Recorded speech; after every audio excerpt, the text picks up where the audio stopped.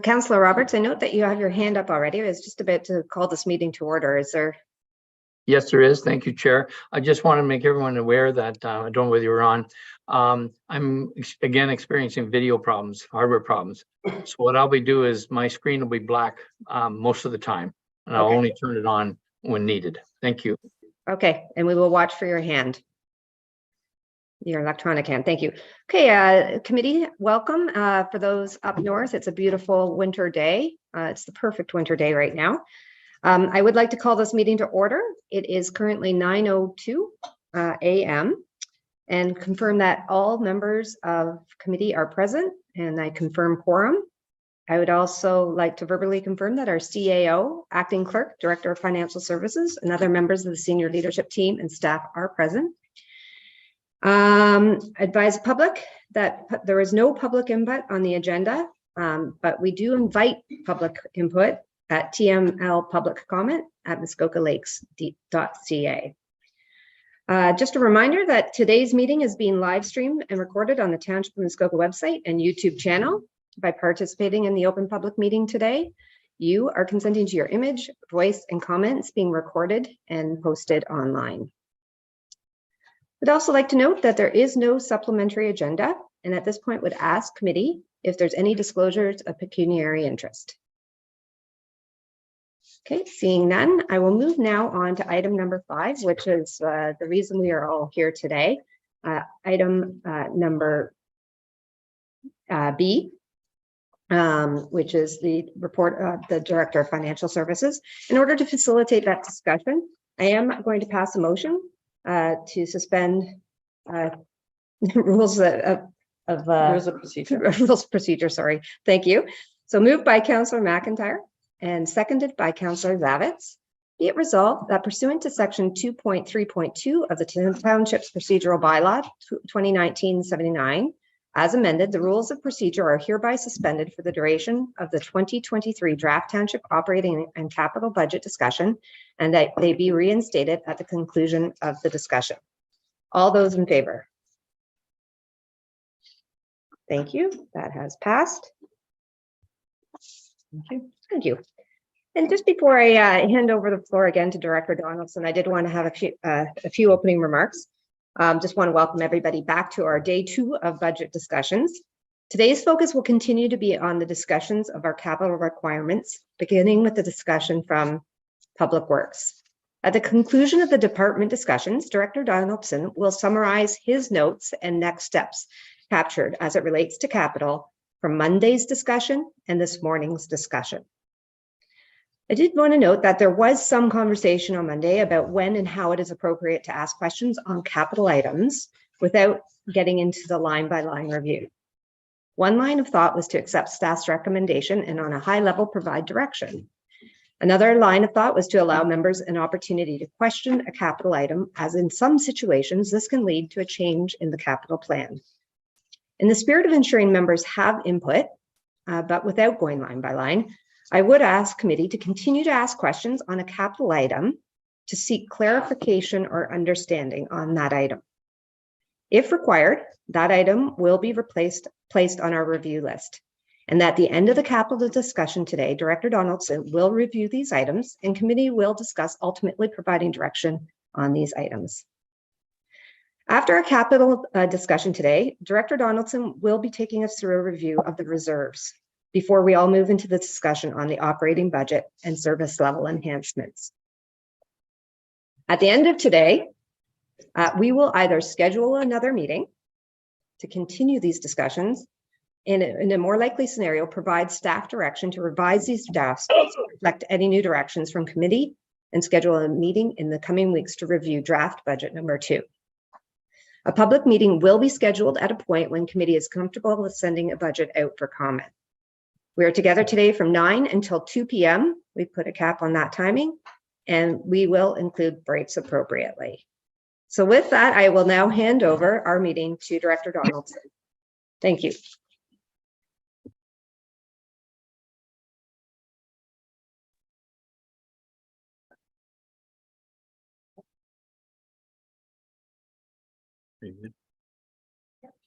Okay.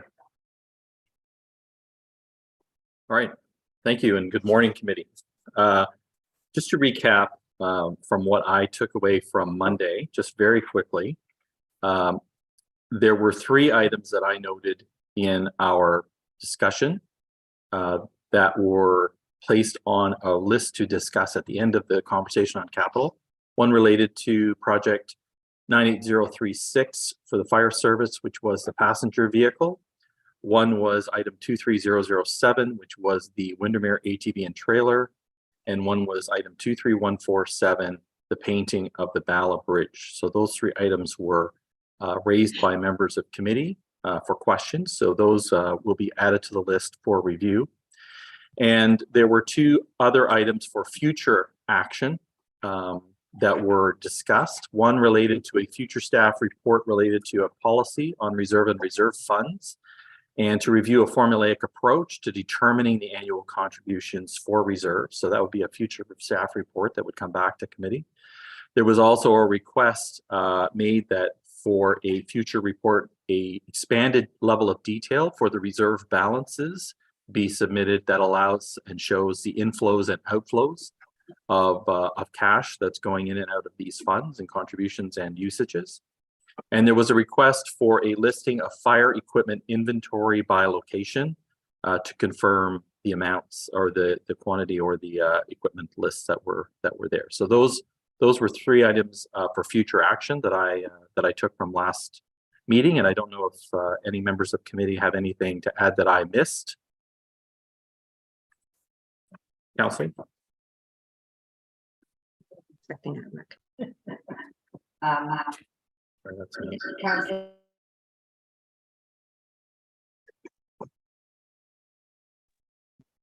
Councillor Zavitz, do you have a question? Thank you. Through you to Mark. I think the one thing that I had raised that I didn't hear today in the summary was the notion of the replacement of vehicles at that 20-year cycle, given the underwriters,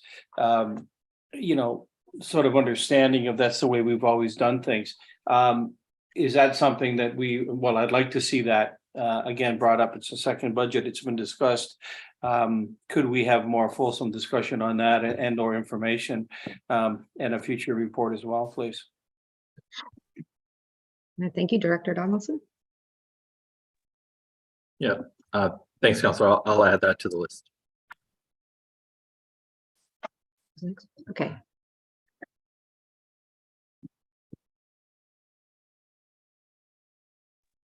That's weird. Councillor Kent and then Councillor Nishikawa.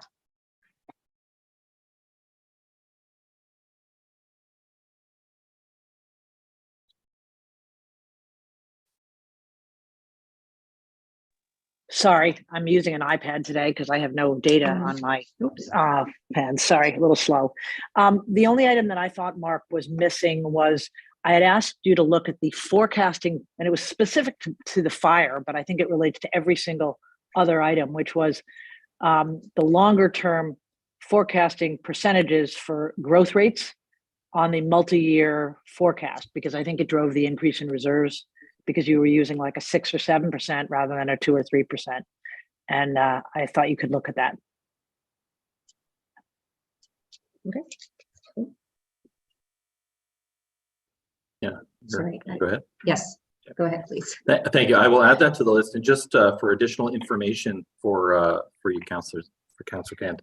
I did have an opportunity to speak with the fire chief over the break between the meetings, and costing for fire equipment is driven by an index called the production price index, as opposed to the consumer price index, which actually is higher than CPI, but certainly we can come back with more information regarding costing pressures on that and why a higher percentage was applied, but we'll definitely follow that up with more detail and more information. And I guess I should check to make sure the 6% is not in the other budget items that are non-fire related. Thank you. Thank you. Councillor Nishikawa. Just on a bigger discussion, I guess, but where I'm stuck with a lot of this budget is, we have a lot of new people on this council, and we have a bunch of new plans. I'll just say that. I'm hoping, I'm challenged actually by some of the asks in the budget and they are related to the plans. So staff have done what they're there to do. But in fact, I think that there should be a bigger discussion about, for instance, how many buildings are we going to keep having? How many fire halls? I read, we're going to close a fire hall down or we're going to throw a bunch of money at it. Those kind of conversations. So I'm challenged with this budget with not having those discussions about what we truly want to move forward in those plans, and how that comes out. I had a conversation with Director Becking yesterday, and I don't, the same thing. I don't want to do things line by line, but my feeling is that we did not give a percentage direction to staff. We generally would have done that. And it does put me in the position as a counselor to go line by line. So again, some of the projects that are here concern me because maybe in a year or two, we won't be going down that road. And why would we put money into a building that we're not going to be having? So I'm not sure where that conversation takes place, but I think it's a very important conversation to have before this budget gets passed. Okay, thank you for your comments. Director Donaldson, did you want to make any comments?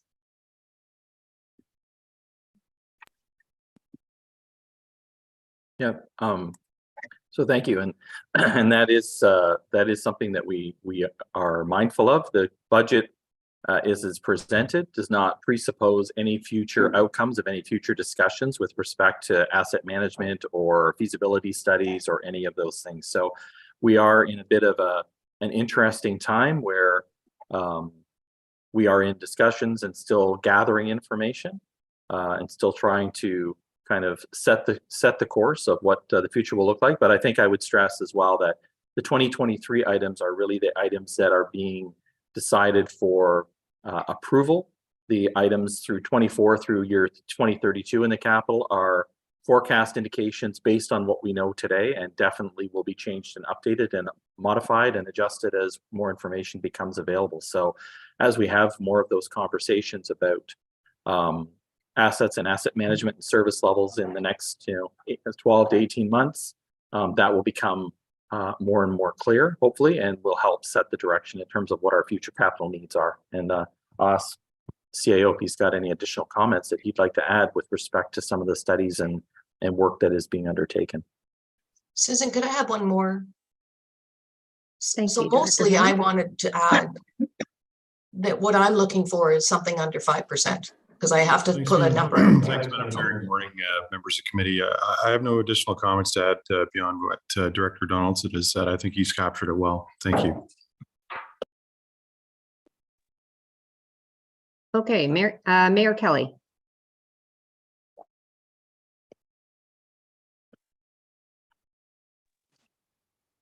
Thank you, and through you, Chair. I just want to let you know, and Councilor Nishikawa, I share most of your grief here, and I was going to, and I will be making a bit of a proposal as to how we go forward. I was hoping we would get through the capital presentation from Public Works first, and then I was going to ask Chair Mazan if I could take the mic for a minute and talk about this. You've raised some really key points. I don't want to get into the guts of what I want to talk about later. I really want to give full and due attention to Director Becking and his capital budget. But we really are hamstrung by a lot of things here, not the least of which is we've only actually been sworn in 45 days. Whatever we do now looks a lot more like applying bandages than it does doing, some kind of strategic surgery. And I find that and have found that to be a kind of a frustrating endeavor through my tenure is relatively short, but through 4 budgets and now this one. So I think we need to make some concessions. I agree with you that the number needs to come down. I think committee needs to discuss where. I have a recommendation, and I will be making that, as I said, in a few minutes. And then whenever Director Becking's done, then we can debate it. But at the end of the day, next year's budget process, and I hate to kick it down the road. I'm not going to kick it down the road. We'll make some changes now to meet the stresses that are being put on our constituents by runaway inflation and by other things to get this back under control. But they won't be as strategic as you would like them because we don't have the strategic, the energy, the time, or the input to make strategic decisions on things like buildings and so forth. Next year's budget will be informed by a completed asset management plan. That will feed, hopefully, into some more guidance in a policy on reserves, how they're built, how they're maintained. Right now, the question about reserves is how big is big? How much can we stuff there? We need to have a more rational discussion around that. I agree with you that we should not be approving sizable. We have to maintain all of our infrastructure until such time as we don't. We still do. Even if we plan to do something, 6 months down the road or a year, we have to keep them at least from falling in on themselves until we make a decision about what's going to happen. But I think 50 years since consolidation of all of the previous townships, and we still seem to be burdened by assets that are well past their best before date, that are depleted of any use almost because of their condition, and that are sucking up all of our energy and most of our funds to keep them on the level. And that's okay. We're here to keep things going, but it also deprives us of the opportunity to actually build anything for the future. We're so preoccupied with this issue. And so I would very much like to consider some of the issues you've raised after we hear from Director Becking. I have numbers that I would like to propose. I think staff has done an absolutely remarkable job on guidance from us of 8.5% to come in at a 7.5% levy and a 6.2% tax increase. Tells me they were serious. We just need to dig in a little bit and make some more changes. I will have a proposal for discussion, and I hope you will find that it will address a lot of the concerns that you've already raised, but it won't address them this week. I don't think we're going to solve that problem. I think I've heard from a couple of other councillors. We're not going to solve all of these more longer term strategic issues until feasibility studies are done this year. Now we've got to get them finished, because this time next year we want to focus more on building and adding back to the community rather than dragging along and fixing and repairing. So I totally agree with your comments. I have something to discuss. If not to approve, we can kick it around, and hopefully it'll make it work for this year. And next year, instead of being a scramble and a tactical exercise, it'll be far more strategic to do budgeting. So again, my hope is that we can park that notion and deal with it after we hear from Director Becking on his budget. Thank you. Thank you for that, Mayor Kelly. Trying to get us back on track. I had, I guess, not understood we were going to review yesterday. I did my opening remarks. I thought that part of that conversation and debate would be happening at the end. So I apologize, Director Becking, because I do think what we need to do is, with a similar approach as was just discussed, let's go through our capital plan for public works, but with the primary focus is on the 2023 items. If we have specific questions on any of those items right now, this would be an appropriate time for us to seek clarity or understanding as to one of those items. So with that said, I am going to, I guess, hand the meeting over to Director Becking now. Is that correct? Okay. Thank you.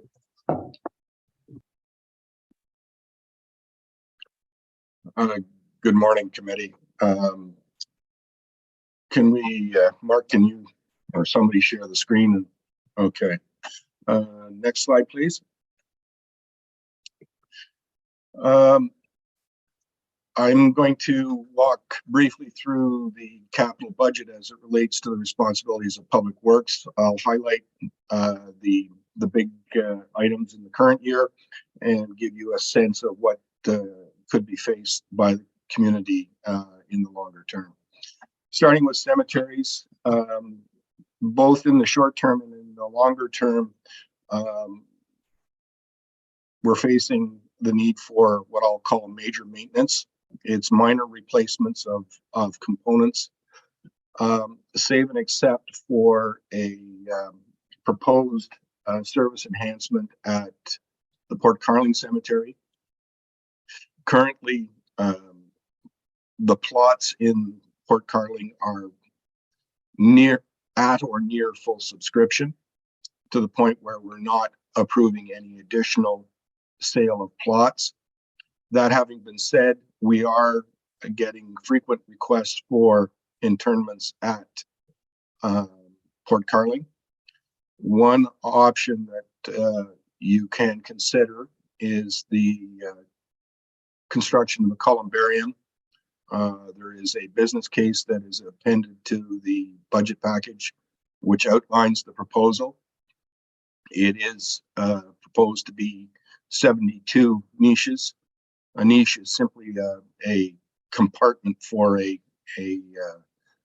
cremated remains, and it is ultimately a cost recoverable because the rights, internment rights, are sold, and the revenues should exceed the cost of the construction. With that, Madam Chair, if there are any questions on the cemetery budget.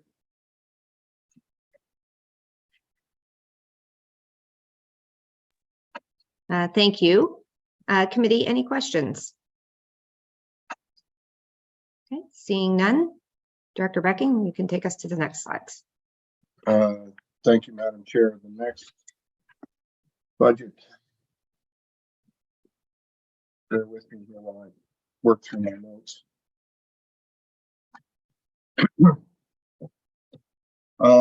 With respect to the parks budget, the current year work program includes upgrades to play structures at Justin Park and replacements of a number of township docks.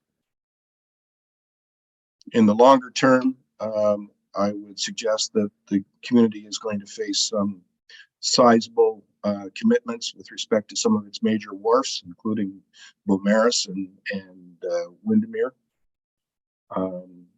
as well as a number of the other smaller docks. Playground equipment will also come into play. These structures are getting towards the end of their life and will need to be replaced or significantly upgraded in order to be maintained in a safe condition for the children.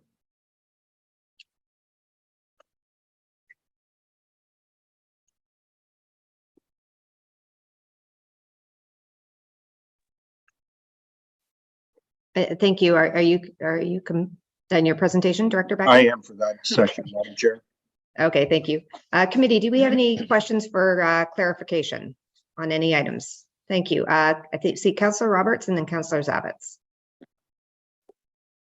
Thank you, Madam Chair. I have a couple of them. Let me go down through here. Find one that specifically is the item 23025 on page 15 of the hard copy, the Rosso Lake Road 2 dock replacement for $100,000. It is my understanding that that dock has been out of commission or not in place for at least 2 years. And I'm thinking that we should maybe defer this expense until we do the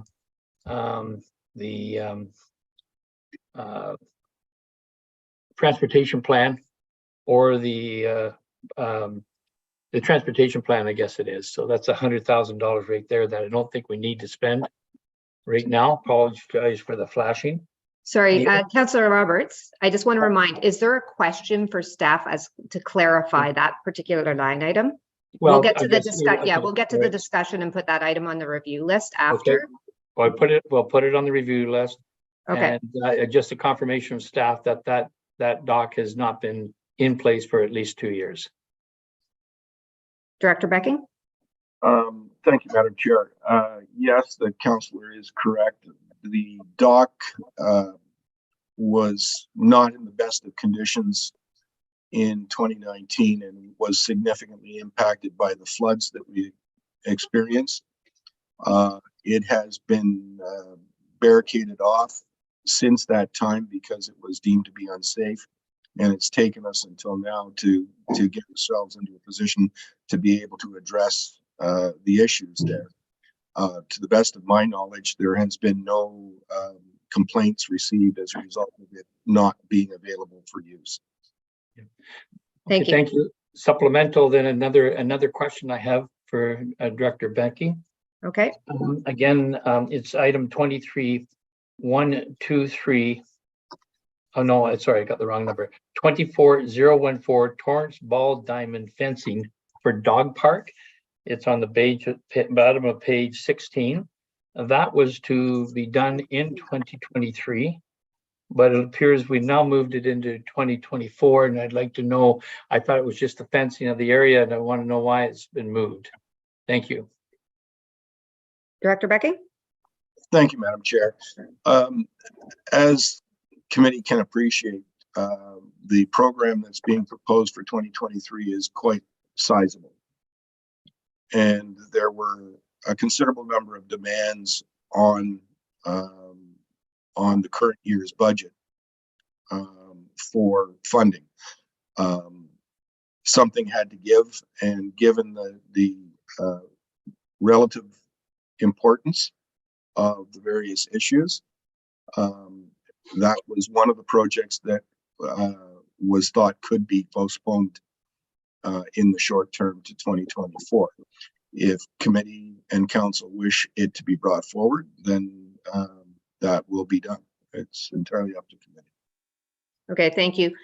What we have done, just for committee's understanding, we've put that item on list. So when we get to discussion of the review list at the end, the option on the table for that item would be, would we consider moving it to the 2023 capital program? So just so everybody has clarity, we will come back to the discussion portion on the Torrance Ball Diamond 24104.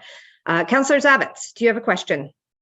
I do, thank you. I guess that was one of them. So certainly I'll allay that till that discussion later in terms of the dog park. It's funny what it references the ball diamond and a dog park in the same vein, and I think that's what certainly Councillor Nishikawa and I and the public are very concerned about in Torrance. You know, we don't have a dog park in the township of Muskoka Lakes. How many ball diamonds do we have? And it's a multi-purpose facility, and it's not working. So to that point, I'd like to discuss at that time, you know, why we would just push something over. I think in terms of matters of importance for Ward A, this is okay. So let's Councillor Zavitz, we will get to the discussion on that. Do you have a different question? I do. Thank you. I do. Item 23026 to Director Becking, the Sunset Park Queens Walk dock replacement. Just for my clarification and interest, I believe that was on last year's budget. It didn't get done. I know it was on last year's budget, didn't get done. It was a $70,000 expenditure that did not occur. So I'm just interested in knowing how it went from 70 to 210,000.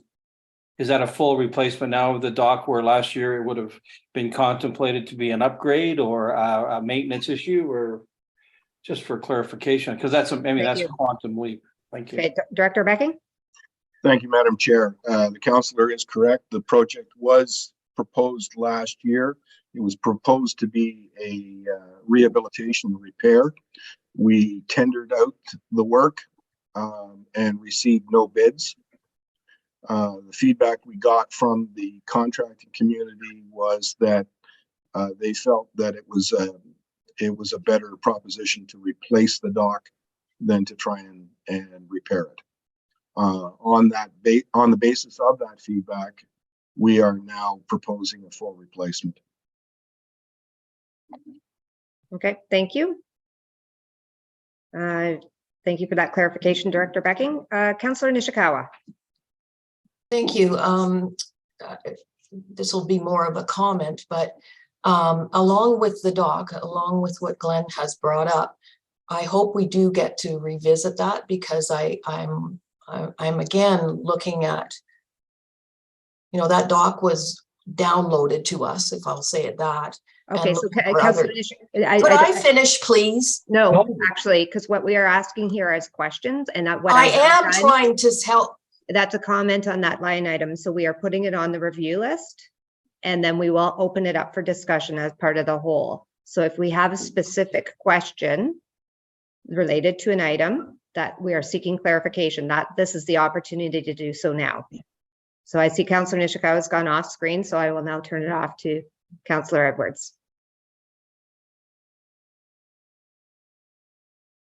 Yes, thank you very much. This is to Director Becky. Anything that we put off now and we bring back next year is probably going to cost more, isn't it? So that talk just proves that when it's gone up to 210,000, because now it's been more damage. We have to replace it completely. What are your thoughts on that, sir? Director Becking? Thank you, Madam Chair. I'm not sure that is the situation in this instance. What has happened is that there's been a change in the scope of work. The councillor is correct in that the cost of things always increase. They never stay the same or decrease. That's just the nature of inflation. But the reason for escalation from last year to this year is because of a change in the scope of work, the intended outcome. Excuse me. Thank you for that. Okay, so I again, this is a point for questions to clarify any items, and I would say that's specific probably to 2023 on the capital plan. Is there any other line items that committee members would have a question on?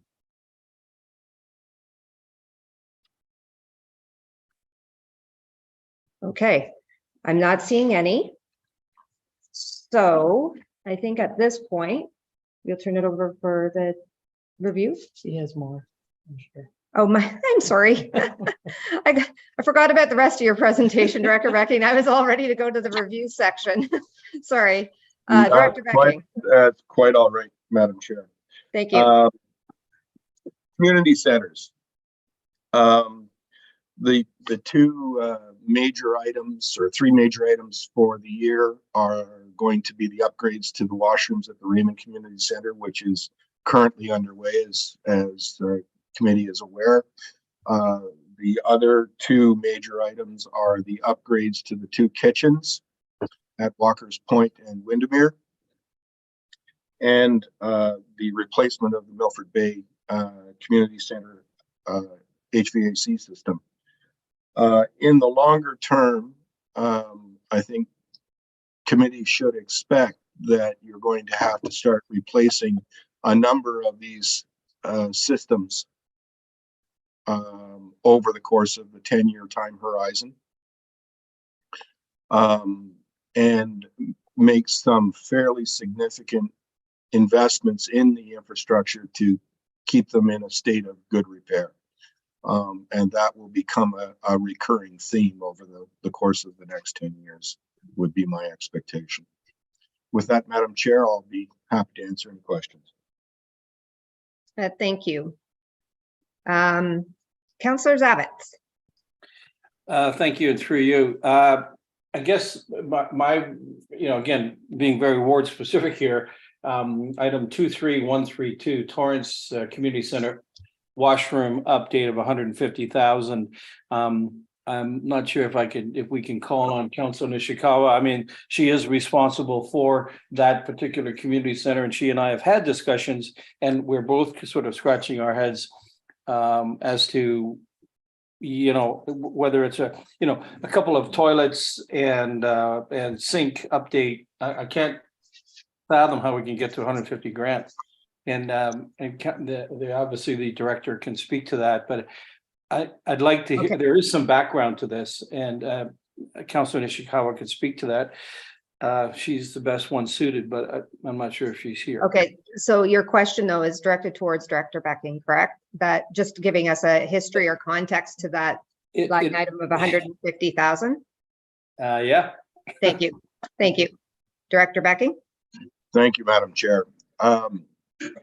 The item stems from a request from the Hall Board to provide accessible washrooms in the community center.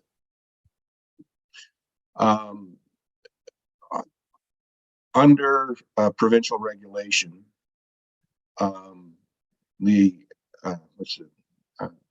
Accessibility for Ontarians with Disabilities Act, the objective is to upgrade all public infrastructure to be accessible over time. There is nothing in the regulation that says that we must go out and immediately make everything accessible. But what the regulation does say is that when you do any renovations, those renovations must be AODA compliant.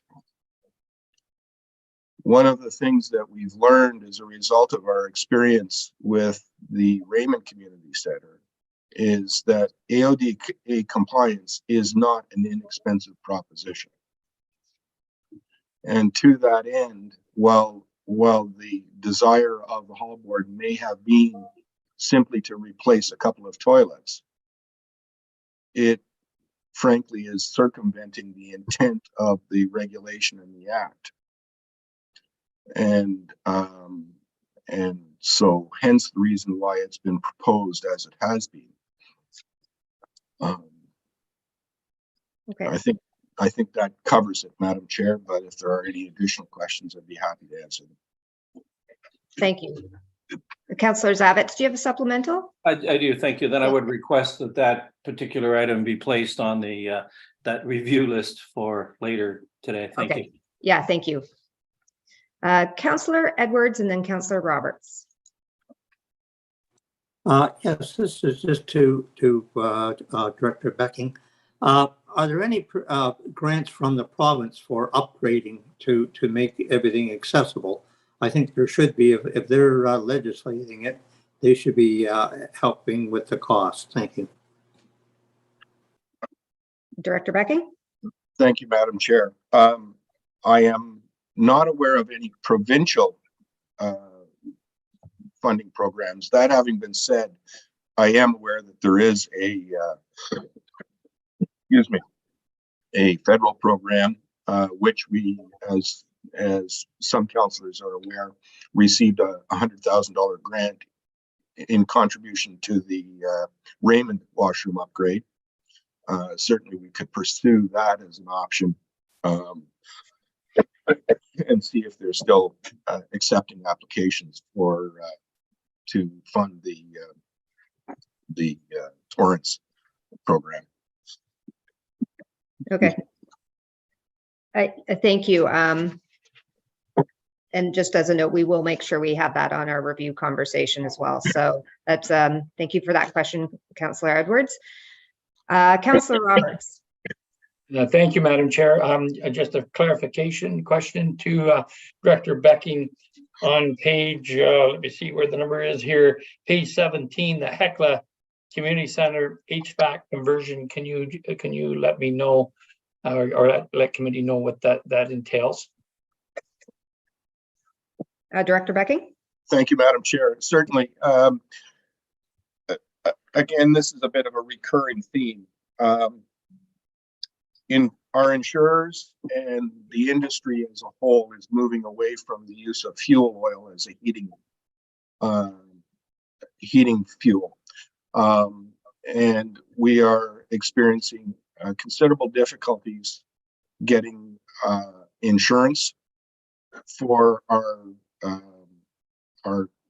infrastructure that uses oil as a heating fuel.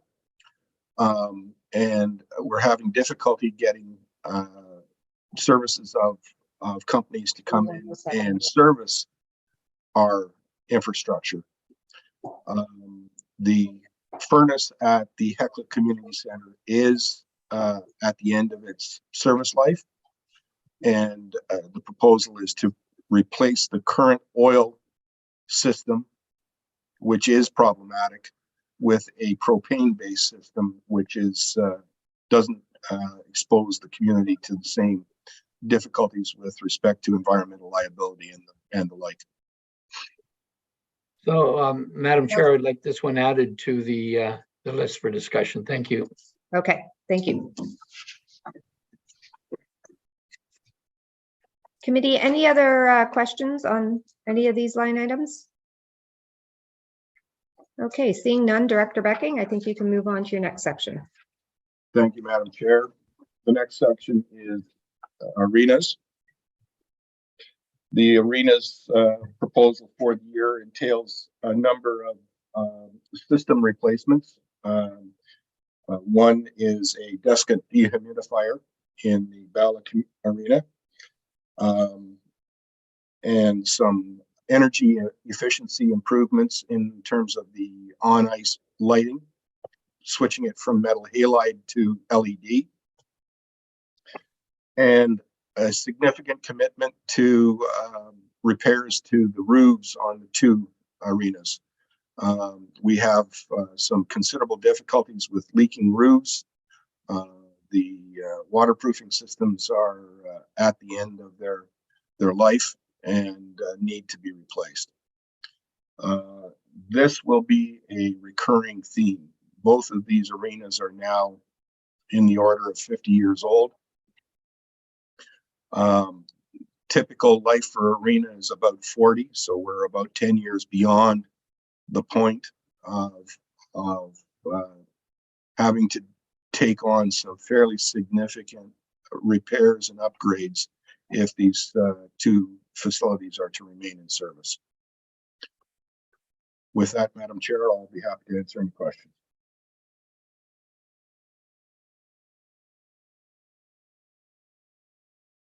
Thank you, Director Becking. Any questions? I see Councillor Roberts. Yes, Madam Chair, I would like this to be added, arena expenses added to the discussion. Thank you. Was there a specific line item, or are you just for our clarification? Oh, I'm sorry. It would be all the arena item. If you want me to go into detail now, I can, but I'd rather. Okay, no, I just wasn't clear if there was a specific item that you were looking for, or if it was the whole. The whole two arenas. Thank you. Okay, thank you. Councillor Edwards. Yes, I'm sorry. I should apologize. On the community centers, I would like Milford Bay brought up as well, because there's large expenses there. Thank you. Okay, do we have a line item, Councillor Edwards? Just we're trying to follow the line items here as well. Yes, just 1 second. That would be line items. 23-107, 23-127, 23-129, and 23-111. Okay, so in any of those items, did you have questions for clarification for the director on any of, just so when we go into the discussion? Just like them brought up, because like Heckler was mentioned, and that's a $7,500 one. And yet we have a newer community center that they're on 23-111, they're going to spend $392,000. So some of our new buildings don't seem to be lasting as long as the old buildings. Thank you. Okay, so perhaps we can have, maybe I could ask the question, Director Becking, and I apologize, we are going back, but could you give clarity as to, and I don't even have the number in front of me, the 23, the HVAC for the Milford Bay Community Center. Can you give us some context on that, please? Certainly, Madam Chair. We're facing a very similar issue as the one being faced at Hecla, in that we've got currently several. There are two oil-fired furnaces that heat that building. In order to convert it over to gas, unfortunately, we cannot buy a residential furnace. with enough heat capacity to heat the building. The building itself is actually, we frequently have complaints that it is not sufficiently warm to begin with. It would appear that, and it's supported by calculations from our consulting engineer, that the existing heating system is inadequate to properly heat the building in the first instance. We cannot get a propane-based system that produces sufficient heat equal to what's currently being produced, which is already inadequate.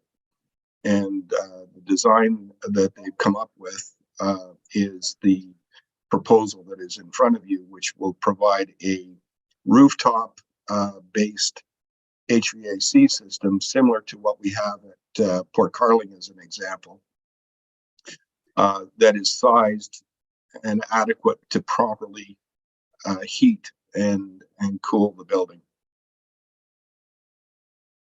Thank you. And just because I want to make sure that we do, if we're putting all items onto the review list, could you kindly give us a quick status or a quick understanding of the gazebo, which is 23127, and the sound system, just some background and context at Milford Bay. Thank you, Madam Chair. Both of those items were requests from the hall board. With respect to the audio system, the hall board feels that the current system is inadequate and detracts from the marketability of the community center. So they requested that a new system be put in. In the case of the gazebo, that is their terminology. What they're looking for is a shade structure similar to one that was put in at Walker's Point several years ago, to give the mums a shaded space with some seating capacity in order to stay out of the sun while the kids are playing in the play area. So what's imagined there is one of these sail type structures, which is what we put in down at Walker's Point back in, I believe, 2019. Thank you. And just for clarification for committee, an item that goes on to the capital budget, is there a minimum amount that you have within your operating budget before it has to come on to the capital? Is it 10,000 or 5,000? I can't remember. It's 5,000, Madam Chair. So anything that's 5,000 or over would be on our capital plan. That is the guideline, yes. Thank you. Okay, so thank you very much for the question, Councillor Edwards. We have put those back on the list. I would ask committee, going back to arenas, is there any questions specific to the arenas or any of those line items? Okay, seeing none. Madam Chair, Director Becking does. Thank you. Yes, actually, I've omitted one other major item that committee should be aware of. You'll also notice that the feasibility study to examine the future of the arenas, as recommended in the Parks and Rec Master Plan, is included in the request for this year.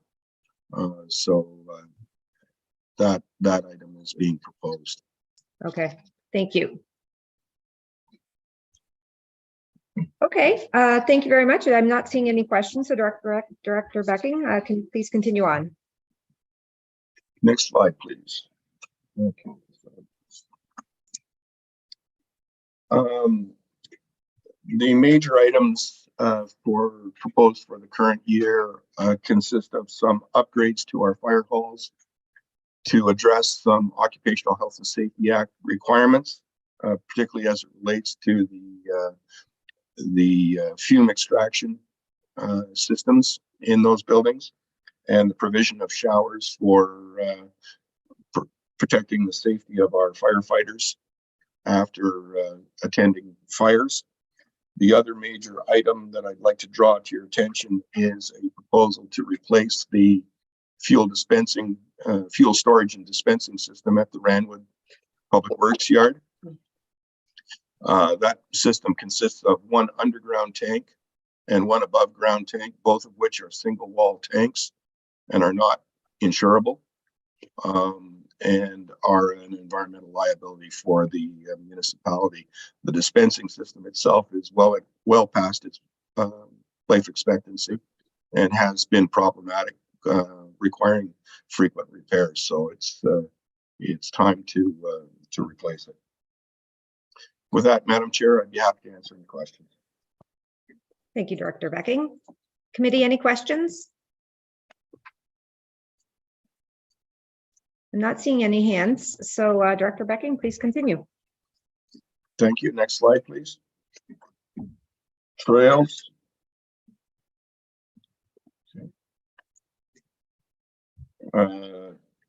Trails.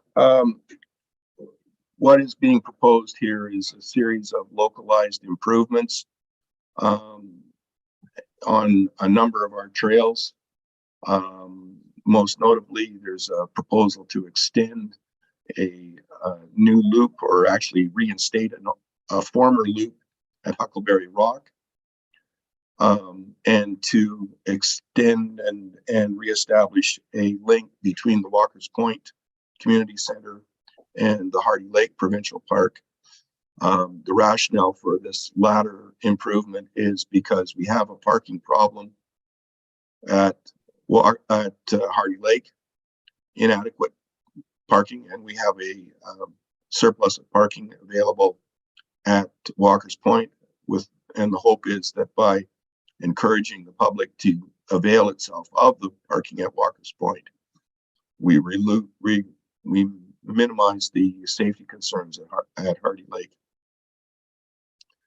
In the future, the next 10 years, I'm imagining that we will continue with localized improvements and what I would consider to be major maintenance, save and except that there is a recommendation within the Parks and Rec Master Plan for acquiring additional lands for trails, particularly in the sort of west central area of the township, where there isn't currently trails available, and we've indicated that there may be a need for that at some point in the future.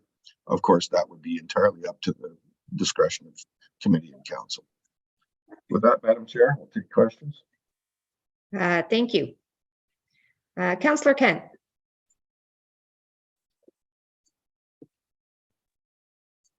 Simple question, as I think I'm new to this. What is trail brushing and resurfacing? I'm a big user of these trails. I know every single one of them. I'm on them all the time, but I personally don't feel a need to make things into a gourmet trail with certainly, hopefully not any sort of hard surfacing. Could you just tell me what those two items are, please? Thank you for the question. Director Becking. Certainly, Madam Chair. The intention is to ensure that we have a clear corridor, so moving back vegetation minimally to keep the trail open and obvious. There are some locations where we have to augment Mother Nature a little bit in order to provide a better and more accessible surface than just the rough ground. We do that locally for the most part. There is certainly no intention of any hard surface in here. It would all be loose surface, if at all.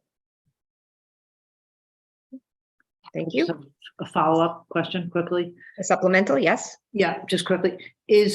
I would have thought that would be just general trail maintenance, and you'd hire summer people to do trail maintenance.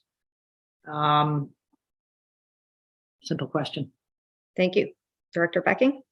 Again, Madam Chair, it depends on the value of that work. If the value of the work is in excess of $5,000, then it's capitalized, in which case it appears on the capital budget. No, my question was, wouldn't that just be trail maintenance? Your description of what has to be done, a widening of the trail or a cutting back of the branches, isn't that just trail maintenance rather than trail brushing and resurfacing, simple trail maintenance? Director Becking.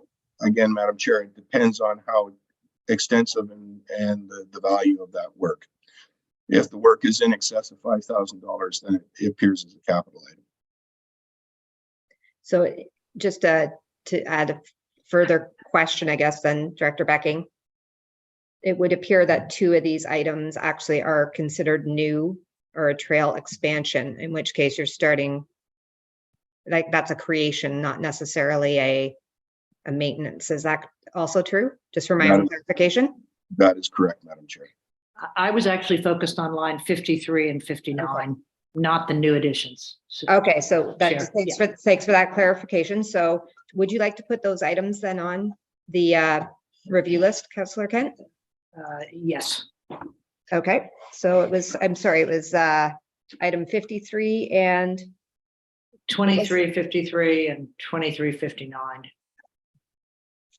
59. Okay. Wait, 20? 23053, 23059. Okay, the 23059, just for my clarity then, prior to it going into the conversation, is that the new trail or is that the existing trail, Director Becking? That's the existing one. The 053 is the existing trail, Madam Chair. Yes. 059 is the extension. So That's the reestablishment of that old trail from Walker Point Community Center through to the entrance into Hardy Lake. Okay. Okay, so then my point is really just a question of 053. Thank you. Okay, thank you. I'm glad you asked that clarification, Councillor Kent. Any other questions on trails? Okay, seeing none, Director Becking, continue on, please. Fleet.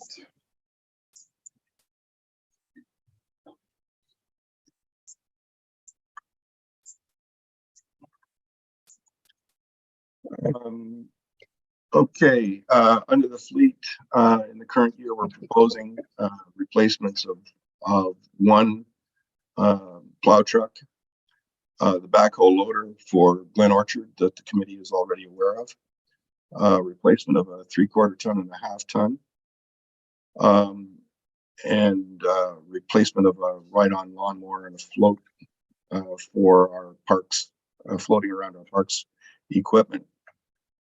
There is a service enhancement that's required. It's being driven by changes to what's referred to as the Ontario Traffic Manual Book 7, which has changed the safety standards for moving operations, and that will require 3 additional 1/2 ton pickup trucks for occupational health and safety reasons. We're also proposing to implement the fleet management component of the City Works system to enable us to better manage our fleet of equipment, as well as better predict needs for replacement of that equipment. In the longer term, all I'm foreseeing at this time is routine replacements of end-of-life pieces of equipment.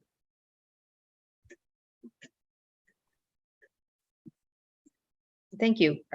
You're done? Yep. Thank you, ma'am. Okay, thank you. Committee, any questions?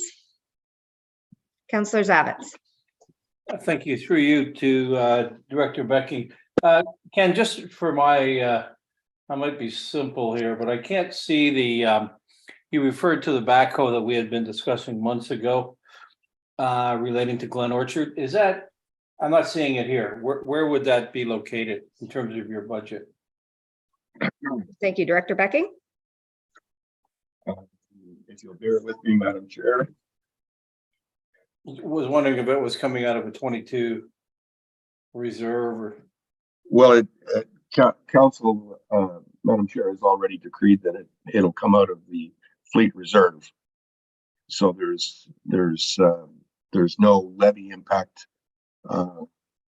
with respect to the purchase. I'm looking down the list here, and I think it may have been omitted from the current year program. I was wondering if that was because it was a 22 carryover item. Is that... No, it's actually, Madam Chair, I believe it's Thank you. It's a future item that's had to be brought forward earlier. that was the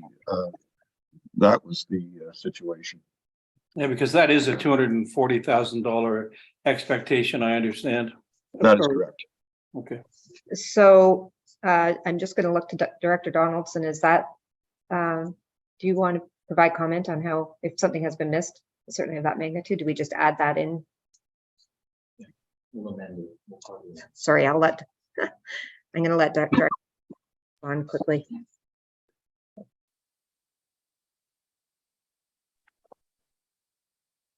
Thank you. If there are any changes, errors, or omissions, we'll update capital plan for further review for committee.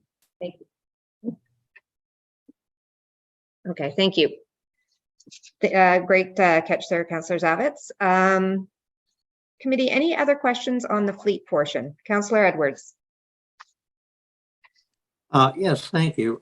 Through the chair. So that loader was already approved, and that so we wouldn't be arguing that other than just showing it this year, because we did approve that because it was required, was it not? Thank you. Thank you. Any further questions on fleet, committee?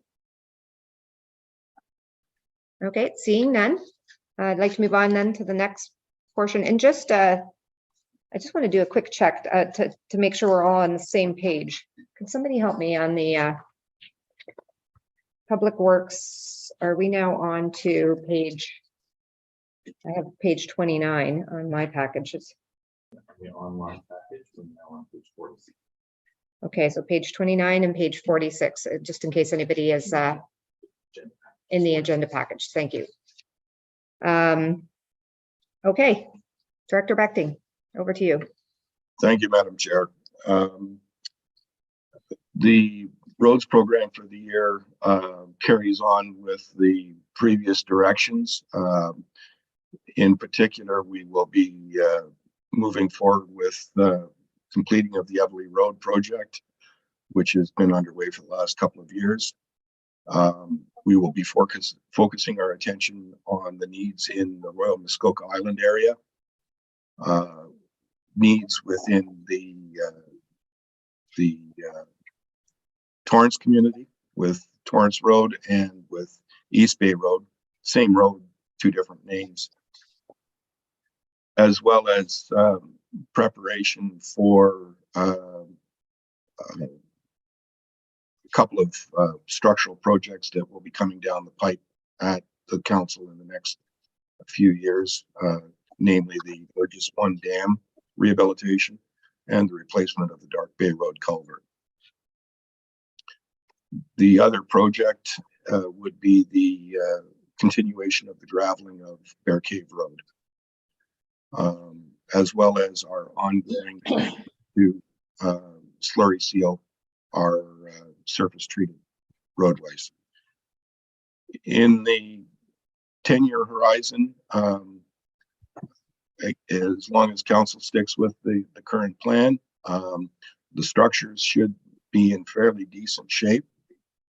And the challenge before you will be keeping pace with the rate of deterioration of the road infrastructure. The other item that I omitted mentioning was, of course, the Port Carling retaining wall, which we're currently endeavoring to get a handle on where we're heading with that. We've put in the budget the cost of the low cost alternative, but again, I remind council that we're still trying to sort out what will be the most practical approach to dealing with that issue, and so council should expect that there may be changes later in the year as we get more information. With that, Madam Chair, I'll take questions. Thank you. Committee, any questions for Director Bechting on roads? Councillor Edwards and then Councillor Zavitz.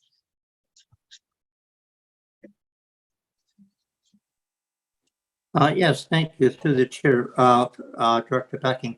The Boyce Road and that it's what, 125,000 for the new guardrail. Is that down by the water or is it somewhere else there? And since that's only basically like a crescent there, and it's only local traffic, is it required? Thank you.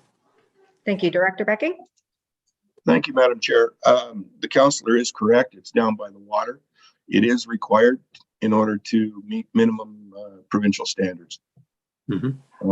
It's a safety issue that frankly needs to be addressed. Okay, thank you. Councillor Zavitz. Thank you, through you to Director Becking. Ken, if I might draw your attention to the very bottom line, 2023 on your roads forecast of 5.343 million versus 2024 of 4.2, and then it kind of smooths out from then on, you know, somewhere between 4 and 3, but never a variance of $1.1 million. It seems that we have an inordinate amount of money dedicated to roads this year. Great, a lot of it seems to be coming to Ward A, so thank you for that calendarization. But is that a function of a couple of projects didn't get done, or is this just, again, the result of our calendarization and how we do our 10-year cycle? Thank you. Director Becking. Thank you, Madam Chair. An excellent question, and frankly, if I can remind at least the members of the former council, when we brought forward the asset management plan for core assets, you'll recall that at that time staff were predicting that there was something in excess of $24 million of backlogged work that was not being addressed. That backlog exists. It's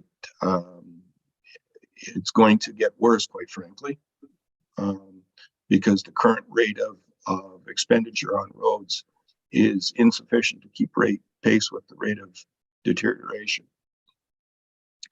I'm expecting to do an update of the core assets as part of the overall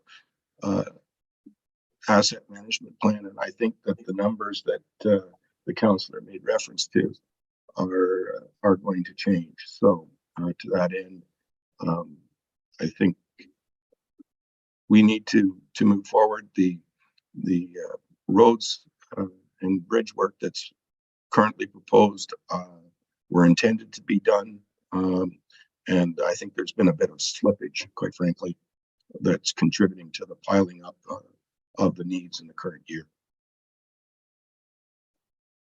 Thank you. Councillor Edwards and then Councillor Bosmore, please. Yes, thank you to Director Becking. So the 5 million this year, the 5+ million this year, some of it's a result of us taking the last budget and then canceling stuff and moving it on. So every time we cancel something, it's moved on to the next year then, and it costs more. Is that correct? Thank you for the question. Director Becking. Madam Chair, I think in general terms, the councillor is correct in his understanding of the issue. Thank you. Councillor Bosmore. If a road is not on the list, does that mean it doesn't need any attention for the next 10 years?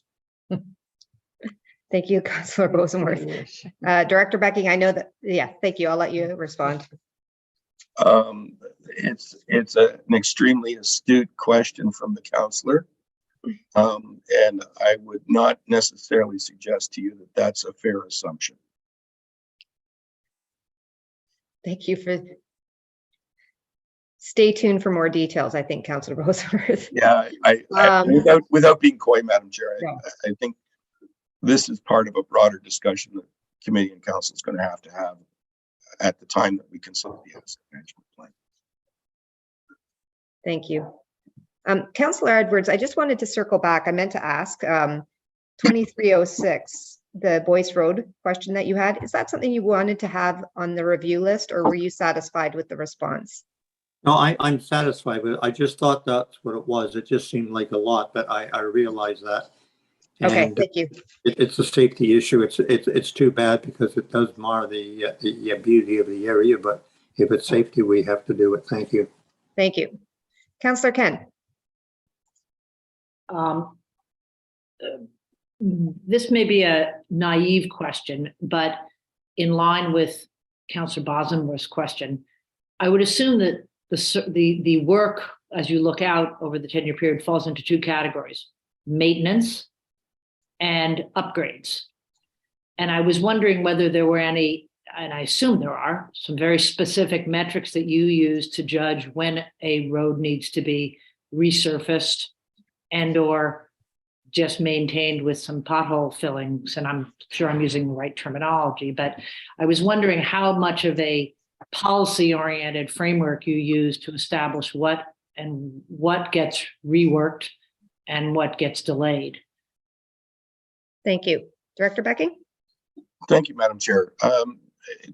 I congratulate the councillor on the astuteness of her question, because it is not naive in any way, shape, or form. To put it in simple terms, maintenance is fixing the things that are broken.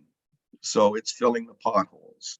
It's sealing up the cracks. It's the minor items of maintenance. And those items are included within the department's operating budget. It's an ongoing annual battle that we face every year to maintain the surface of the road in a safe and passable condition. At some point, however, the need for maintenance becomes beyond the point of reasonableness, and at that point, we end up having to either do a resurfacing or, in many instances in this jurisdiction, do a reconstruction of the road. To your point about metrics, yes, there are metrics, there are rules of thumb, there are guidelines with respect to the frequency with which we have to do those more major items of work. That will figure into our long-term planning, which, as I've indicated, we will be addressing through the update of the asset management plan. Thank you. Okay, any more questions on roads? Okay, seeing none, we'll move on to your next section, Director. Okay. That's it. Good work. Thank you. Madam Chair. Okay. What I'm going to suggest, I think, is this might be a good opportunity just to take Councillor Zavitz has a question, as does Councillor Bosmer. What I was going to recommend is that we take a 15-minute break, and when we come back, that Director Donaldson can do our review list with us and kind of close off the conversation on capital before we move into the discussion on reserves. So that's the process I would like to follow, but I do see 2 hands up on questions. So Councillor Zavitz? Good. You're good. Thank you. Councillor Bosmer. Oh, no, Councillor Zavitz, I apologize. You muted. Thank you. Sorry, I muted myself. Thank you. I just want to be on record again as a Ward A specific representative. This Burgess Dam rehabilitation project, it is of particular concern, certainly not only to me, but to many constituents. And it almost feels like we haven't done this thing its credit, its due. I don't know that we as a council, as a group, have actually sat and talked about it. So I would certainly want to just go on the record as this is an item that needs further scrutiny in my mind and to many mind in Ward A. Okay, so Councillor Becking, sorry, Director Becking, would you like to make a comment? Sorry, I was looking for the item number. Madam Chair, I'm not sure that I understand the councillor's question or concern. Is he saying that the work shouldn't be done, or is he saying that the work should be done and it should be done sooner? I'm trying to understand what his concern is. So I think what I'm going to ask, I'm just sorry, I apologize. I was looking for that item number, Councillor Zavitz, because we've gone now back to the report. Where I suspect that what we're talking about are 23023 and 24096, correct? Yes, that's Now, right. do you have a specific question? Do you want clarity over what is involved with the design? Did you want? I guess I do. I mean, I'm expressing my concern. My question is, this thing is proceeding along. And, there was discussions we had when we did this, when this came to our table, I don't know, a year ago, where we discussed possibly even, offloading this thing. What are we doing managing water? We don't do that. And so I'm not sure that we should be embarking on a $2.3 million adventure, probably the single largest expenditure in this township over the previous and next 5 years. Okay, so what I'm going to suggest, Councillor Zavitz, is that's maybe point for conversation. So I put a note, and we're going to put that on our review list when we come back from the break. And that'll give Director Becking an opportunity perhaps to chime in as to the status of that. So thank you. Councillor Bosenworth. Thank you. My question related exactly to that point, and so it's now on the list. But when you stopped the discussion, I think there was still one line left, which was bridges and culverts, which this one is under it. So it's covered. It's on the list. You're right. You are correct. So bridges and culverts, we didn't quite get into that part. So I will ask the question then. Thank you for noting that. On the bridges and culverts section, beyond the Burgess Dam, because we've now put those on the review list, are there any other questions? Okay, seeing none. What I'm going to suggest, again, I think a 15-minute break is appropriate at this time. It is about 10:20, so I'm going to suggest at 10:35, we will reconvene as a committee.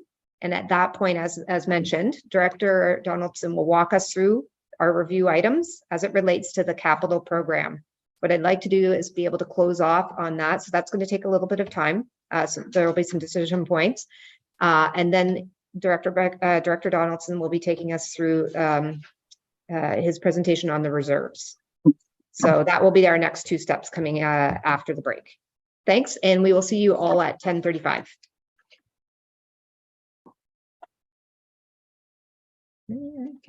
Hold on.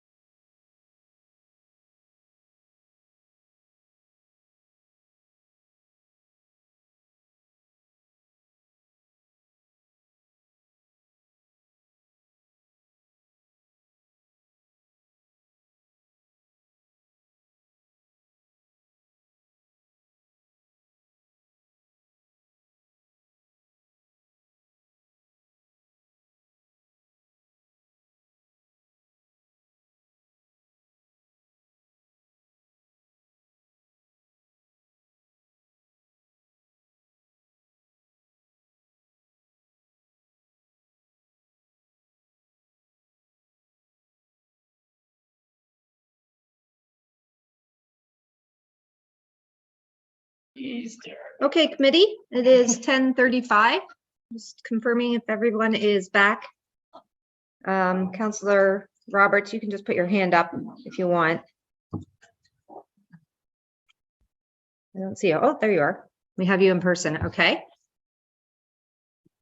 Okay, well, we certainly have quorum, so we can get started back at 10:35. Committee, as mentioned, prior to going into the break, what I'm going to do is I'm going to ask Director Donaldson to put up on the screen a summary of the, not the staff reports necessarily at this point, but the items that were in the capital budget where there was a request to have further discussion about it. And Director Donaldson will walk us through, but essentially what we have to talk about on each of these items is, do we want to keep, after a discussion, will we want to keep that item in the 2023 budget? Will we want to remove that item from the capital plan? Or do we want to amend it in any way, either shifting it to a new timeline and or amending the scope of the project? So I will turn the floor over, I think, to Director Donaldson in a moment. I do see a question. Sorry, Glenn, I do see a question. But that's how we will go through each of the items. So Councillor Zavitz, do you have a question in advance of that? Yes, and thank you. Just for some of the new folks and the people watching, the impacts of yay, nay here, not so much a yay, but a nay. If we decide that something isn't right and shouldn't go in this budget, could you have Mark Donaldson share what the impact of that is on the budget? Because I do believe it's different than when we're picking apart the operational piece.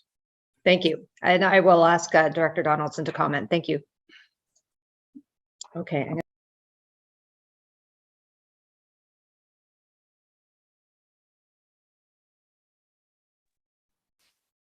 Okay. Great. Yep. Thank you. Okay, so I will share my screen, and this will be a list of items that I've tracked and I believe I have captured in terms of comments of things that people would like to discuss. And again, as the chair noted, what would be helpful is looking for clear direction from committee in terms of any changes to these items that were identified, whether or not that is a outright removal from the plan, an amendment, or we're happy with it and we just leave it the way it is. So just a reminder to everyone that the current capital budget is $11,561,200 for 2023. So as we make changes, it'll be a plus or minus or no change to that number. So it'll be a cumulative impact to that. So to your comment, Councillor Zavitz, we can retally what the 2023 capital budget would look like.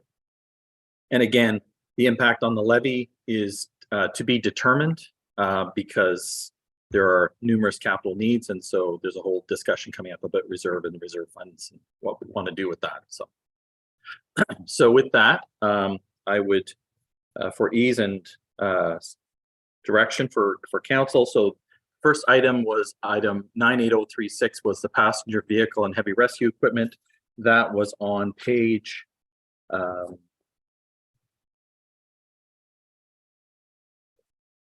98036. Sorry, that was on page 23 of the agenda package. So if you're doing it online, and it was on page 6 in tab 3 of the binder, if you're working from a binder. And I will pass it back to the chair for discussion. Okay, thank you. Committee, this is an opportunity for us to now enter into more of a discussion or debate as to what we would like to do with this particular item. So, Councillor Burry, do you have a comment? So thank you, Madam Chair. Oh, shoot. So for fire, I think that these two may have just been like a sticking point for us to have a much more strategic look at what equipment do we have in which building, and do we have the right equipment in the right buildings to do the right kind of emergency service. And my gut feel is that we're picking on a couple of pieces that are rounding errors, frankly, and that what we're trying to get at as a council is, does our emergency services have the right pieces of equipment in the right place to be able to serve our constituents as they need it at their time of need? And quite frankly, I'm going to remind everybody on council that the township is 22 cents on the dollar, and there are two other big pieces that saving a couple $100,000 on our capital budget on the 22 cents is not going to be meaningful on a tax levy for our constituents. So I think we need to keep that bigger picture in mind. And quite frankly, with fire and emergency services, I'm convinced that this was just the picking point at being able to get at the much bigger piece of the strategy of making sure that our fire chief and the rest of the staff in emergency services have the right pieces of equipment, not too much, not too little. This is just like a bowl of hot porridge, Okay. not too much, not too little, but the right pieces in the right place at the right time. Thank you. Thank you, Councillor Burry. Mayor Kelly. Just simply going to support, thank you, and through you, simply I was just going to support what Councillor Burry has said. But I don't think it's an issue we're going to be able to resolve or fix today. I think it goes back to what I was saying earlier. We are long overdue for a complete rationalization of a whole bunch of things: community centers, halls, other assets of the township that, quite frankly, may be perfectly situated and perfectly positioned and absolutely right in number, but we need to look at them and make critical decisions about what stays, what gets closed, what gets open, what gets redistributed from one spot to another. And I just don't know how we can accommodate that kind of thinking today, here, right now. That's a much longer term project that we need to scope out and get going on as soon as we possibly can, because I think a lot of the stuff we've already got a feasibility study going on the arenas. We need to expand it beyond that into these other structures and buildings and make sure that we are properly positioned to move forward and have every asset that we need located where we need it, and no more and no less. Thank you. Thank you very much. Committee, do we have any other comments? I do want to turn it back to Director Donaldson for a moment, because I just want to understand how our fire feasibility study that we're currently doing also plays into that broader question / comment, I think. Thank you. Oops. Sorry, that was me. So there is $30,000 located in project 23090, which is on page 7 in the tab 3 of the binder, or page 24 of the online package. And with respect to the scope and purpose of that study, I believe Chief Morale is on the call, and he may be able to provide some additional information with respect to the feasibility study that is planned for 2023. Thank you, Director Donaldson. I come to you today off the beautiful Highway 118, where we're having some struggles with winter calls. So I apologize if you hear some horn honking in the background. What we're planning to do with the feasibility study as identified in the Fire Master Plan, the study is going to analyze 3 different options that were presented in that Fire Master Plan, and then rationalize which one of those options makes the most sense for Muskoka Lakes, or perhaps present a new option to council about rationalizing the station locations. Thank you. Okay, so I'm now looking, the decision point as noted earlier, folks, Councillor Nishikawa.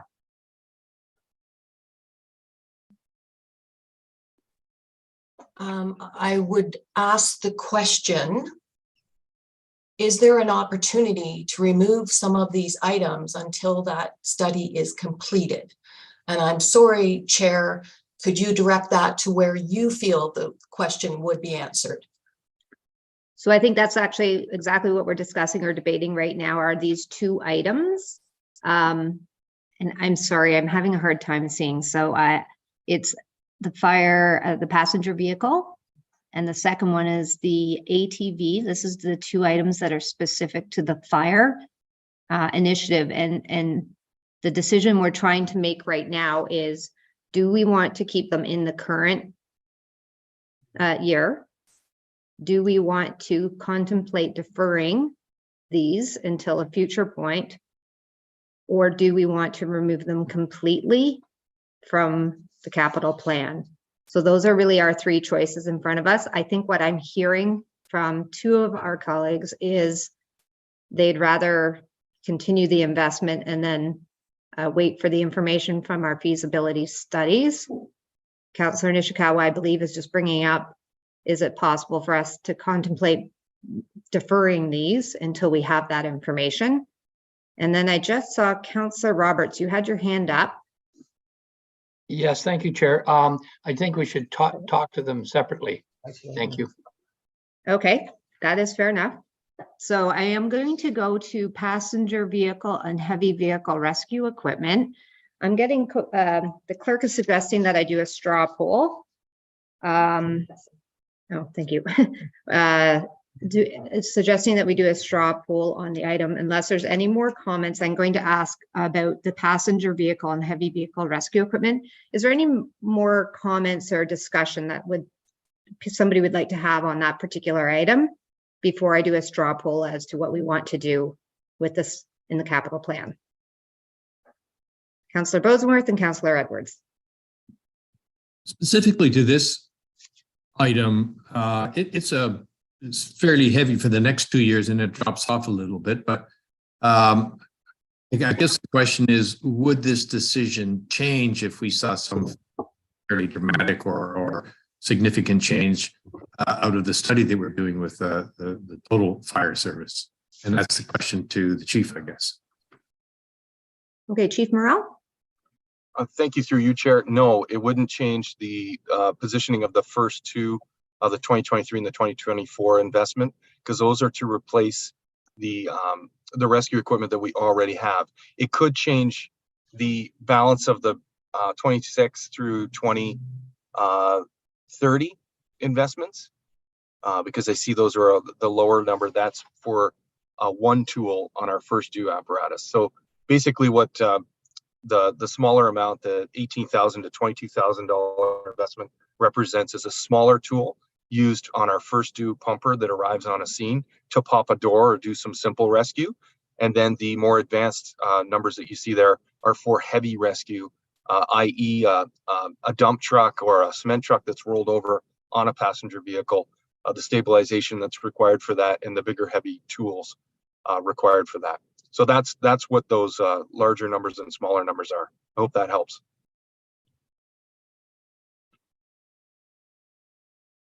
Thank you. Thank you, Chief Morrell. Councillor Edwards.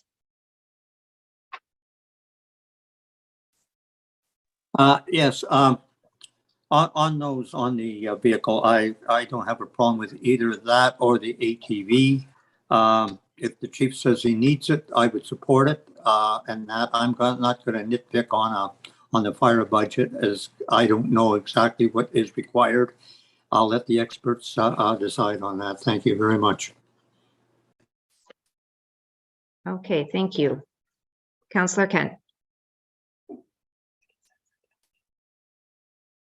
I would agree with what Councillor Edwards just said. I don't think it's our place, and I believe that the mayor made a comment at the last meeting about this. I don't think it's our place to tell him that that's not the piece of equipment that he needs at this particular time. That's way out of my league of expertise. These are expenditures, but they're not ongoing recurring expenditures, and they're required to maintain our service levels. So I support the items remaining in the budget. Okay, thank you, Councillor Kent. So in the spirit of trying to get through our list, what I am going to ask now, just a straw poll. Yes, please. Procedurally, okay. It's being recommended, just do a quick straw poll, which is show of hands. Is that Yes, a please. quick show of hands if people support, if committee supports leaving in the capital plan this item, the passenger vehicle and heavy vehicle rescue equipment? Can everybody, just quick a show of hands here? Yeah, 1, 2, 3, 4. I see 6. Okay, that is You could ask satisfied. opposed if you want. Okay, anybody opposed? Okay. 2. 2? That's what Okay, I thank saw. you. Councillor Boseworth, I noted you had your hand up again. Do you have another question or comment? No, I was just voting. Oh, thanks. Okay, thank you. Councillor Nishikawa. Again, I'm not sure if this is appropriate or not, so please, I apologize if it's not appropriate. But I would say that some of the equipment, and I look at it as a bigger picture, that for instance, we could be sharing with other municipalities. And I want to look at a bigger picture that way of some of these types of equipment that actually might only get used once or twice a year, maybe not, but in fact, we can share with other municipalities. That is a discussion that was, that had started with previous councils, previous fire chiefs, that sort of thing. So that's where I'm coming from, not that I'm not supporting our fire department. Okay, thank you. Councillor Zavitz and then Mayor Kelly. Thank you, through you. Again, I guess I would echo Councillor Nishikawa's comments. I'm not necessarily not supporting the fire department, but as I would understand, given this description, that when a heavy equipment removal vehicle comes, which is an independent contractor, when a cement truck rolls down off their highway, and perhaps the chief can clarify this, that's way above our purview. I would imagine that this equipment is somewhere in between, because you'll see those large trucks pulling tractor trailers and other pieces of commercial equipment out of harm's way, out of a ditch. My sense is that's what this is, and perhaps that could easily be saved for a year, next year or 2 years from now. That's what was my thought, at least. Thank you. Okay, thank you very much. Mayor Kelly, you did have your hand up and you've removed it. You're okay? Okay, thank you. Director Donaldson just took down our list, but I'm not sure if we want to put this list. Okay, just I think the next item on the list, though, I think just because we had bundled them, but then we unbundled them, was I can't remember the exact item number, but it was the ATV that was discussed on Monday. Thank you. Opening up the floor.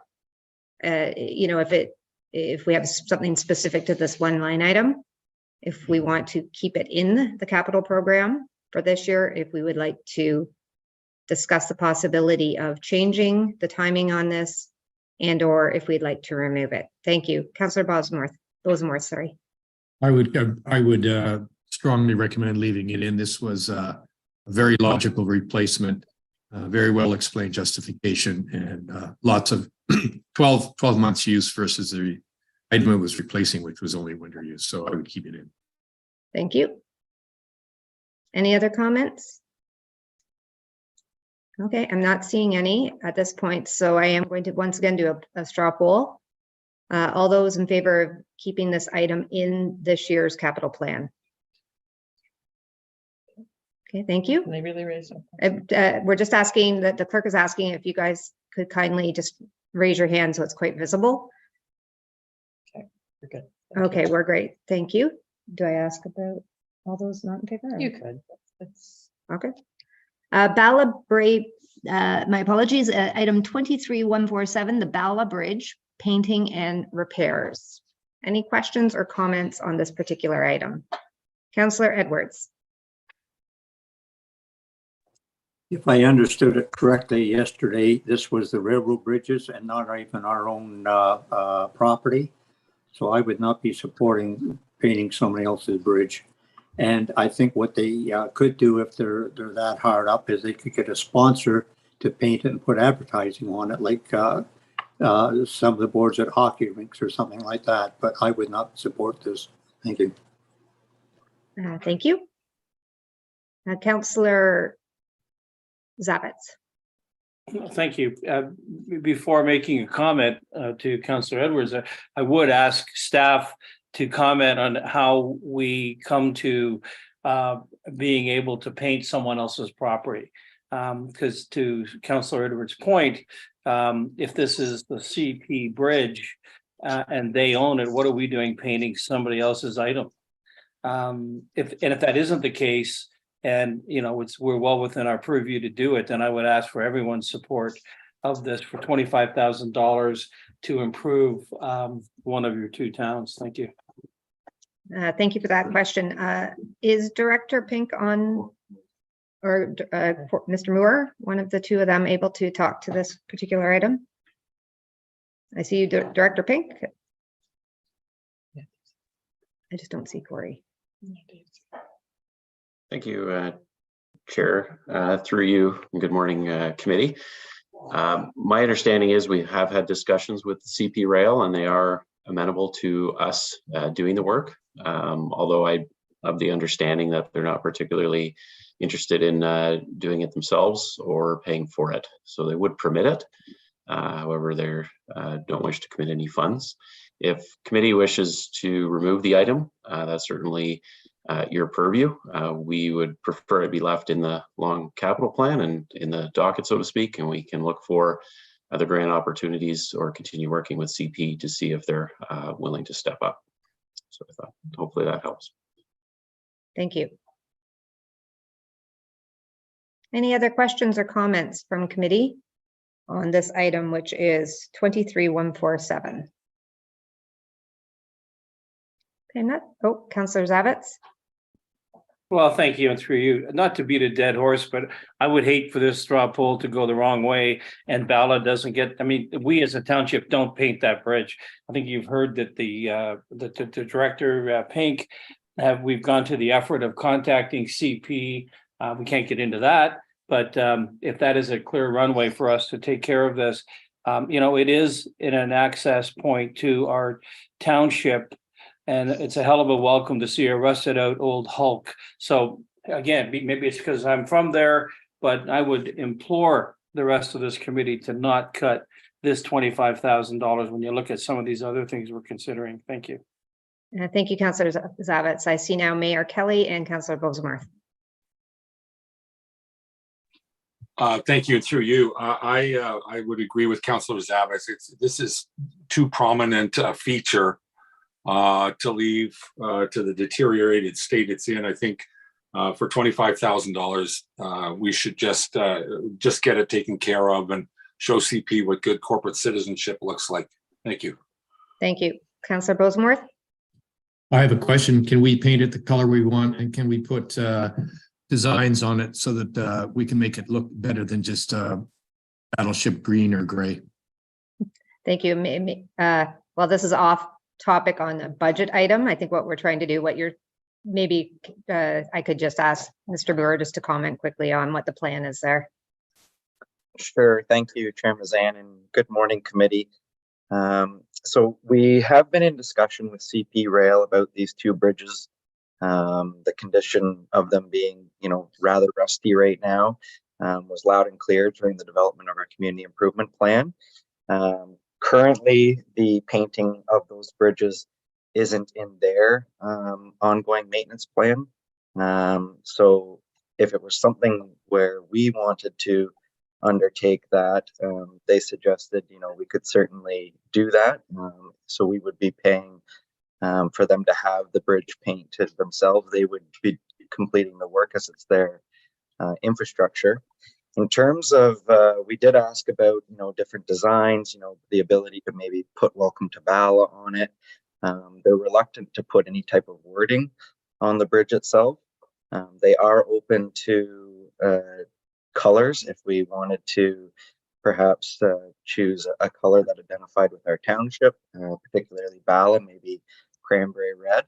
I think we could certainly entertain those discussions with them. But I think, yeah, it's important to know those conversations are still ongoing with them. We're still trying to find out if there's any other ways. Maybe it's through a resolution, maybe some advocacy on our part that we could maybe have that bridge painted on their behalf. But I think it'd be staff's intention as we begin to undertake that project that we'd most likely report back to committee just to get some final confirmations on a certain color, etc. at that time. So hopefully that helps clarify. Thank you, Mr. Moore. Councillor Edwards. Yes, thank you very much. First of all, is it one or two bridges now? Because I heard there is two bridges there. Are they painting both of them? And secondly, it costs us just a couple of $100 to stick a sign up saying the reason these bridges look like this is because CP is not a corporate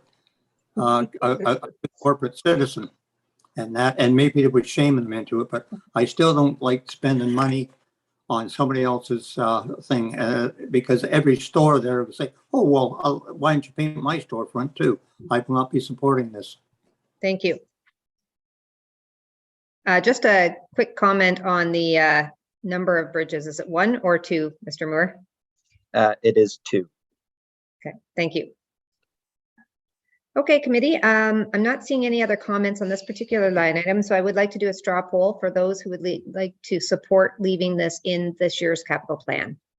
Please remember to put your hand up high so the clerk can see. 1, 2, 3, 6. I think they're on 6, right? Yeah. Is it 6? Yeah. Okay, thank you. That does pass then. That will remain in this budget. The next item is item number 23025, the Russell Lake Road 2 dock replacement for $100,000.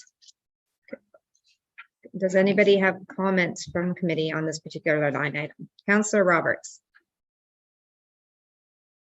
Thank you, Madam Chair, and through you. Yes, I brought this up because I had learned that it really hasn't been in commission since 2019. There hasn't been a lot of complaints that it's not available, so I'm questioning the use. And I would just like to kick this down the road until and have it as part of the asset study or the recreation master plan. So I'm saying don't cancel it, but defer it. So are you thinking the transportation master plan? Probably, yes, the transportation master plan. Thank you. So your comment on this, having brought it up, is just perhaps put it into 2024 as we await the results of the transportation master plan. Just summarize. Correct. Is that correct? Okay, thank you. Thank you. Councillor, I think it was Councillor Nishikawa and then Councillor Edwards, please. I would support what Councillor Roberts brought forward, as well as just reminding people that we actually didn't have access to the Moon River dock for a few years because of the flooding. And I would suggest that, like Councillor Roberts brought forward, we can wait another year to find out whether we should be doing this or not. Okay, thank you. Councillor Edwards. I would leave it in because it makes a hardship. Yes, they can go somewhere else and put their boats in. Plus, in another year, it's going to cost more because of inflation, and also there could be more damage there. So for that, and we do own it. Thank you. Thank you, Councillor Nishikawa.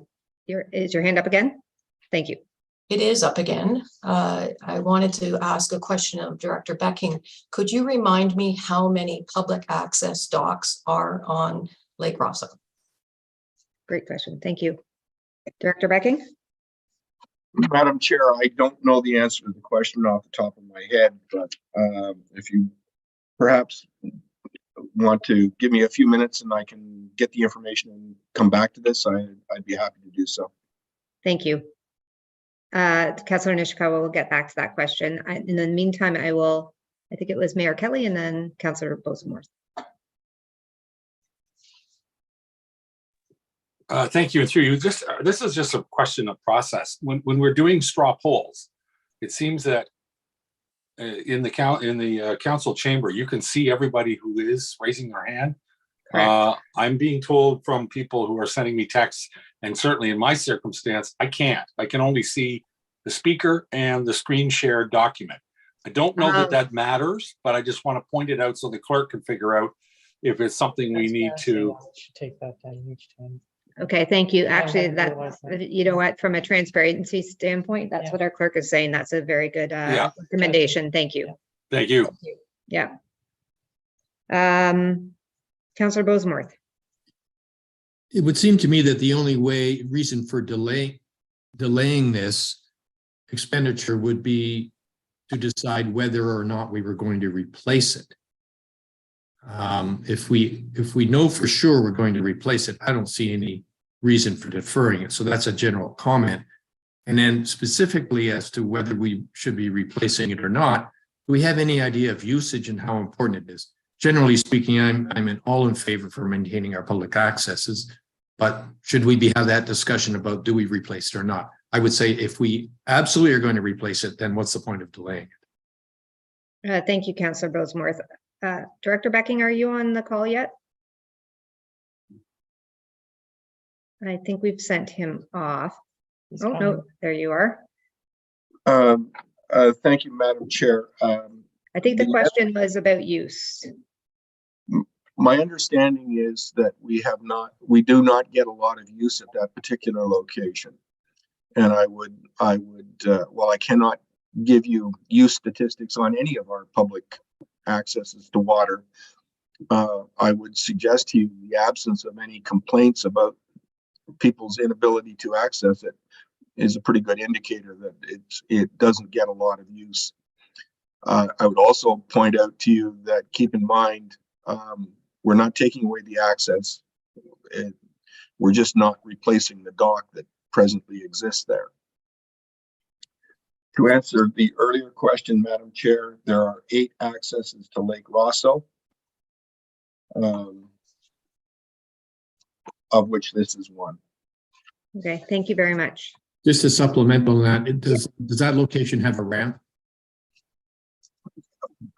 Madam Chair, it has a ramp, albeit not a particularly good one. The problem at that particular location is the water is extremely shallow, and it's very difficult to launch a boat at that particular location. Not impossible, but it is definitely not simple. Director Becking, just for my clarification, and then I see Councillor Edwards has his hand up again. Is the transportation plan intended to identify, perhaps you can just give us a high level of what the transportation plan what new information might we get from that plan that would decide whether or not we would be putting a dock in or not? An excellent question, Madam Chair. The TMP will evaluate the number of accesses to the lakes within the municipality relative to size, and will provide recommendations with respect to lakes being either underserviced or overserviced. And if there is any spatial deficiencies, in other words, all of the access is crowded to one end of a particular lake or a particular location, it may give some recommendations with respect to perhaps changing the spatial distribution of docks on a particular lake. On that basis, it may be in council's interest to defer a decision on this particular item until such time as we've had the value of the input from the consultant.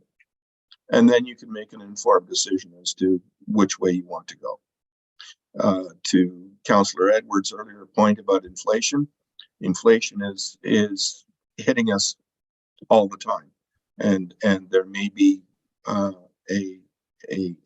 increase in the cost of the project at some point.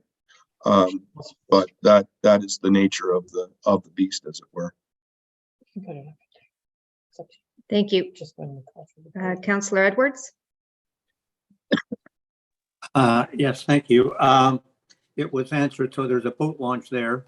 And if other councillors don't know, there also is a trailer park right beside it. So you can have people coming in and launching boats at that point. And that's why I was saying to have it go through, because it makes it convenient so they don't have to drive all around the thing, wasting gas and that to get there. And that I wasn't in favor of the trailer park being reinstated, but it is there. So we should be providing something for them. Thank you. Okay, thank you very much. So I am going to ask staff to take down the screen sharing. Everybody can see now. On that particular line item, which is the Rosso Lake Road 2 dock replacement, I think the request from Councillor Roberts was to simply move that line item from 2023 to 2024 as we wait for more information from the master plan. So I'm going to ask for a straw poll for those who would be in favor of moving that $100,000 to 2024.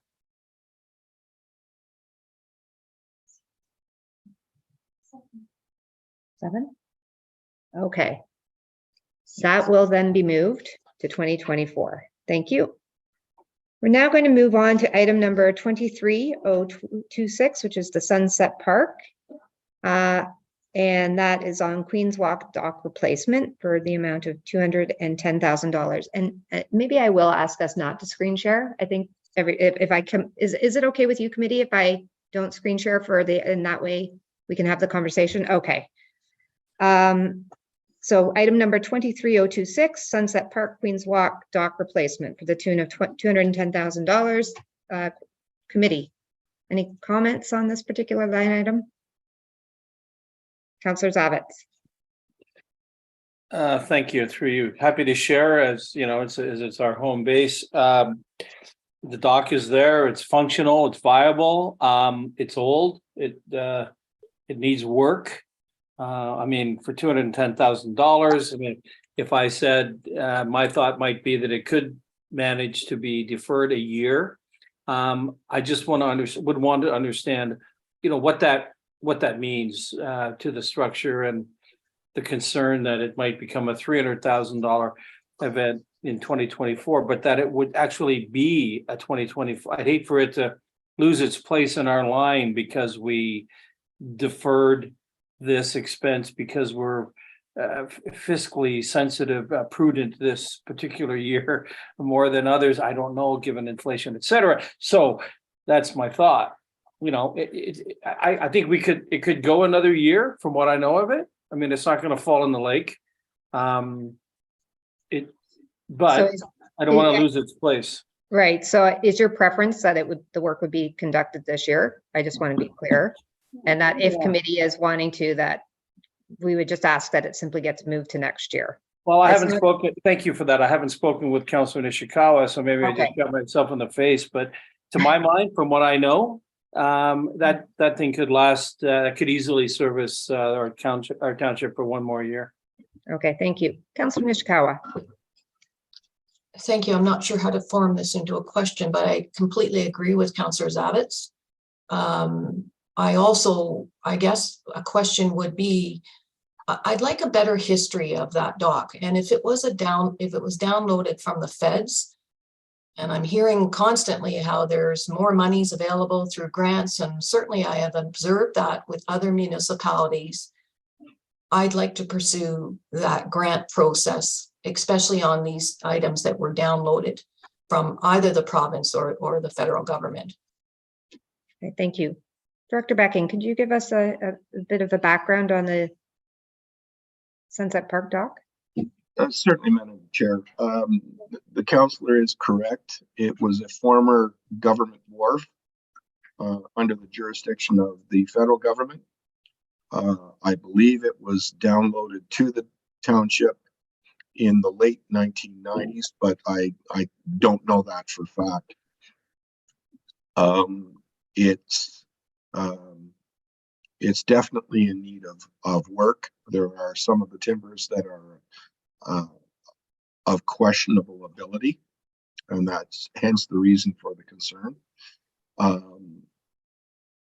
In terms of pursuing a grant, I'm not aware of any programs currently that is accepting applications that would apply to this piece of infrastructure, but if that's council's desire, we can pursue that.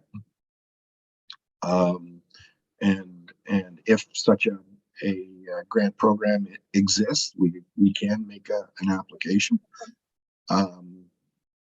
You should be aware, however, that the potential for success is not the greatest. Okay, thank you. Councillor Nishikawa, and then Councillor Roberts. Again, if I may further, I would like to again defer this for another year. I am concerned that, you know, the reason why this dock is in such bad shape is that it's gone through 3 major floods, that the water was controlled by the province, and therefore I would try to pursue it a little bit differently. I understand Councillor Becking's concerns, but I after, you know, attending a few different forums and things like that, I do believe that we should be starting to push back on some of these items. And as I said, it's not going anywhere. It functions now. Those of you that don't know this particular location, it's a lovely sandy beach. There's also a boat launch. Those are not impacted. Again, I think we should move this another year. Okay, thank you. I think I'm hearing from 2 of our Ward A councillors that their preference would be that we defer this to 2024. Councillor Roberts, you did have your hand up, I believe. Did you put that back down? Yes, I did. Okay, thank you. Okay, let's, in the spirit of doing a straw, pardon me? Oh, Director Becking, my apologies. Mute. Me? No, you're muted. Sorry. I beg your pardon. Madam Chair, if it's the desire of committee and council to defer the project, staff have no difficulty with that. However, I would point out that there is a history of individuals driving their vehicles out onto that structure. I would recommend against allowing that to happen, and I would recommend strongly to committee and council that measures be taken to prevent that from happening until such time as the structure is secured. Thank you. I think I'm seeing general support for that comment. Councillor Nishikawa? If I could further on that comment, I totally agree. I've thought about this for years, quite frankly, but also noting that it has been our fire trucks that have driven on that. And I would just suggest that, you know, they have their own, if we gate it off or whatever we do, that we have a further discussion with fire, and I'm sure you're going to do that. Thank you. Councillor Zavitz? I wouldn't want to miss the opportunity to confirm everything that's been said there. We should keep those heavy vehicles off that dock and get us that 1 more year. Thank you. Thank you. Okay, so committee, I think the recommendation on item 23026 is to move that item $210,000 to 2024. Can I just see a straw poll? All those in favor of that choice, the decision? That too shall pass. Okay, great.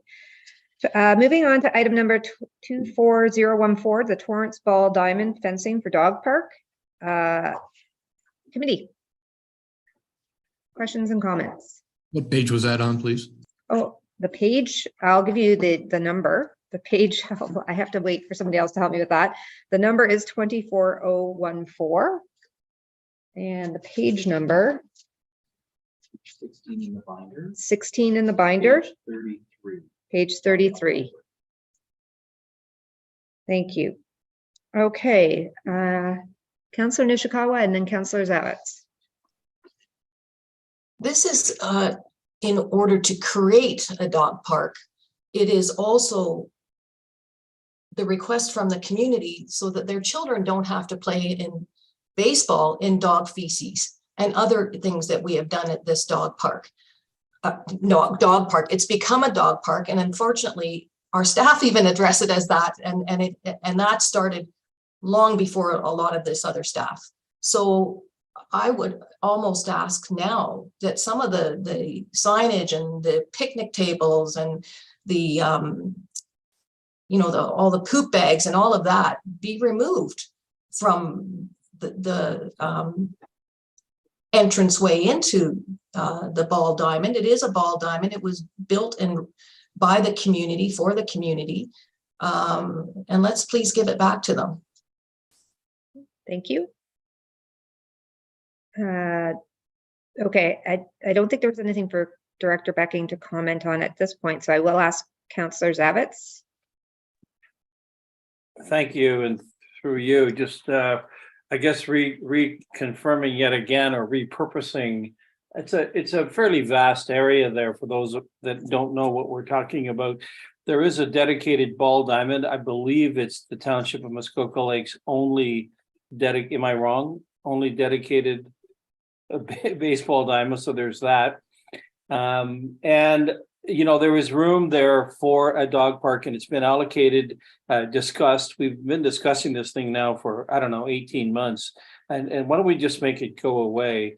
To push this thing ahead another year does not address any of the issues that Councillor Nishikawa has raised and that our township experiences every day there. So right now it's being used by a lot of people with a lot of dogs, and you don't want to play baseball there. Okay, thank you. Thank you. Councillor Roberts. Thank you, Madam Chair, and through you. Speaking from my role in the Parks and Trails Committee, this was approved by the Parks and Trails Committee to get the dogs out of the ball diamond and to set up a place specifically for dogs. I did last year when we were discussing this, went out and snowshoed around it and found the location that was proposed, talked to Director Becking, and discussed it with him. I'm fully supportive of doing it this year and not postpone this. I'm supportive of enforcement of dog regulations, that no dogs are allowed within that park. Thank you. Okay, so committee, what I'm hearing, maybe I can just confirm with Director Becking that this project, if we were to move it into 2023, it would seem that this is achievable to create space for a dog park beside or around that location. I think there was the added operational request to ensure signage directed people to the appropriate location and the different uses required for each facility. Is that achievable? Yes, ma'am. Thank you. So I think then for committee, the request is that we move item 24014, the Torrance Ball Diamonds / fencing for dog park, $18,600 in 2024 to 2023. So for a straw poll, all those in favor? Thank you. Great. Moving on to now item number 23107, the Hecla Community Center HVAC conversion, earmarked for $7,500 for this year. Question or comments from committee? Councillor Roberts. Thank you. I raised that because, but I'm going to ask a question to Director Becking. Director Becking, when you commented, you said about you're having difficulty in insurances, or some organizations are having difficulty of insurance with oil furnaces. But our question to you is, has our insurance company raised any concern with the oil furnace at Hecla? Thank you. Director Becking? I believe the question, the answer to the question, Madam Chair, is yes. They've raised concerns with respect to all of our facilities that are fired by oil furnaces. The issue is environmental liability and environmental contamination, which these systems are prone to. And I I will defer to Director Donaldson, but I believe our insurance policy expressly precludes insuring facilities that are not properly certified. Okay, thank you. Director Donaldson? Thank you. Just to make a quick comment on that. So the preclusions on our policy is they look for double-walled oil tanks or tanks with secondary containment. So it is an environmental issue. We do have an exemption for the current year while we assess what the status is of our tanks. And but there certainly is a need to update where we do not have double-walled tanks or we do not have secondary containments with respect to environmental issues that could occur with respect to operating an oil furnace. Okay, Chair, just supplemental. Okay, so I had raised this concern or this item to be deferred because Hecla is not designated as a, well, we haven't even approved the hub community centers yet. And I was thinking if we put in $7,500 into this building, it quite possibly could be the value would be questionable in the future that we spent that money. So that was the only reason I brought it up. So if staff are saying that we are in trouble with our insurance, I would withdraw my request that this would have to be done. So that's Okay. the. Thank you. I believe it was Councillor Edwards, Councillor Zavitz, and then Councillor Nishikawa. Thank you very much. I would support putting the furnace in Hecla simply because it's a warming center. So what do you have in Hecla? We don't have dog parks. We don't have anything else. They just have a warming center where they can go. Plus, it's the only area that people can meet. And that's, so I would definitely support this. Thank you. Thank you. Councillor Zavitz? Thank you, and through you. I need staff to assure me, being out here and listening to all of this insurance policy thing, which, you know, a year ago we changed carriers and we were so excited that we saved all this money. Since that time, we have had a number of discussions about how much money we're not going to be saving by changing oil machines, changing our kitchens in our community centers. And, you know, it's in the hundreds of thousands of dollars, so that perhaps the $400,000 or $500,000 we saved in our original policy, we're going to spend other ways. My bigger concern is how we got here. I mean, in fact, were we outside of our existing, our existing policy before we changed and we just ignored it? To me, that's a fundamental operational question.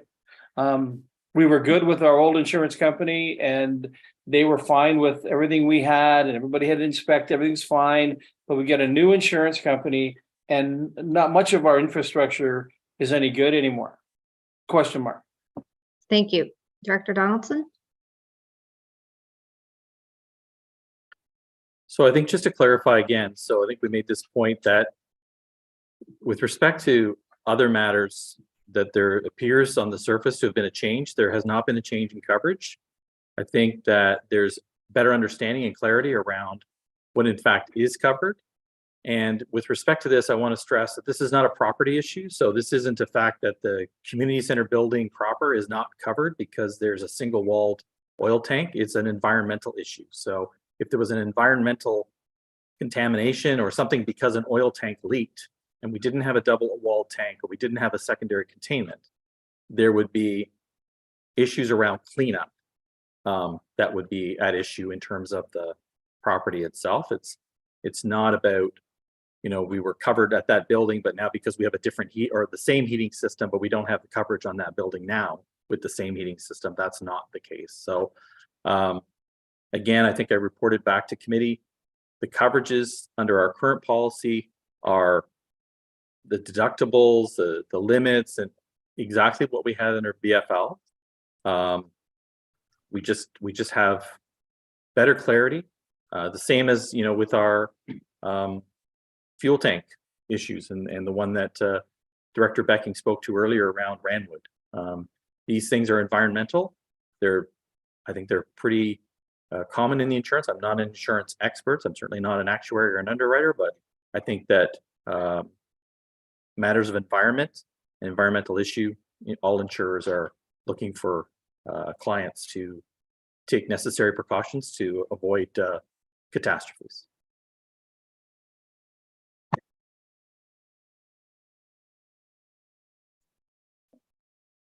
Thank you, Director Donaldson. Councillor Nishikawa. I had thought that I heard from Director Donaldson that we have another year, and I would like to put this off. Again, my concerns are, I guess I've been around a little bit too long, but we used to have a community center in Bent River, for instance, that is a similar conversation that we could have about Hecla. You know, and in fact, we returned it back to the community. So therefore, I'd like to be able to have that further conversation, but in fact, put off this expenditure at this time. Thank you. Councillor Edwards. Yes, thank you very much. Since our strategic plan says environment first, I would support this. Also, the community center, I believe that Councilor Nishikawa said, was a Women's Institute building, and it wasn't turned over to the township. It was turned over to the community, and it has since been sold. But the township never had one in there, to my knowledge, and so this is completely different. And like I say, I would support this at $7,500. Thank you. Thank you. Councillor Boseworth.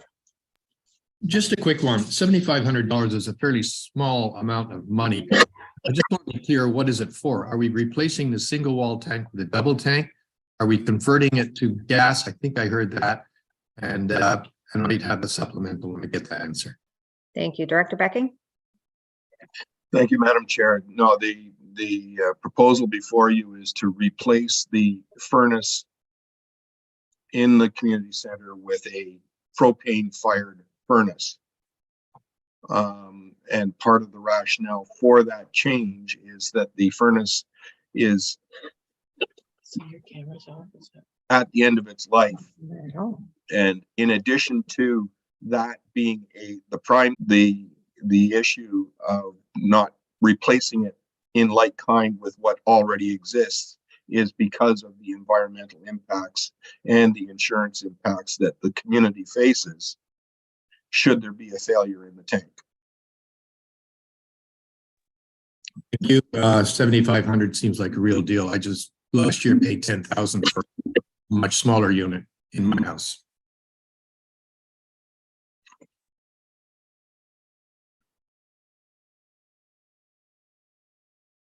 I'd like to know your contractor. Mayor Kelly. Thank you, and through you. I think there's probably reason to spend 7,500 on this, but where I hope this council goes fairly soon is to stop thinking about it's only $7,500 and having a comprehensive plan to figure out what value it contributes. And that's my concern. We get so hung up on price, we forget there's a value here. And the value isn't in an individual furnace, it's in servicing this community from Hecla to Walker's Point and everything in between as appropriately and as efficiently as we can, letting go of, and it's going to take some tough discussion because we'll likely have to let go of some old notions of, you know, the quaintness of Muskoka 50 years ago, and rationalize the infrastructure and put a plan together, including a plan to build reserves to keep them operating after we rationalize them and right-size them and deal with the ones we don't want anymore. and put a plan together so that we don't have to devolve to this kind of a discussion every time the topic comes up. Everything can be made cheap, but if it doesn't create an equal amount in value, we're wasting our taxpayers' money. And I just don't, I just think it's time. It's going to take guts. It's politically risky, probably in some areas, some ways. But in fact, it's the right thing to do for the taxpayers. Is the right thing to do. We can't do that thought and that strategic thinking between now and when this budget has to come to fruition. I'm not making excuses, but we all met each other about 60 days ago. The next 300 days, we have to really focus on this and a lot of other things. The feasibility of the current infrastructure. We're starting with the fire service, or not with the fire service, with the arena moving to fire. We've got to deal with this community center. We've got to come up with a plan that makes sense with lots of consultation with the public. And then we've got to move on and build something here instead of walking around figuring out which of the 12 bandages we have goes on which wound. And that's what it feels like. So I agree. It's a warming center. I have to agree with Councillor Bosenworth. $7,500. I'll take as many as they can deliver to me because man, that's cheap. But cheap doesn't mean anything if nobody goes in there and gets warm. That's where the value is. Is it utilized? Are there alternatives? We can't decide that today. I think that at $7,500, we're going to have to overlook the fact that this may become something of somewhat of a redundancy down the road. But if it needs to get done, and the recommendation of our Director Becking is that it needs to get done, then we have to bear this process one more time, I think. Okay. Thank you, Mayor Kelly. Any other comments? Okay, I'm looking at item number 23107, the Hecla conversion. Just, I think the direction would be to keep that in for 2023 budget. So a show of hands, a straw poll for all of those in favor. I believe that passes. Yes. Okay, thank you. The Milford Bay Community Center gazebo, item number 23127 for the amount of $10,000. Comments?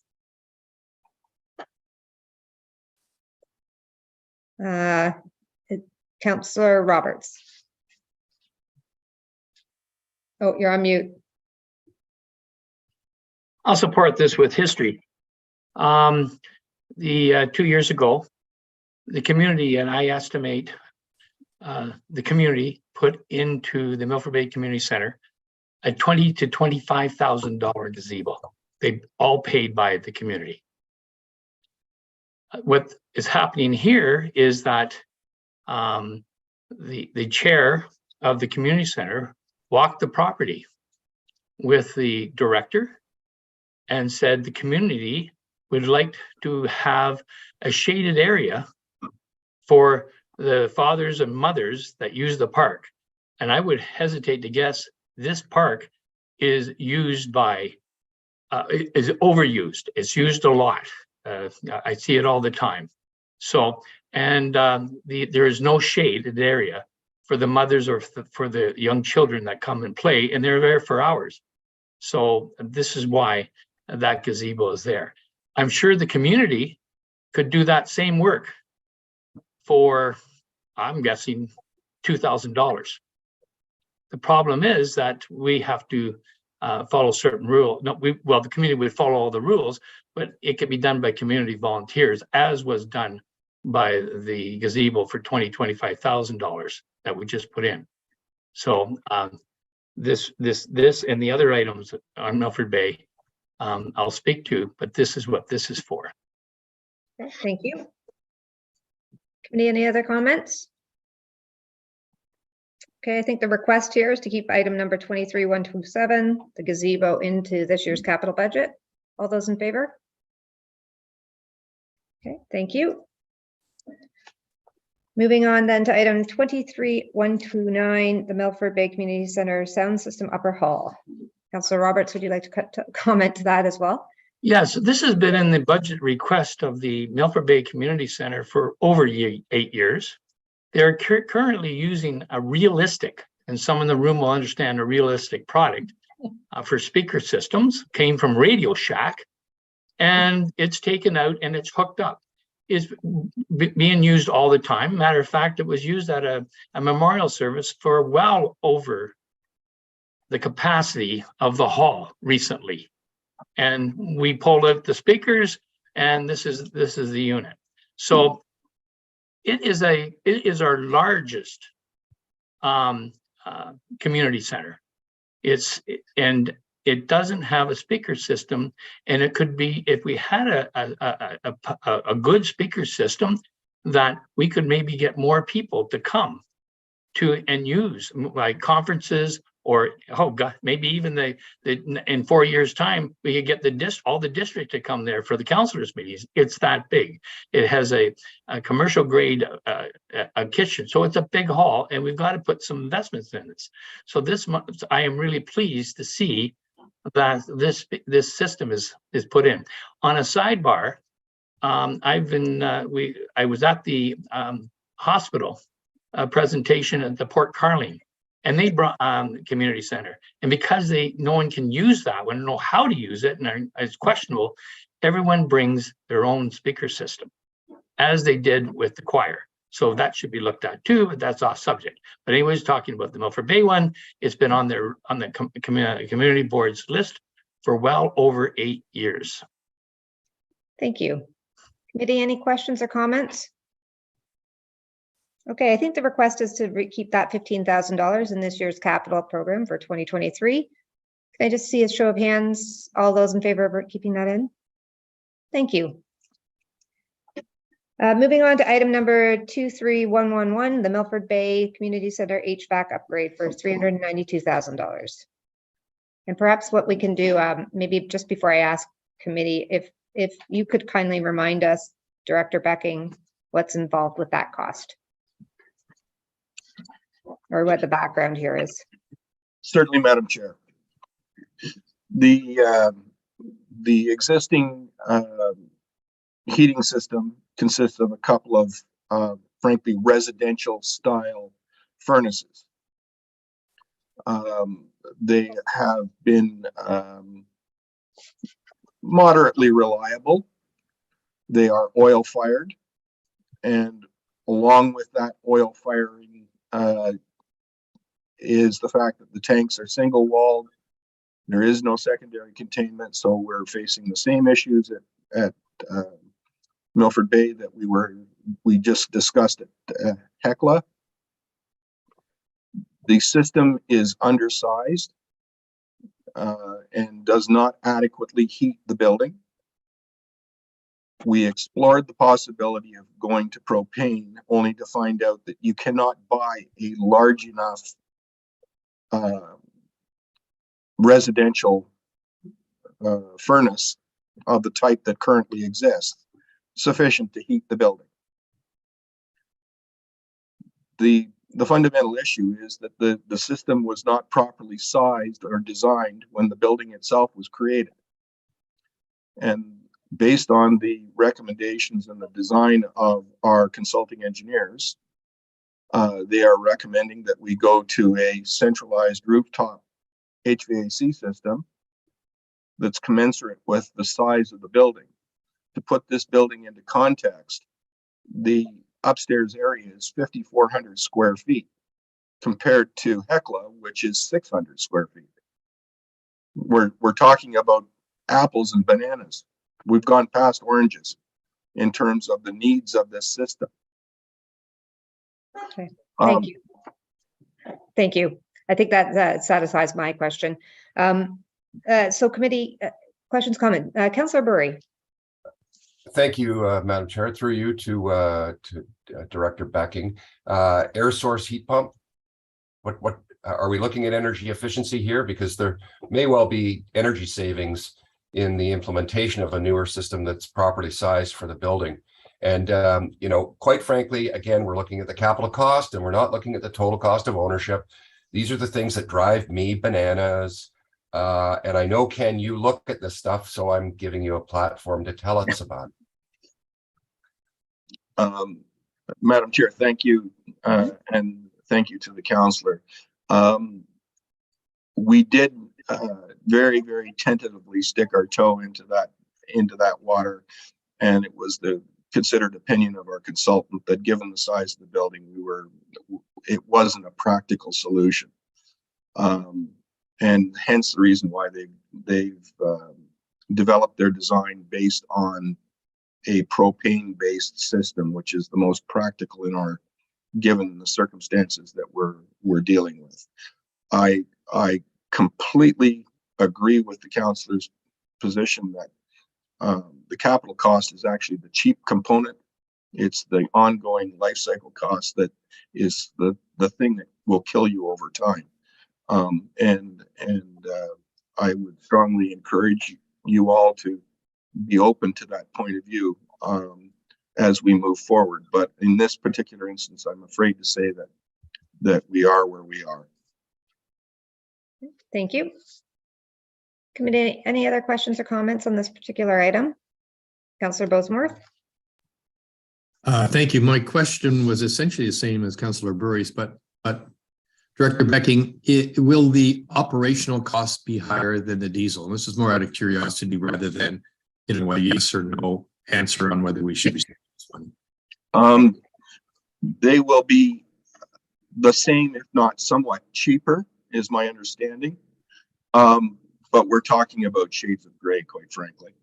From an environmental perspective, propane is a more environmentally friendly, I will say, alternative than fuel oil. But again, I think from an environmental climate change perspective, we've got to change our thinking. Unfortunately, now's not the time to do that. That's for the next one down the road, I'm afraid. I appreciate that this is a lot of money, but unfortunately, we are where we are, unfortunately. Thank you. Councillor Edwards.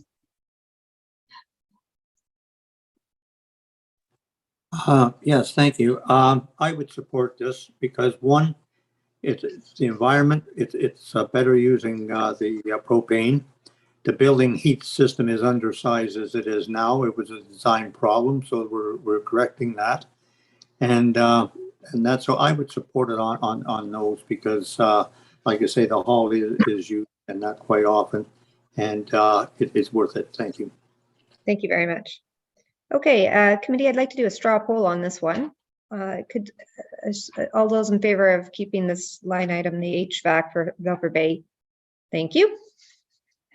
Okay, moving on to item 23132, the Torrance Community Center update washrooms. That is 150,000 in the 2023 budget. Any questions or comments from committee?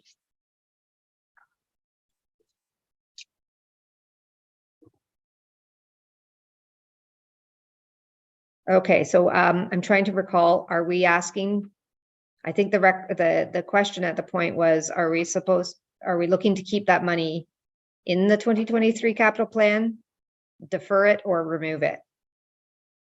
And I believe Councillor Zavitz, you had brought this one forward. So I just want to make sure that I'm directing the question appropriately. Thank you, and through you, if I might, I would request of Councillor Nishikawa, who is our Torrance expert at that community center, to reflect on the history of that piece to where we are. Okay, thank you, Councillor Nishikawa.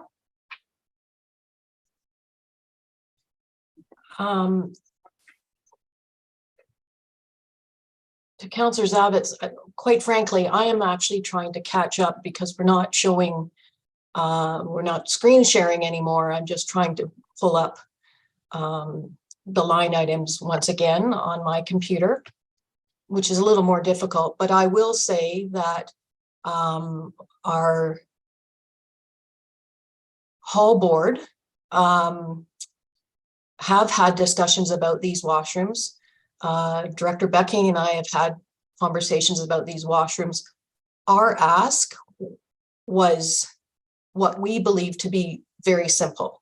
We were not ever envisioning the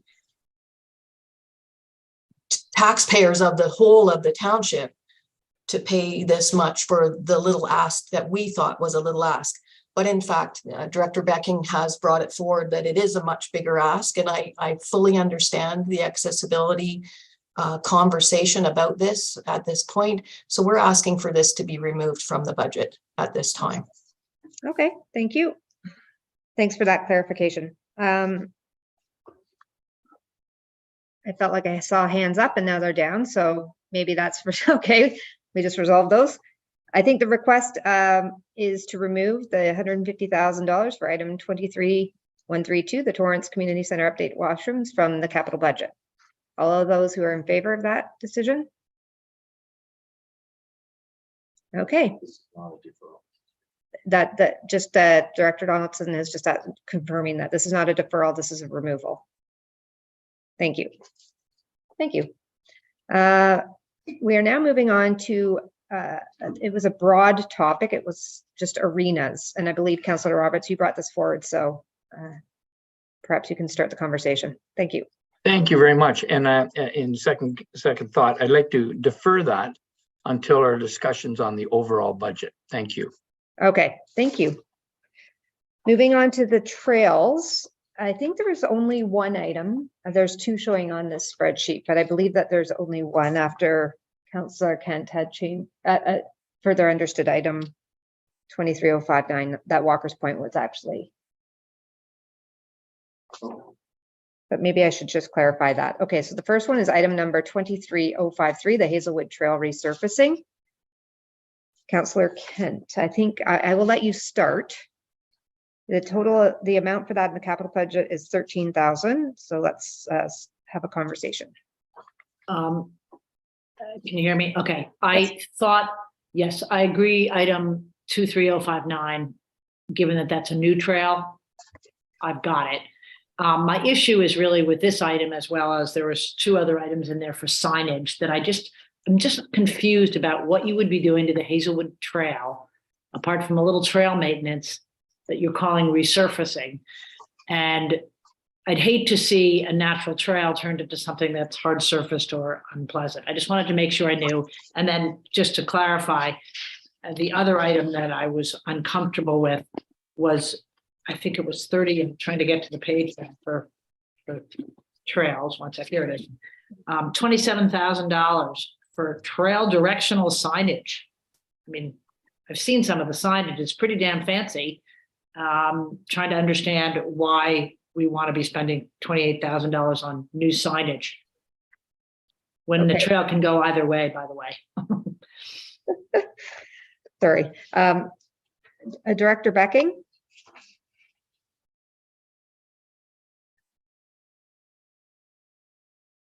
Your mic. Your microphone. Your microphone, Director Becking. Thank you, Madam Chair. The intention is to complete the work that was previously done in 2021 at the far end near Ferndale Road, and so it's making the trail consistent along in the fullness of its length. With respect to the signage issue, there has been a frequent comment made that our signage leaves a lot to be desired in terms of attracting people to our trails. And there's also been some concerns that perhaps some of our trails are not as well marked as they could or should be in order to ensure that people aren't finding themselves getting lost or turned around. So that is the intention there. Okay, but nothing particularly turns on either project. Thank you.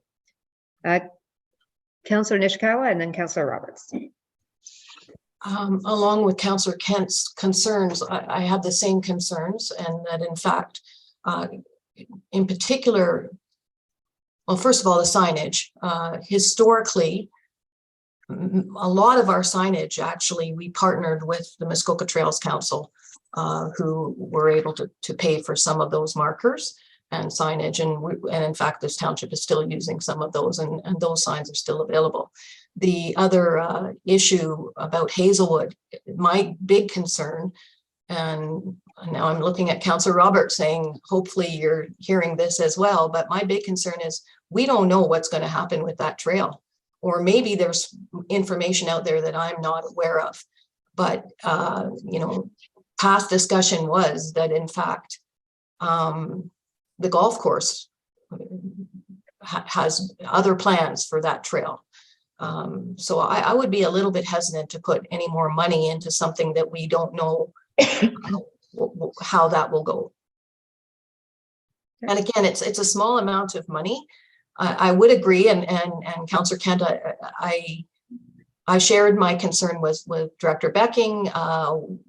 For instance, I think we agreed that we were going to have a walkabout together, but knowing the type of surfaces. So, you know, I've said before, we are not supposed to be creating roads. We're not supposed to be creating a product that turns people's ankles because we put, you know, gravel down, those types of things. So I just mostly would suggest that you come on the walkabout, but I have the same concerns that you do.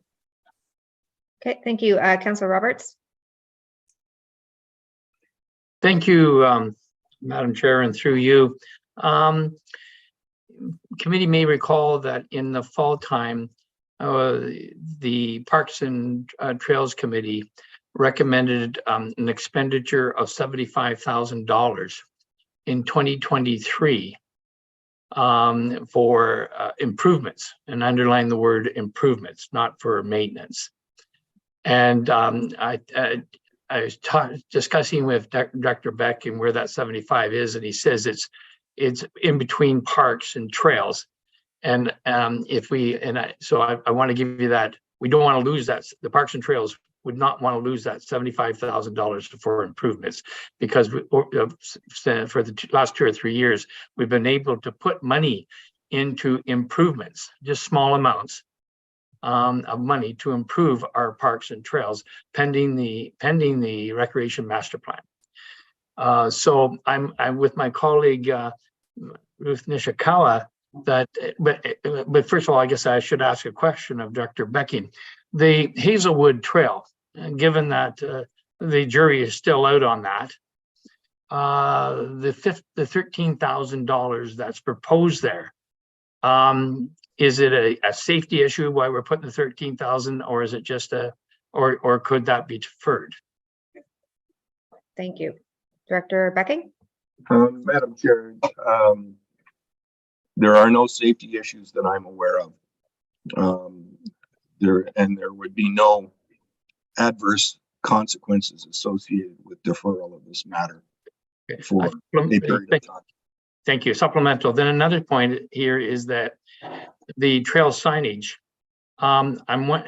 if for 27,500, and it maybe just clarify me on process, and is that this is money that's tagged for signage, but the actual expenditure, does it have to come back to general finance to spend that 27,500, or once the budget's approved, is at the discretion of Public Works?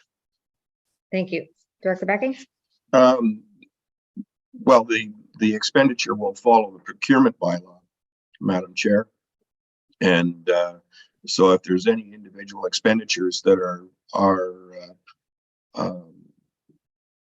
significant, we will have to follow quotation and tendering rules. Okay, thank you. So what I would like to see with this one is that the Parks and Trails Committee, and I know we talked about it late last year, would go out. I know that Huckleberry Rock definitely needs signage. The white dots on the rock are disappearing, and frequently people are getting lost and going off trail. But I think that we should maybe keep the 27,500 in the budget, but refer it to the Parks and Trails to the specific signage, given that you know, they're walking the trails all the time, and maybe we could organize something where we all go walking the trails and really recommend the appropriate on-trail signage. I know that a few years ago we asked for signage to be put up with the QR codes. And I think a lot of them were done. So, and that's my proposal, is that we would approve the 27,500 for input from the Parks and Trails Committee, and that the 27 or the Hazelwood money be deferred for 1 year until we understand more on the Ferndale proposal. Thank you.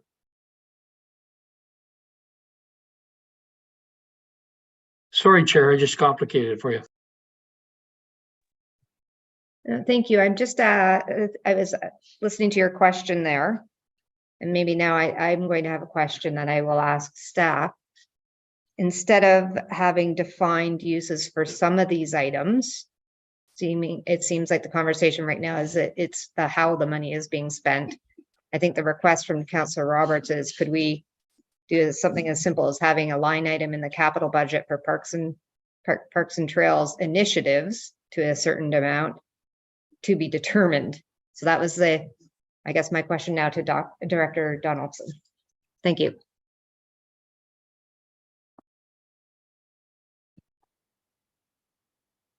Sorry, thank you. So if it's the desire of committee to leave money in the budget, but have it set aside for future direction from committee for its specific use, that's certainly possible. That would be under our budget guiding principles policy that basically says anything in year that gets changed or repurposed comes back to council for approval. So it would be basically an in-year amendment to the budget. So it's certainly doable that an amount could be left in, earmarked for a purpose, but not specific, and then brought back for a future report back in terms of how it's to be spent.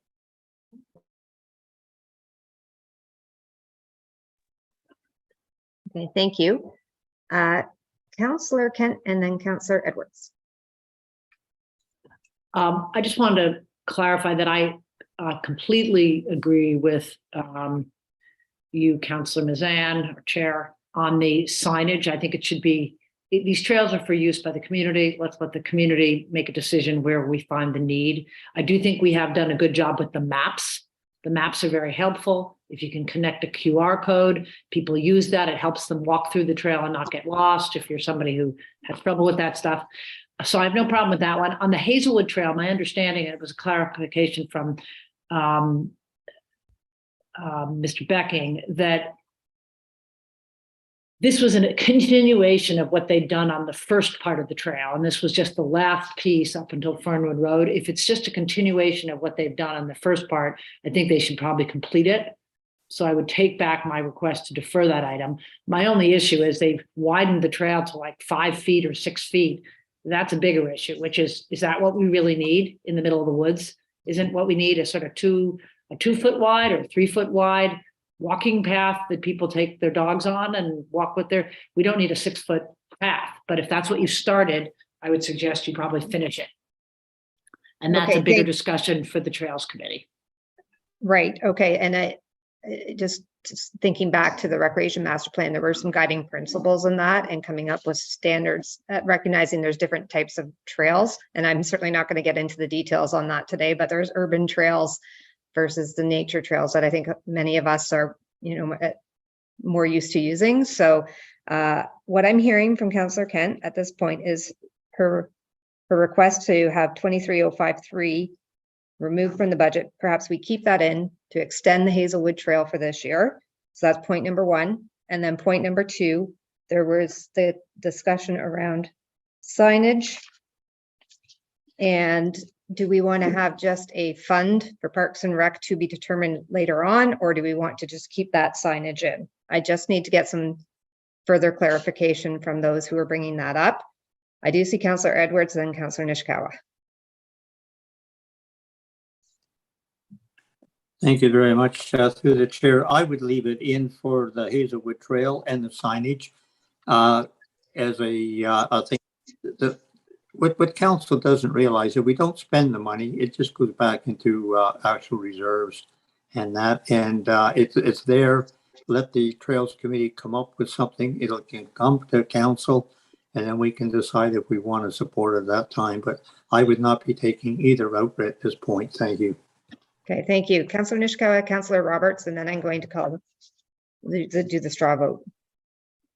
I disagree with what Councillor Edwards just said, mostly because I don't agree with just taxing the public just cause.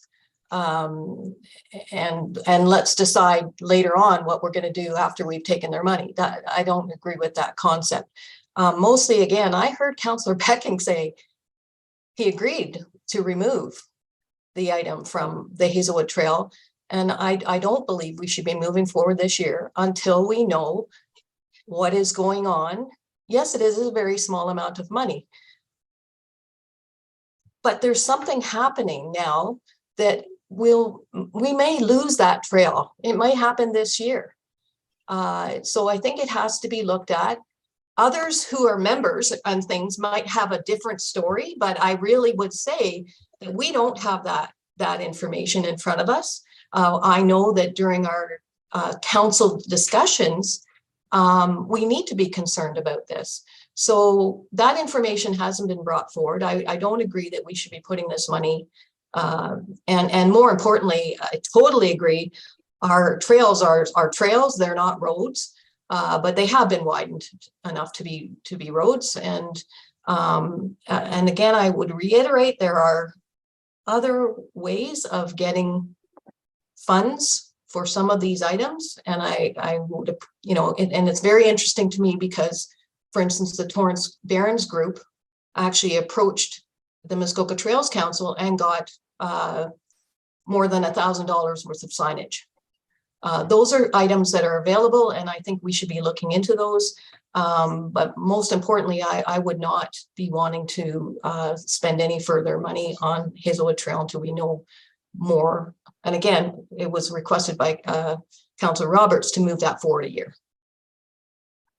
Okay, thank you, Councillor Roberts. Thank you, Madam Chair. And I agree with Councillor Nishikawa that we must defer anything on Hazelwood. And I also would like to have an option of the Trails and Parks Committee of recommending what signage is needed, because they are the parks and trails. And okay, so at this point, though, what we're trying to determine is, should we have money available in our capital budget? yes. So I'm going to ask, there's two line items. The first one is the 23053 Hazelwood Trail resurfacing for the amount of $13,000 for this year.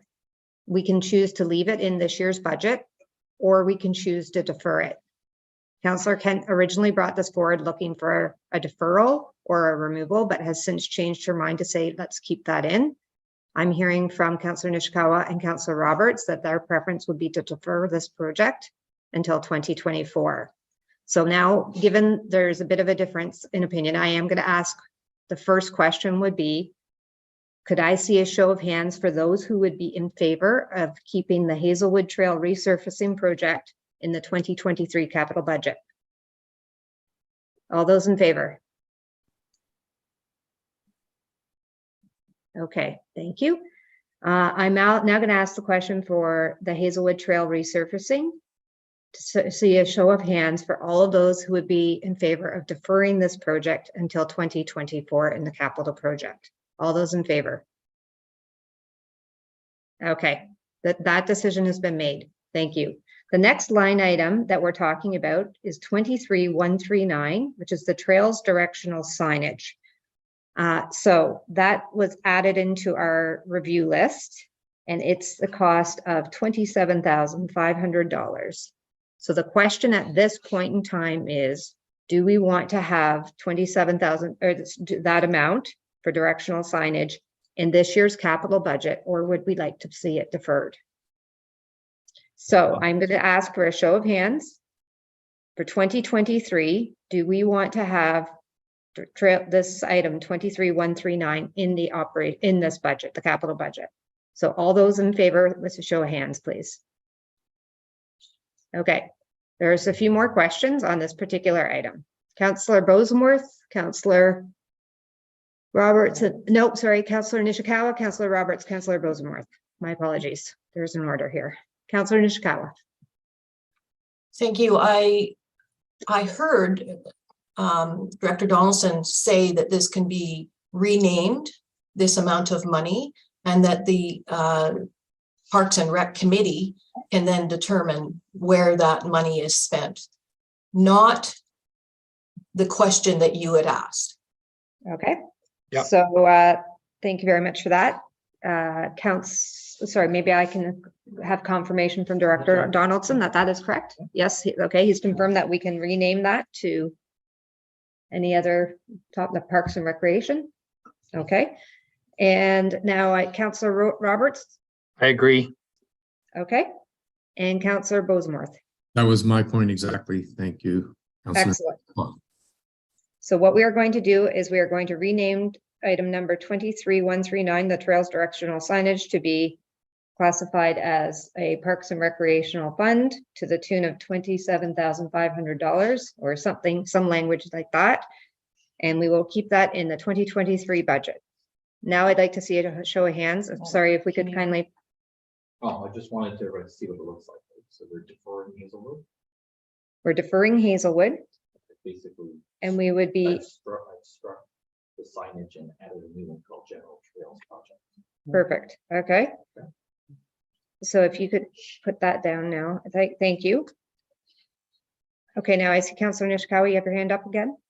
I'm sorry, I didn't hear Director Donaldson, but my concern would be that this would be specifically for trails, not for our parks and trails. And my concern again is that it may get redirected to something other than trails. So just so I was clear, is your preference to have it parks and trails or just trails? Councillor Nishikawa, just so I'm clear, because just trails. That's just trails, but allow the committee to determine. Yeah, I think that's what it was. I just couldn't read it on the screen. Well, no, it's just my eyes. I can't see it. So it was named General Trails, not Parks and Trails, just called General Trails. Would you like to see that again on the screen? Just for, no, okay. Councillor Bosenworth and then Councillor Burry. Is it trails just for signage or trails anyway? That's really that's my question. I think we're dealing with signage here. So is it just trail signage or? I'm going to allow Director Donaldson to explain, but it's my turn. My understanding is general trails, but I will let him respond. Thank you. Just to be clear from what I understood from committee, so it's titled General Trails Projects. So any project on any of the trail systems per committee direction.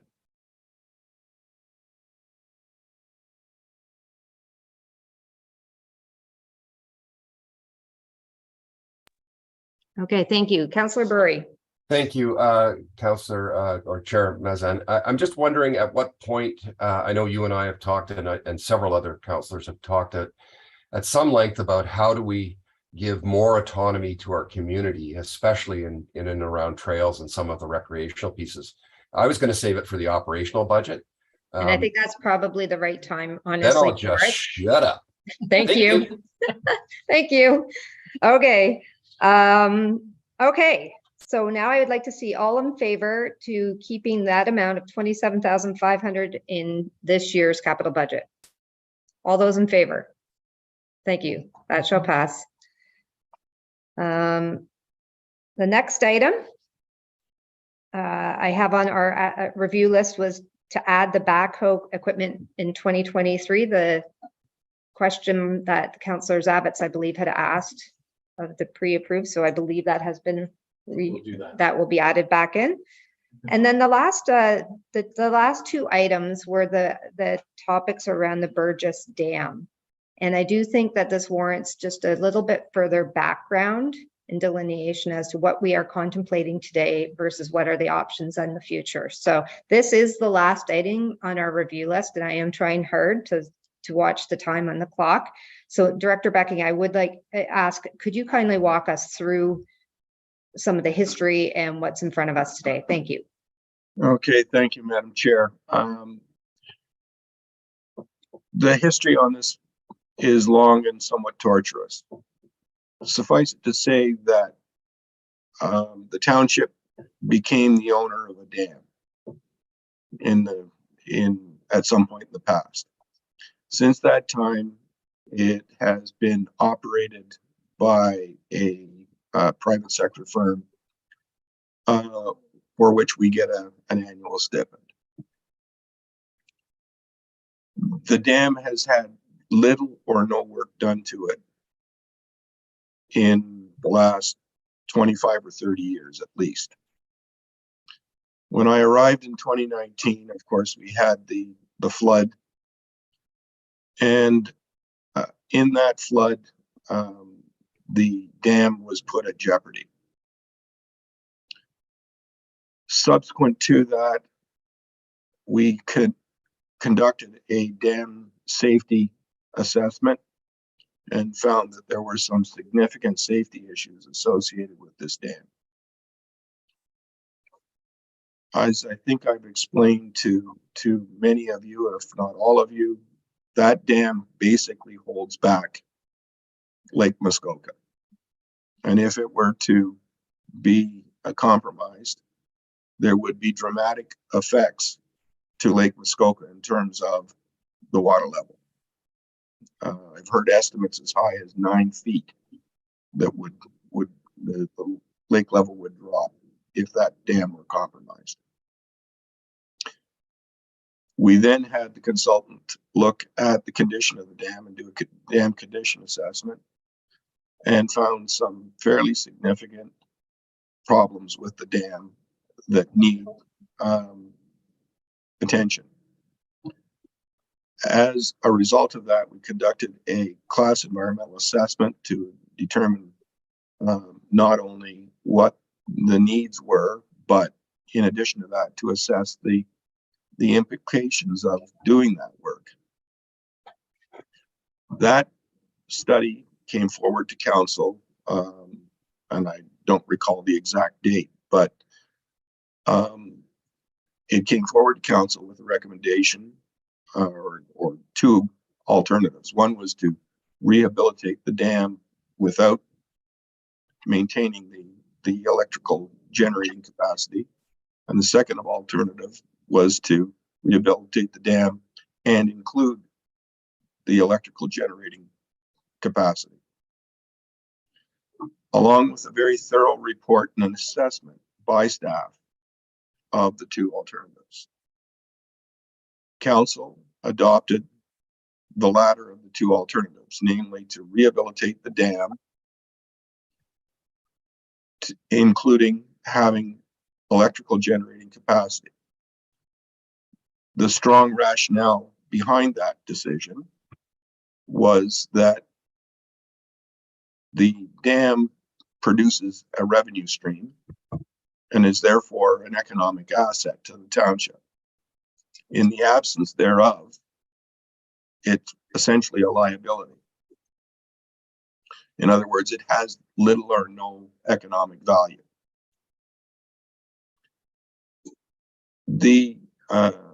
So that was the basis of the decision, and then staff were given direction to move forward.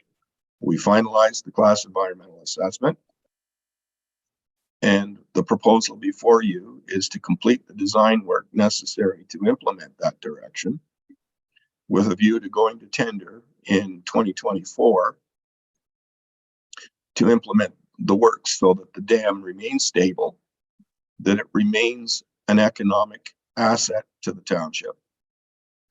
And then council can choose a number of courses of action. It could choose to stay in the electrical generating business, either through some kind of partnership with a private sector operator, or could choose to do it on its own. You could choose to get out of the business and dispose of the asset. But until the dam is reconditioned, frankly, it has little or no value. So to that end, the staff recommendation has been from the onset, protect your long-term interest and then decide what you want to do about it after the fact. But if this council wishes to change that direction, then that is fine. But recognize that regardless of what you do, you are the owner of that dam and you have an obligation to keep it in a fit state of repair. Thank you. I see Mayor Kelly, you have your hand up, and then Councillor Zavitz. Thank you, and through you. I have 2 or 3 questions just to flesh out what Director Becking has so capably laid before us.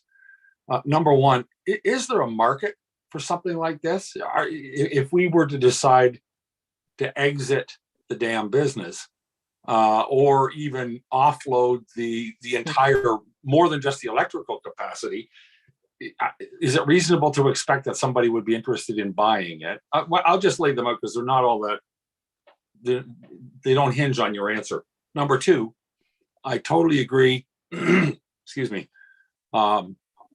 protecting the township from liability is a huge concern when it comes to something as volatile and unstable as this.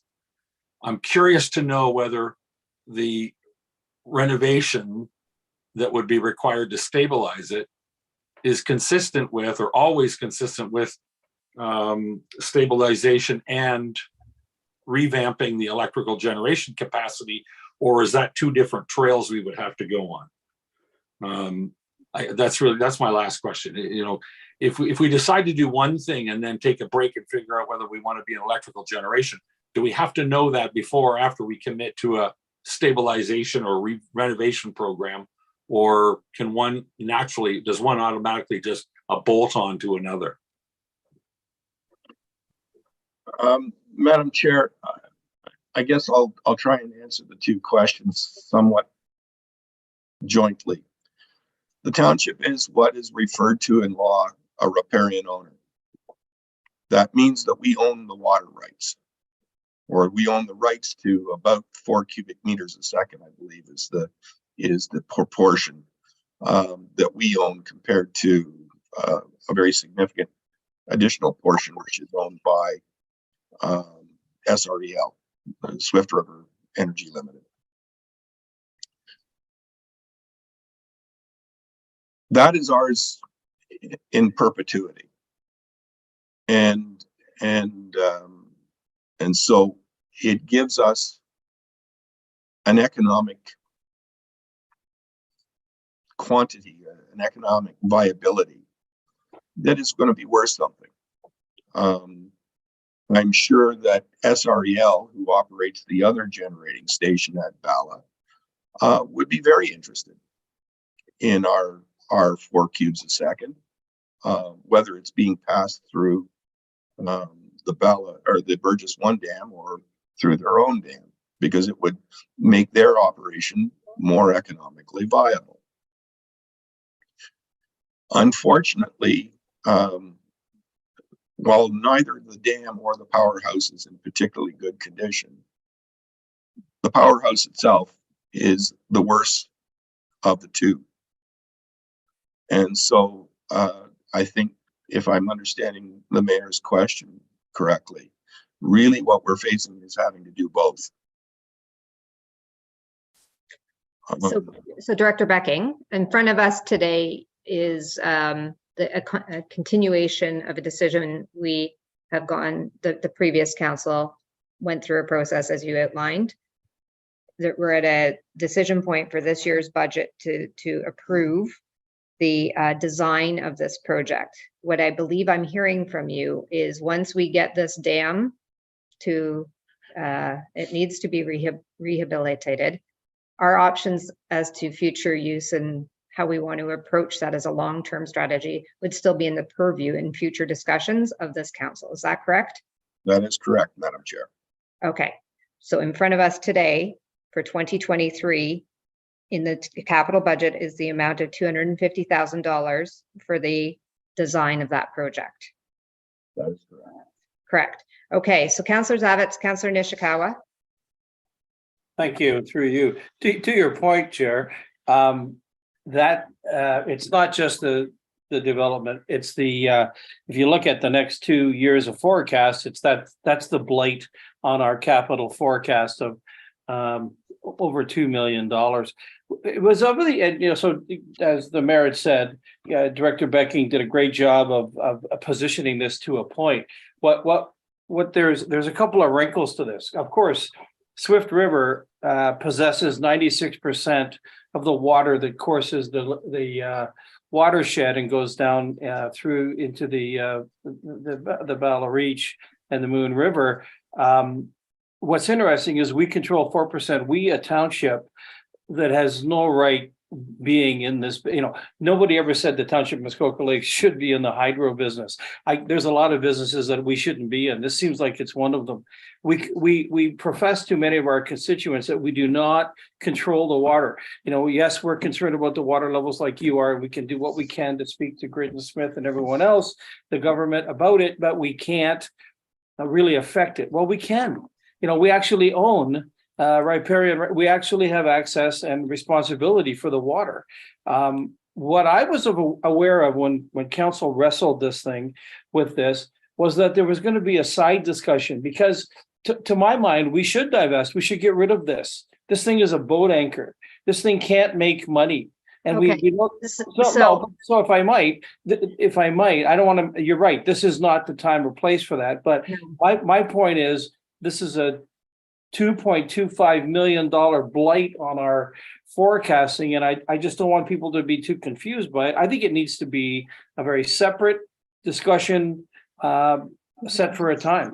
We have no recourse but to support this now. I mean, our hands are tied, but there is also the operator wrinkle to this. And I wonder if somebody might share with us that we are in some legal discussions with the guy that we've given a long-term lease to, who is not going to give this thing up very easily. So Okay, so Councillor Zavitz, what I've asked is from Director Donaldson, he is adding this to the list of those, the staff reports that he reviewed at the beginning of today. I think that that's an appropriate ask. And I think you're correct that there's certainly 4 new people at this table, but we might have even further new information to talk about. So keeping it separate from the budget conversation today, I have put that on a request. So thank you. And now I'm going to turn this over to Councillor Nishikawa and then Councillor Roberts. I can't just support. So it's interesting, we heard lots of information, but we actually haven't heard about the revenue, what we actually get out of this. And it's very little, very, very little. And, my history in discussing and through 3 different ownerships of the dam, of leasing of the dam, and current discussions with valuable engineer people, that we actually should be looking at this much, much closer. There is some other conversations that should be had, but I cannot move forward with any money in this year towards this project. Okay, Councillor Roberts. Thank you, Chair. Through you to Director Becking. Just to clarify my understanding. No matter what we do, we need a design. Whether we block the dam up or we go into the power business or both. So you have, no matter what, we're at risk. Is that correct? We need the design before we can move forward. Oh, you're muted. Madam Chair, I think essentially the councillor is correct. The next logical step in the process is to design the rehabilitation in order to put together tender packages and cost estimates and so forth. And that would then have to come forward to council as part of the next budget cycle. Okay, thank you. Thank you. So, okay, so what I'm saying is I'm fully supportive of spending the design money because we own this risk. So we got to know our options. So I'm in fully support of 250,000 or put 500,000 on this because of a 9-foot drop that that could be there. So I'm comfortable with the 250,000. Thank you. Councillor Edwards?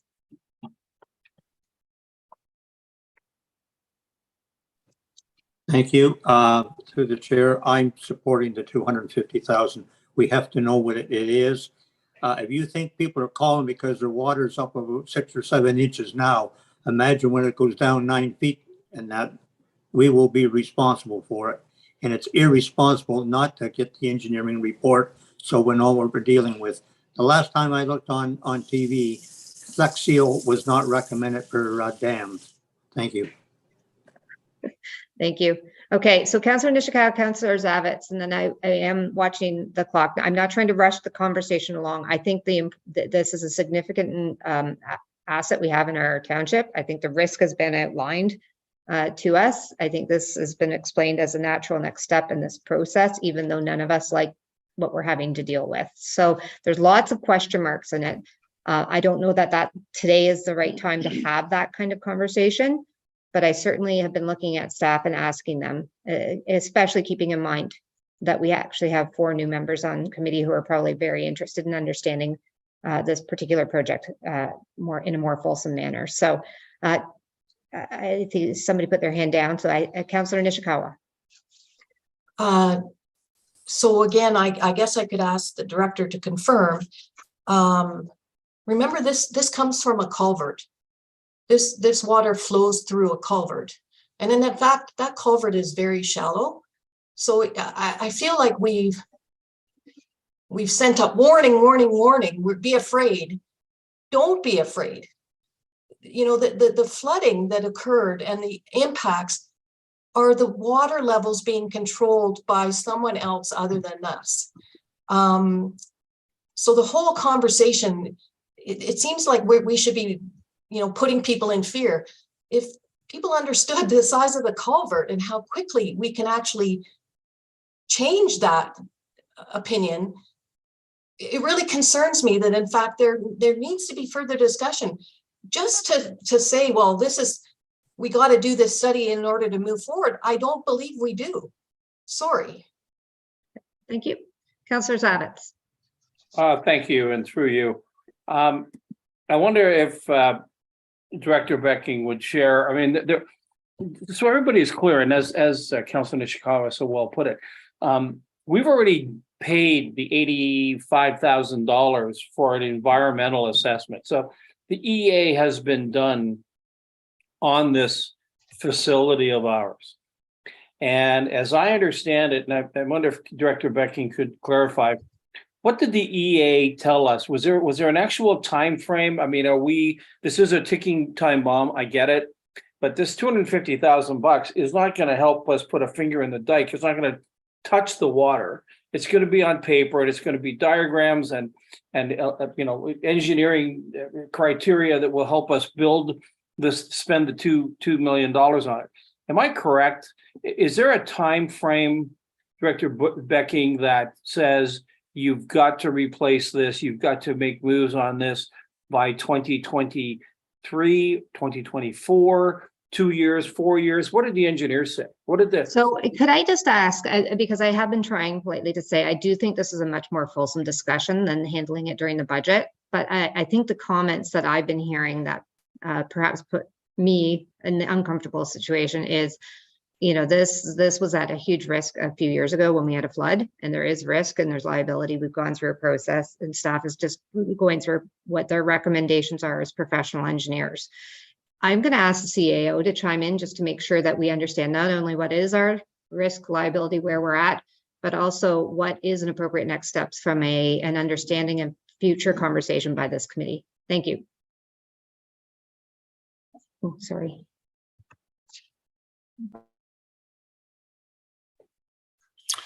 Thanks, Madam Chair. Good morning again, members of the committee. So I think Director Becking has outlined to you that, and as the chair has mentioned, so in the last flood in 2019, this facility or this structure was at significant risk of being undermined. Water was flowing around it, I understand, and the engineering studies have borne out of the dam safety study, borne out the need to rehabilitate the structure. So I think Councillor Roberts pointed out, it is an asset that we own. It is in the need of repair. And the process that we've undertaken so far, council has already decided that this structure needs to be rehabilitated, and council made the decision that there would be a power generation component to that rehabilitation. Failure to continue with the project would, in my opinion, leave the municipality in risk of, there would be huge risk in not proceeding in the event that there's a future failure. And so at this point, I would suggest that we should continue on with the design work. I think Mr. Becking has pointed out to you that should you decide not to want to be in this business at some point in time, you can divest the asset. There's a variety of options, but that is a future discussion. At this point, I think it would be prudent to proceed with the continued design work. Staff can touch base on the results of that. That is the intent anyways. But at this juncture, I would say that you really should be authorizing the funding to proceed with the project. Thank you.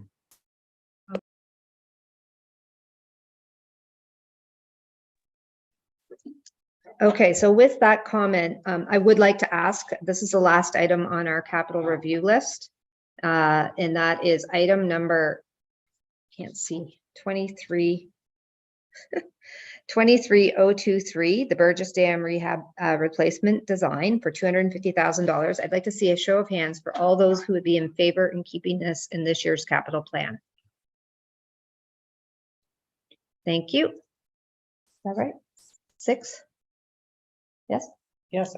Okay. Ask opposed though. And all those opposed? Okay. 3? Well, I don't think know that's what Gord's doing. I don't know, that's scored. Okay. Okay, so that will remain in this year's capital plan. Thank you. I'm mindful of our time. I suspect people are hungry and would like a little bit of really a break. I am going to ask, typically we extend things to an hour for these breaks, but I think today we have a bit of a compressed timeline on the other end that we were hoping to end at around 2 today, 3 at maximum. So I'm going to suggest that maybe we could meet, time is it? 20 to 1. Could we meet at about 10 after 1, which is a 30-minute break? It's no, not a lot. Okay. I'm getting a heads up from most folks that 30 minutes would be fine, with the sense that we would like to try to keep the conversation going. And as I would like to remind everybody that our plan will be coming back. Director Donaldson will walk through our final thoughts on the capital plan. We're going to close the loop. We will walk through a presentation on reserves. And then I do want to offer up an approach that we can take for the operating budget for council to consider. That might help us all have a sense of, like, there is going to be a next step. There will be another meeting coming up, and it might be, so I with that said, I think that the mayor has also alluded he would like to provide some thoughts and direction on the operating budget as well. So I think in order to do this, to do it properly, let's come back at 10 after 1. It's 30 minutes. I know that's unconventional. I wouldn't normally do this, but there is the pressure on the other side. And it does give us a chance to close off the capital piece, talk to reserves, and create a path forward on operating. So I look forward to seeing committee at 10 after 1. Thank you.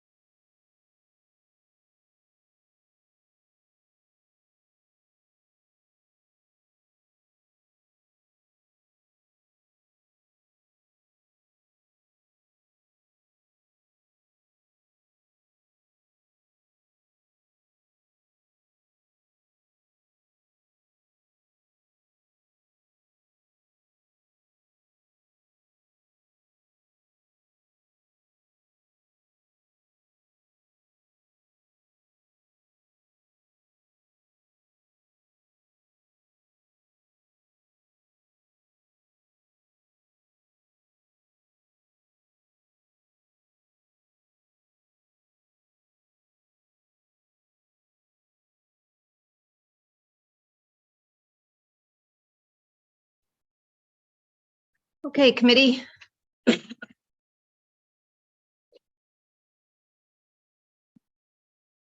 Welcome back to everybody. If you are with us, if you could put your camera on, that would be great. Councillor Roberts, if you need a break, that's, I understand.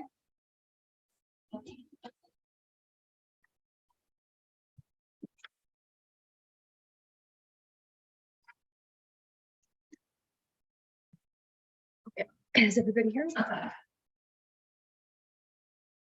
Okay. Well, thank you. I know that was a quick lunch today, committee. And but we have gotten through a significant portion, stage one of our budget, which is our capital program specific for 2023. And I think, as noted by staff on multiple occasions, this is really a living document that will evolve as we get more and better information to input. But as far as for this year, I think the conversations have brought us to a point where we can comfortably say this would be the capital program. So with that said, what I would like to do is turn the floor over for a summary from Director Donaldson, as it just relates not to the operating budget, just to the capital budget, as to what he would see as next steps. So Director Donaldson. Okay, thank you. And once again, I will share my screen. So thank you, committee, for your input with respect to the projects that were on the reporting, the discussion, the list. So as I noted, the original draft budget that was presented to committee was 11 for 2023 was 11,561,200. Decisions before the break, we were going to defer the Rossel Lake Road to 2024 for 100,000. We were going to defer the Queens Walk Dock to 2024 for 210,000. We were going to bring forward the fencing for the dog park at Torrance for 18,600. We're going to cancel the update to the washrooms at the Torrance Community Center. We're going to defer work on the Hazelwood Trail at 13,000. And then we had omitted to include the backhoe that was part of a report that came to committee earlier that was approved to proceed to procurement for a 240. I think the report's at 230 to $240,000. So we'll just put the 240 in. So that gets us to an amended draft capital budget for 2023 of $11,346,800. So at this time, I will turn it back to the chair. If those adjustments are consistent with committee members' understanding of the discussion that occurred, then I would move back to the chair for a resolution on the capital plan.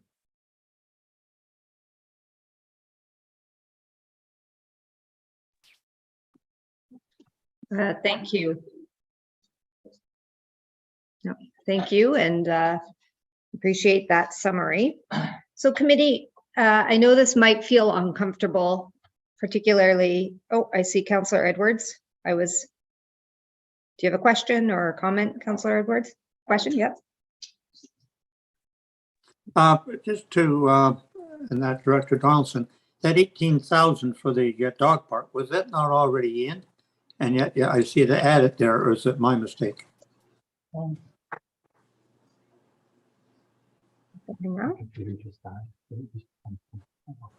Okay, thank you. I'm just going to respond on behalf of Director Donaldson, if that's okay, Councillor Edwards. His computer just died. So just as you are asking the question, I'm giving him a chance to reboot here. But clarification on that project, it was in the budget, but for 2024. So all we've done is said it's now going to be in this year. Thank you. Okay. So committee, I know this might, I want to explain because I would imagine it might feel uncomfortable to put one's hand up after I read a resolution without fully understanding a process that we are going through. The purpose of doing the capital budget first is simply to kind of reconfirm and clarify, which is what we've just spent the last couple of days doing, some of the capital projects that we have in the budget for this year. And so we've just spent the last couple of days doing that. As we go through the next parts of our budget, we will talk about the reserve portion. It's not really, it's part of the budget, but not really. The two parts to the budget that we will be approving or endorsing in principle would be a capital plan and an operating budget. Okay, so the reserves is a function or a mechanism. I'm not going to do it as an articulate job as Director Donaldson will in a few minutes in explaining how those things interconnect. But what we would like to do so that we can focus the remainder of our budget conversations on the operating budget, I believe a lot of the conversation around reserves is understanding how that our reserve portion and the levy, how that happens. That conversation is still going to happen. So at this point in time, what I would like to do is to read the following resolution. And after that, we can actually have a conversation further. And the resolution reads as follows. Moved by Councillor Roberts, seconded by Councillor Edwards. Be it resolved that the Township of Muskoka Lakes 2023 draft capital budget and forecast attached to the staff report FIN 2023-001 as amended be endorsed in principle. So that doesn't mean it's confirmed, but what this allows us to do is say this has been endorsed in principle. When we have reconfirmed what we plan to do in our operating budget, and that's not going to be completed today. So to set that all aside, we will have another meeting that talks to our operating budget, which is what is the big topic of discussion, is what our net levy will be for this year. We will be reading a separate resolution for that portion of the budget. Once we've gotten to the point where we have both of those resolutions completed and endorsed, that's when we would then send that out to the public for public comment. So I have now read the resolution, and I will ask if anybody has any questions or comments as it relates to the resolution. Thank you. Councillor Kent and then Mayor Kelly. Thank you, Councillor Mazan. I, as a newcomer but an experienced financial executive, find it totally unusual that you would, even if it's in principle, approve a capital budget without an operating budget. They go together, they're integrally connected. It just makes no sense to do one. And I do, we've done the work now, let's move on to operating. That once we get comfortable with operating, you put them together and you approve the 23 budget. But to do one without the other is a little bit unnatural and not the way it would normally done in the financial world. And I realize this is the municipal financial world, but I would make that addendum with some expertise behind it. Number two, I didn't think that we were approving, even in concept, multiple years, because there was not nearly enough discussion about the long-term 24 to 30 forecast. I made one simple comment, which was I'd like to see numbers edited down based on CPIs and returns on that. None of that has been looked at. So I don't think we should be approving, even in concept, the longer term plan. We're talking about 2023, it was my understanding. Thank you. Thank you. I will turn the floor over to, are you on camera now? I am. Okay. I don't know that I have a comment. You don't have a comment? Okay. Okay. Okay. Mayor Kelly. Thank you. And through you, I just want to, out of an abundance of caution, make sure that it is, today we're doing capital. At some point in the near future, we'll deal with the operating. And at some point, we'll be approving whatever reserve contribution we're looking for. Is that part of the approval on the operating budget, or is that a standalone separate resolution? Thank you. And I will ask Director Donaldson to talk to that piece. Yeah, that would be part of the operating, because it's a part of the operating expense. So it's part of the operating resolution. Can we hold on to this until the end of the day now, or is it better that now that I've read it procedurally? Well, you can table it. You don't have to. I wouldn't vote on it yet. No. Then unless council is ready to vote. Okay. So You could certainly table it. It's been read, but you can table it and it can be discussed and voted upon later. You want me to jump in on that one question, Councillor? Sorry, thank you. I was just asking some clarification on procedural, simply because I've read the resolution. So I was just confirming that with our acting clerk, but our CAO would like to comment, I think, on Councillor Kent's question. Thank you. Thanks, Madam Chair. Good afternoon, members of committee, and a good question from Councillor Moyer-Kent. So I think what the resolution is seeking to do is really allow us to proceed to a public meeting. There are going to be further meetings to discuss various parts of the budget, and an approval will not happen until it's referred by this committee to council, hopefully sometime in March. So I think there'll be plenty of opportunities to sort of discuss the budget on a broader basis. But the notion here is to sort of establish the capital spend for 23, tacit endorsement of the broader 10-year forecast. I think we have had a number of instances of conversations knowing that 10-year plan is going to need to be revised pending further information. So at this point in time, that's exactly it. That 10-year forecast is a point in time that will be updated as we get better information. So I think it's the capital plan identifies where capital needs are.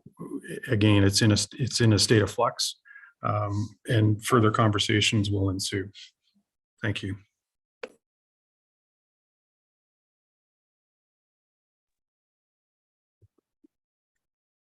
Thank you. Councillor Kent. Just a quick follow-up. I don't have any problem with the deferral of the tenure and the issue. It's just a process issue of, and I know you don't capitalize expenses in this particular, the way you're doing these budgets and the way you run your cash management system. So it does alleviate some of the issue related to capital and operating, but the two things go together. You can't approve one without the other. It's a business plan that sets the agenda of how the business is going to be run, the people and resources that go to support these activities. And I just take offense. I don't think there's anything terrible about it, but I would suggest that it would be better practice to wait to approve capital until operating's been discussed. But I don't have to that's just a mechanic. And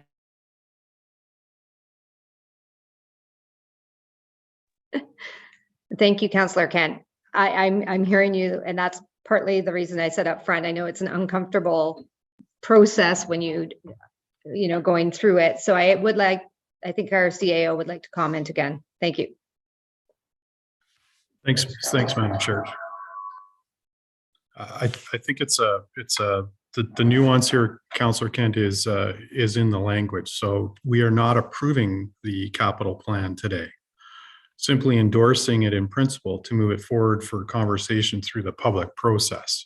The actual approval occurs at council after this committee makes a recommendation for approval.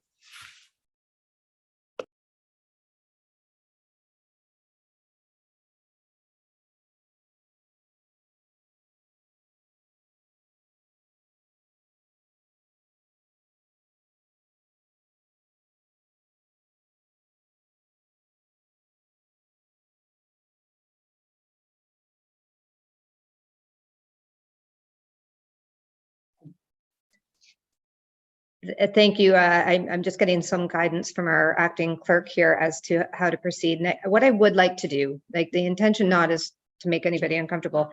So maybe that's where I'll start to say, is there comfort with committee to, if I were to read this resolution again, for us to, in principle, endorse this capital plan so that we can continue to follow along in the process?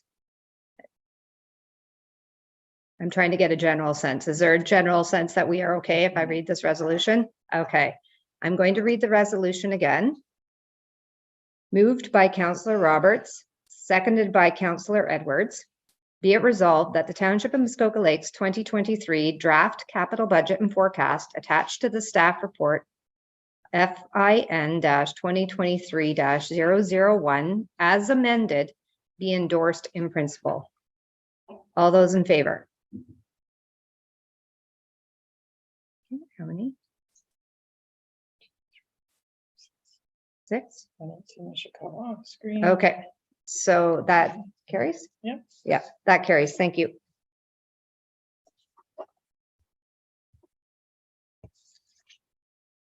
So at this point,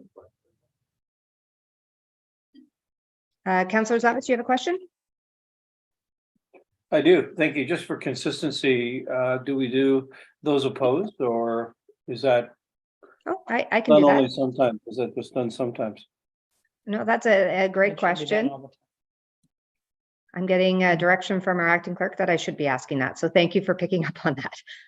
So on that last resolution, could I ask all those opposed? Okay, thank you.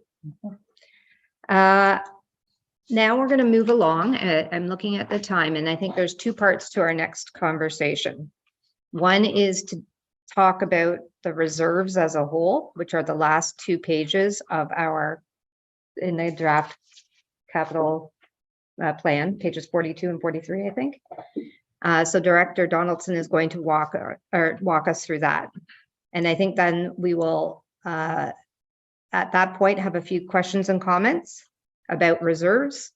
And I think that will help us determine what are appropriate next steps as we think about the operating budget. So with that, I am now going to hand the discussion back to Director Donaldson. Thank you. Sorry. Great. Thank you, Chair. So I'm going to move on to page 42, which is in tab 4 for those on a binder, or page 59 for those following along on an agenda online package. So we're presenting here a 10-year summary forecast for the reserve and reserve funds. And I talked a little bit about that in my overview, and I'll probably go back and make some references back to that just for clarity. So just as I noted previously, so the capital plan is fully funded from reserves. That's how we finance all of our capital projects. And they're funded from the obligatory reserves and the discretionary reserve and reserve funds. We're opening 2023. There are estimate. We haven't closed our 2022 books yet, so it's still an estimate, but our forecasted opening balance for 2023 is total reserve and reserve funds, both obligatory and discretionary, of 24.3 million. So that's our starting point. The capital reserves, the capital requirements then align with the estimates in the draft capital budget. So on page 42, what you're seeing under capital requirements are the amounts that were in the draft capital budget. So that 11,561,200 and the 10,402,600 in 2024, those were from the draft. They'll be updated as the capital budget was amended. So we'll update this schedule as well. But that's basically the requirements of the draw from the reserves and reserve funds to pay for the capital plan. Below that, then there's an operating requirement. So the operating requirements are draws for one-time costs that are in the operating budget. So they are operating expenses that are paid for from reserves, and they're one-time. So in 2023, the $170,000 that you see on page 42 or page 59 of the agenda online package, that $170,000 is $100,000 for CIP grants. So the expectation that there will be applications from the community for community improvement. There is $15,000 estimated draw related to 2023 expenses that are rollovers related to the election. So if there are any election related expenses in 2023 that come in that need to be funded from that reserve, there's a $15,000 estimate there. And the $55,000 was approved by council as an amount related to the continuation of a contract position that was awarded or was approved last year for a GIS tech that is helping us on the the planning and building side. So that position was a full year position in 2022. They were not able to find a candidate for that position until mid-year. So in order to get the full year value out of that position, there would be unused money from 2022. So that money is being rolled over and drawn from reserve in 2023 to fund the rest of that position. And that was approved by council. So it's 100,000, 15,000, and the 55,000. So that's your 170,000 in operating requirements. Staff have estimated that contributions to the development charges and parkland dedication obligatory reserve funds are $225,000 for development charges and $150,000 for parkland dedication, respectively. And those are really an estimate drawn from history, from recent changes and estimates. So that's just the expected amount of contributions to those two obligatory reserves, development charges and parkland dedication, and those come from users. So it comes either from developers or those that are bringing in planning applications. We are also estimating that the Canada Community Building Fund, which used to be the gas tax, is going to be approximately the same as it's been in the past few years. So about $218,000 is what the municipality receives. In 2022, I believe, or 2021, maybe it was 2021, there was a one-time increase in that for COVID projects, like COVID related. The federal government had given us extra money. That money has now returned back to its normal funding level for the municipality. So we're estimating that about $218,000. Again, that's federal contribution. And then there's a budgeted surplus from the Building Inspection Department of $183,000 in the year. So that's, again, estimates of what the excess of revenues from permit fees minus operating expenses and capital are for building. So that's an estimate contribution there. The next two lines are for our grants we received. So it's the Ontario Municipal Partnership Fund. So I apologize, it's not OMPB, it should be OMPF. The Ontario Municipal Partnership Fund, $1,525,700. That has been confirmed by the province. That is the amount we are receiving. We've received a letter from the minister to that effect. And also contributions to reserves will come from the Ontario Community Infrastructure Fund, OCIF. And that amount of $598,200 is also confirmed from the ministry, from OMAFRA. So that money is confirmed. So those are our contributions to the reserve and reserve funds from non-levy sources. So they're from users, from grants, and from permits. If we skip down below the bolded line that says contribution, we have $750,000 coming in from interest, and that's interest earned on the $24 million that we're holding. We have seen interest rates continue to rise, so that is actually helping our contributions in terms of growing them. And so when we net all that out, we have come up with a contribution from the tax levy of $3,860,000 for 2023. And when we use that number, again, that's a $301,000 increase over the contributions to reserves from the tax levy that we had in 2022.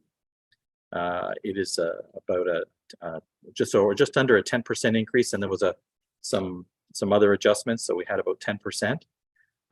So we end 2023 with a closing balance in our discretionary and obligatory reserves of $20,083,740. That's about a $4.2 million decrease in the balance. So to fund our capital and operating from reserves, we are going to receive money from users, permits, and grants. We have interest earned. We have a $3.86 million contribution from the tax levy. And with our capital needs in the current year, we're still going to see about a $4.2 million decrease, or an adjusted amount based on the changes we just made, could be around closer to $4 million decrease in our obligatory and discretionary reserve and reserve funds at the end of the year. So this is just an indication of how the amount of money going into the reserve in the current year is actually less than our actual requirements based on the capital plan that we've currently finished reviewing this morning. I just want to go back to a comment and just reinforce again that the obligatory reserves of development charges can only be used to pay for growth. They're only permitted under the Development Charges Act to be paid for capital acquisitions that are actually enhancements that were directly related to growth within the township. So if we improve the surface of a road, if we widen a road, if we build a new fire station, those types of things to address growth issues, that's what that money is for. It is not for regular maintenance of existing assets that exist regardless. The parkland money, again, comes from fees collected under the Planning Act. There is some broader use for that, but it is recreational based. It has to be on the recreational purpose. And building is restricted solely for building inspection services. So I just want to be clear on those. There are restrictions around those funds. So while we have a balance, that is included in the 24 million that I'm referring to.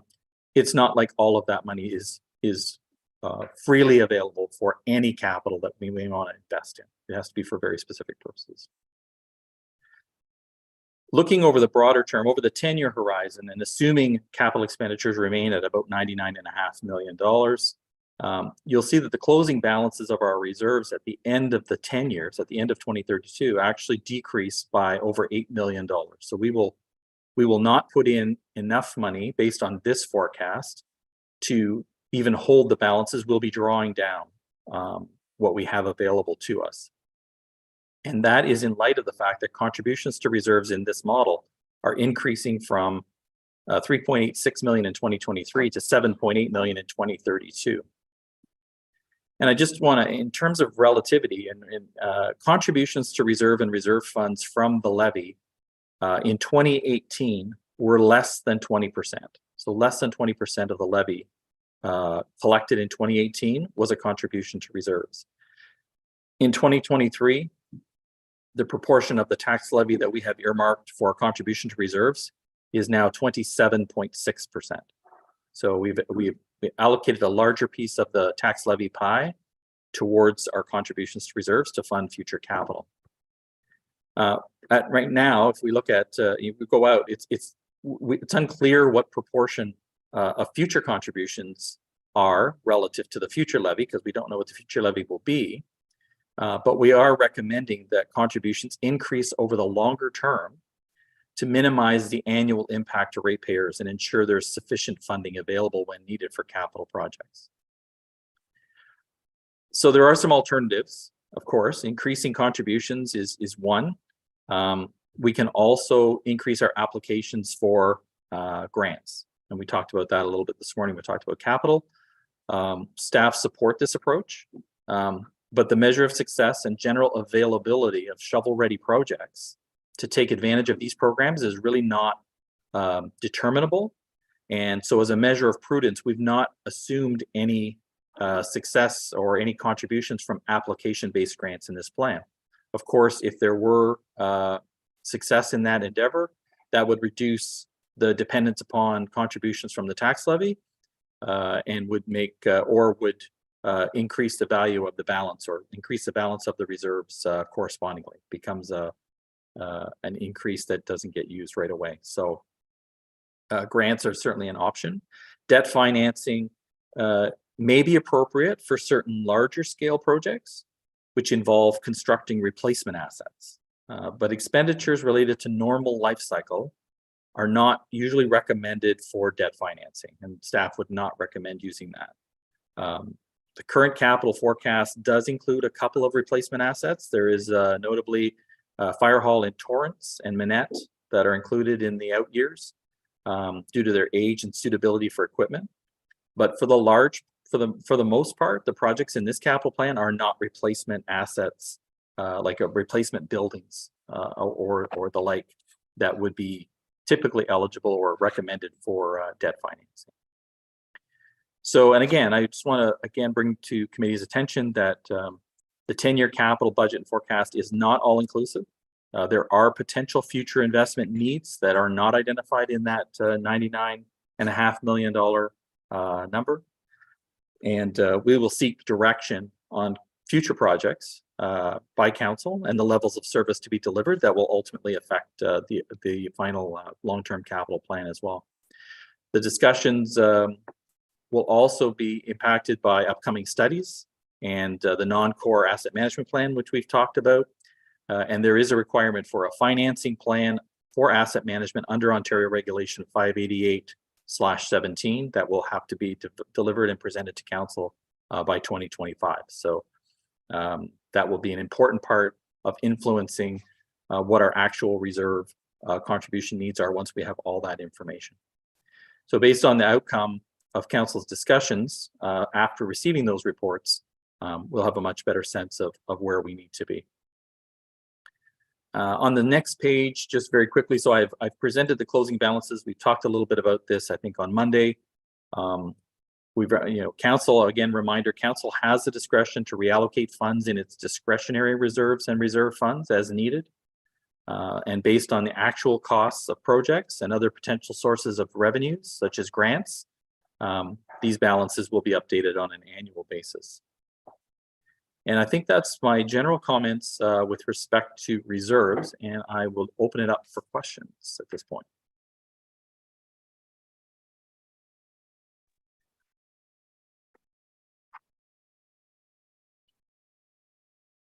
Thank you, Director Donaldson. Thank you. I see 2 hands up, and I'm going to suggest that let's start with questions for clarification, and then we can move this discussion on. So Mayor Kelly and then Councillor Kent. I'm going to sit back because my question is actually. Sorry. Sorry. Can you just start? I forgot to turn the mic on in here. Sorry. Thanks. I'm just going to step back and let Councillor Kent go because my question isn't a question. It's a proposal. So we'll wait till the questions are through. Thank you. Thank you. Okay, Councillor Kent, and then I'll come back to you, Mayor Kelly. Well, back to the conversation of yesterday. This budget for 2023 could just as easily say $2.5 million contribution from tax levy. There's absolutely no metric that you're using apart from looking at the long term and filling it. So if we want the levy to be smaller, and we want the tax increase to be smaller, we can just change that number. And that is where I think, I understand you're using your best judgment to balance the longer term. But I mean, to some degree, you say, well, our balance is going to be $20 million at the end of the year. Should that be 1 times our annual capital expenditure? Should it be 2 times our capital expenditures? Should it be 1 times our property, plant, and equipment? So I guess again, also, if the operating budget turns out to be $1 million lower, or $500,000 lower, or $300,000 lower, it changes your requirements for the capital levy. So again, the plans are intricately connected. And I keep going back to that point. You can't approve the capital without understanding the operating, which drives the need for the contribution. Regardless, my question for you is, could that number just as easily be $2.5 million rather than $3.8 million? So that's for Mark. Yeah. Yep. So to answer the simple and the quick answer is yes. It's not policy driven. It's not formulaic. It's not it. In my more expanded answer is that if you don't put money away today and you need it tomorrow, it puts less flexibility into your operating plan and your levy contributions in terms of what your needs are, if those capital needs are not deferrable, if they become critical issues that are going to be matters of failure if they're not adhered to or addressed in the very short term. And what I've tried to do here is reflect a gradual increase over time rather than having something that is very volatile and lumpy with respect to the tax rate. And that's kind of the approach. And I think what I would say is the number can be whatever the council committee would like it to be, and we would have the money we have, but we just need to be very clear in terms of what the consequences are if something should arise or there are matters that need to be tended to and there aren't sufficient funds available in reserves, and whether or not that means we have to go to our operating line of credit, or if there's other matters that would have to be considered to resolve those types of issues.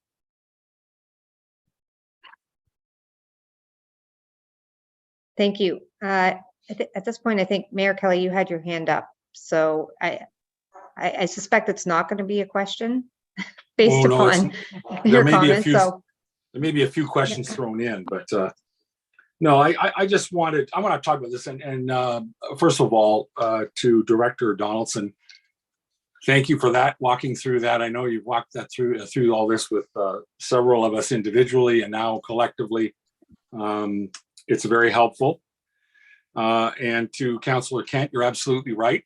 There are no guardrails as far as I can figure. There's no formula. There's no magic number. There's nothing we can pull out of a hat. So it comes down to, frankly, the good judgment of a conservative, I will say conservative route forward that most appropriately looks out for the interests of our constituents, at the same time recognizes that if we carry $24,304,240 into the 2023 opening balance on the reserves, that's $24,304,240 that we've requested and received from our taxpayers that we actually didn't use. So it is a conservative, it's an insurance, it's belt and suspenders. Number two, we have this discussion and debate now 5 times for me in 5 years, in 5 budgets, not 5 years, but 5 budgets.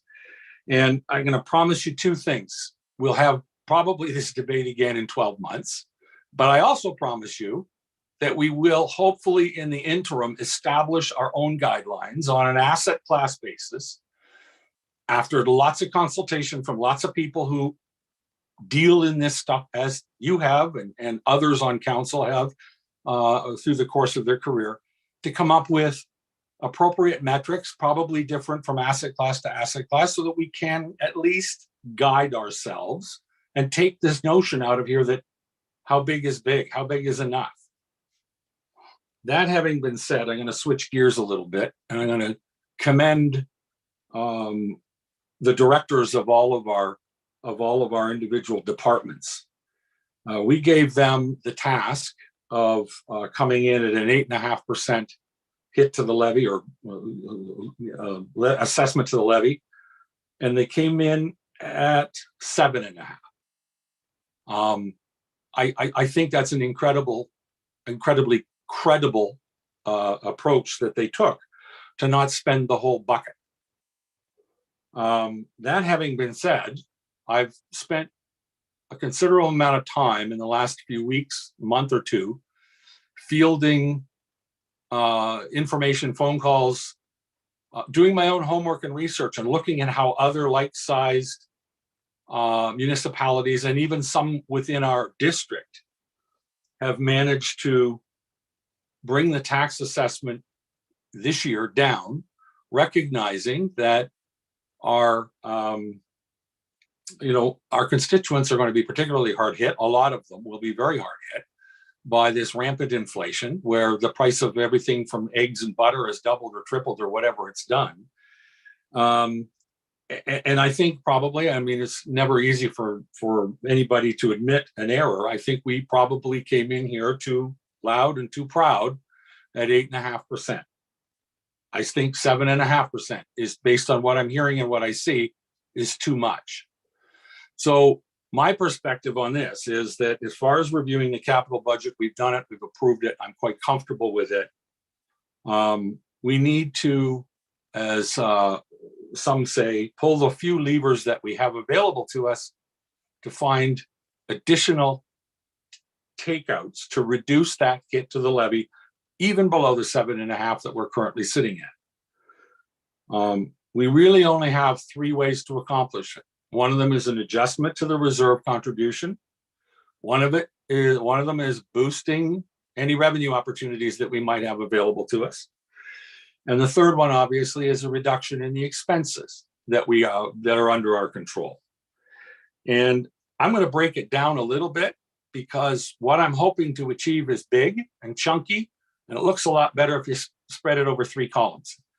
Number one, on the reserves, I don't like playing the game of manipulating reserves to find relief to the taxpayer, but I equally hate sitting on $25 million worth of other people's money when I can't directly attribute it to any particular use. It is a comfort to know that it will smooth out our tax hit over the years as we face issues that need to get fixed, but it's a lot of money and a big guess. And when you look forward on the 10-year forecast, that only drops, the lowest it gets in 10 years is in 2028, drops to $11 million. What I'm going to propose is not that, what I'm doing is throwing an idea out that I would like committee to discuss and debate so that we can give direction to staff. What I'm going to propose from the reserve component is that we hold off on any increase from last year's reserve contribution. All right, the proposal that's in this budget was an uplift, I believe, of $301,000. Director Donaldson, if I'm not mistaken, that's the number. And I think doing my rudimentary math is approximately 2.28%. Does that sound right, Director Donaldson? 2.28% increase in that 7.5% that we're currently sitting at. So we take that out. Somebody can do the math better than I can. We're down to about a 5.2%. I think that, and I want to talk about that. I'm trying to be as conservative as my own human nature will requires, because I'm a conservative guy. I'm trying to respect the fact that we shouldn't be holding any more than we need. And I'm absolutely convinced that a year from now, it won't just be pulling numbers off of a flip chart. It'll be something that has some well-considered, debated, maybe even publicly debated, I don't know how these things go together, a discussion around what's appropriate line item by line item. But for this year, I'm proposing that we bring $301,000 off of the contribution. That just holds it to last year's number. And it was last year's number that resulted in a $24 million closing balance. And I'm not talking about in perpetuity. I'm talking about a 1-year adjustment to get us through a rather dramatic time from an inflation perspective, and to buy us some time to get some metrics around it to allow it to make more sense. So that's one of basically 2 components that or 3 components I'm going to ask us to consider. The next one, and I'm happy to take questions, or we'll just go through all this, and then if there's any questions, I'll tell you what I'm thinking. The other 2 levers that we have to pull are carefully ensconced in the operating budget that we've not gone through yet. And I'm going to suggest that we not go through this particular budget. Instead, I'm going to suggest that if you go to the budget that we're talking about on, I believe it's page 46.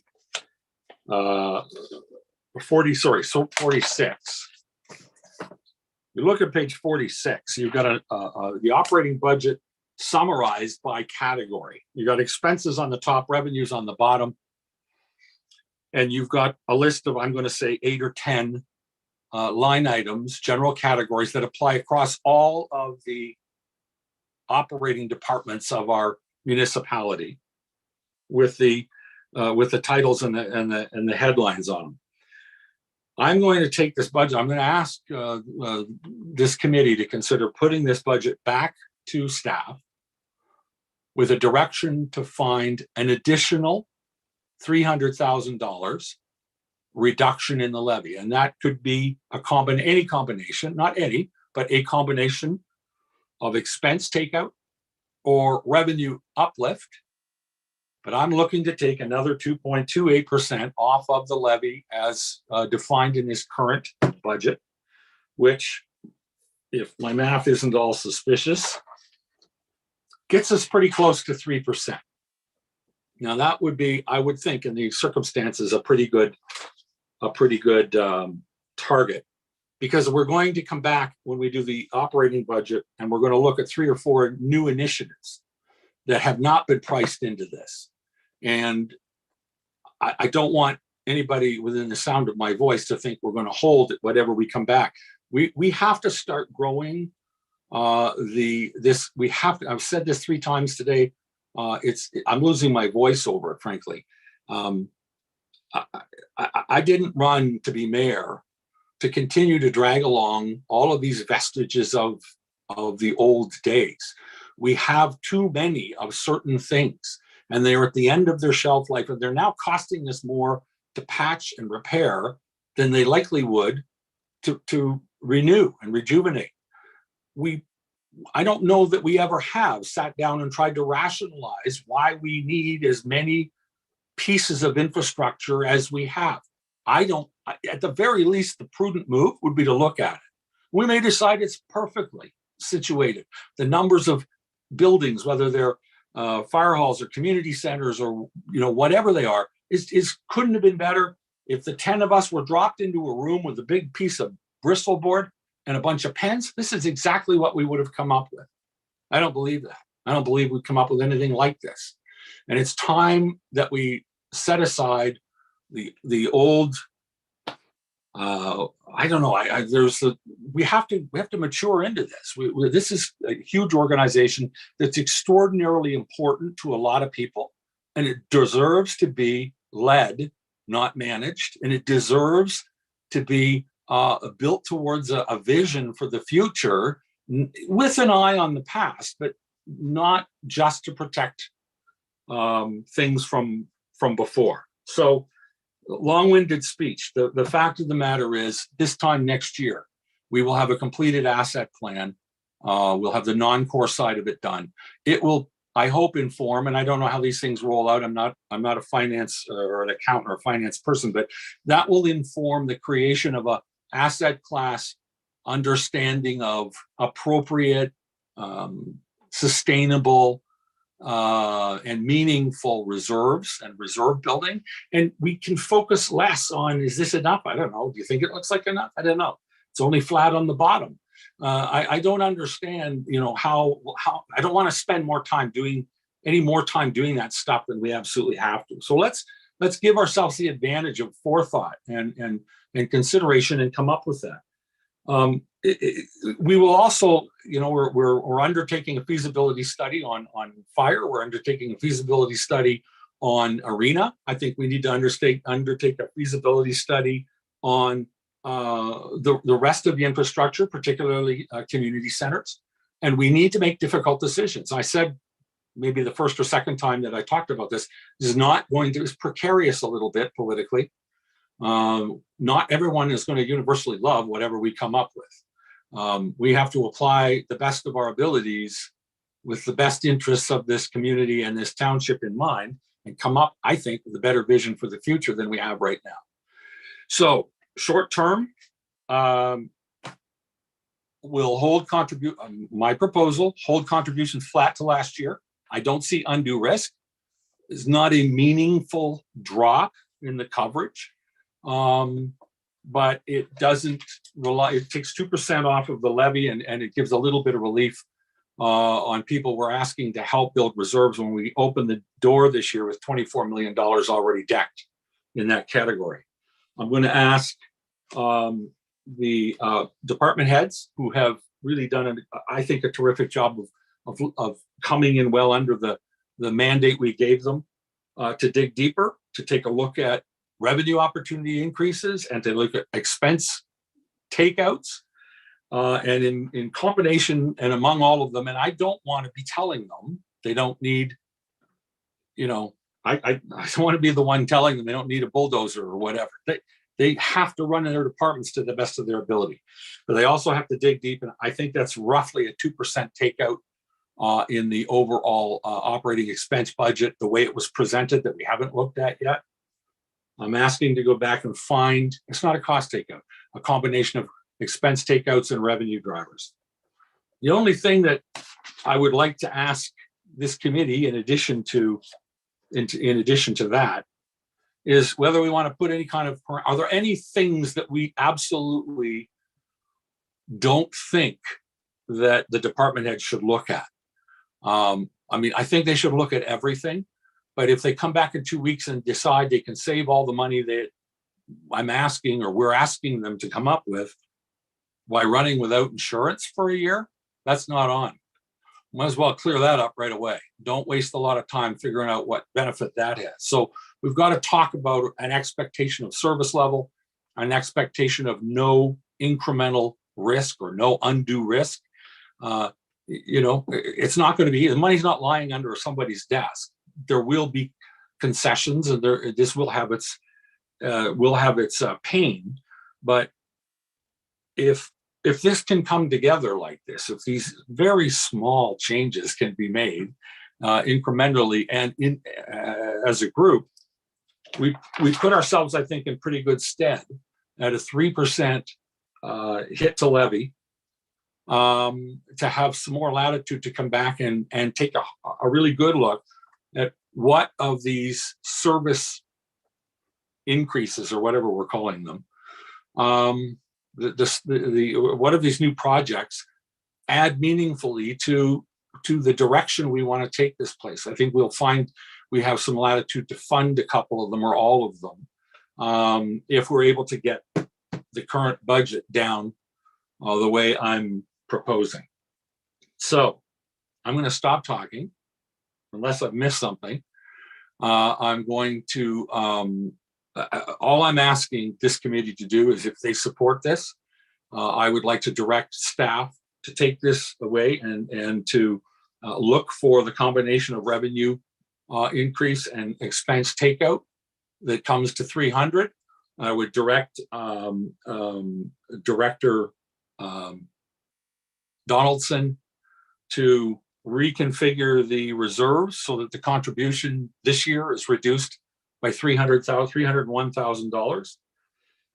And I would hope that we could reconvene in whenever, a week or 10 days. I don't know how long this will take, but a week or 10 days, go through the last piece, which is going to be the operating budget, and approve it all to be, submitted to the public for their comment and ultimately for approval by council. Any questions? I'll go mute.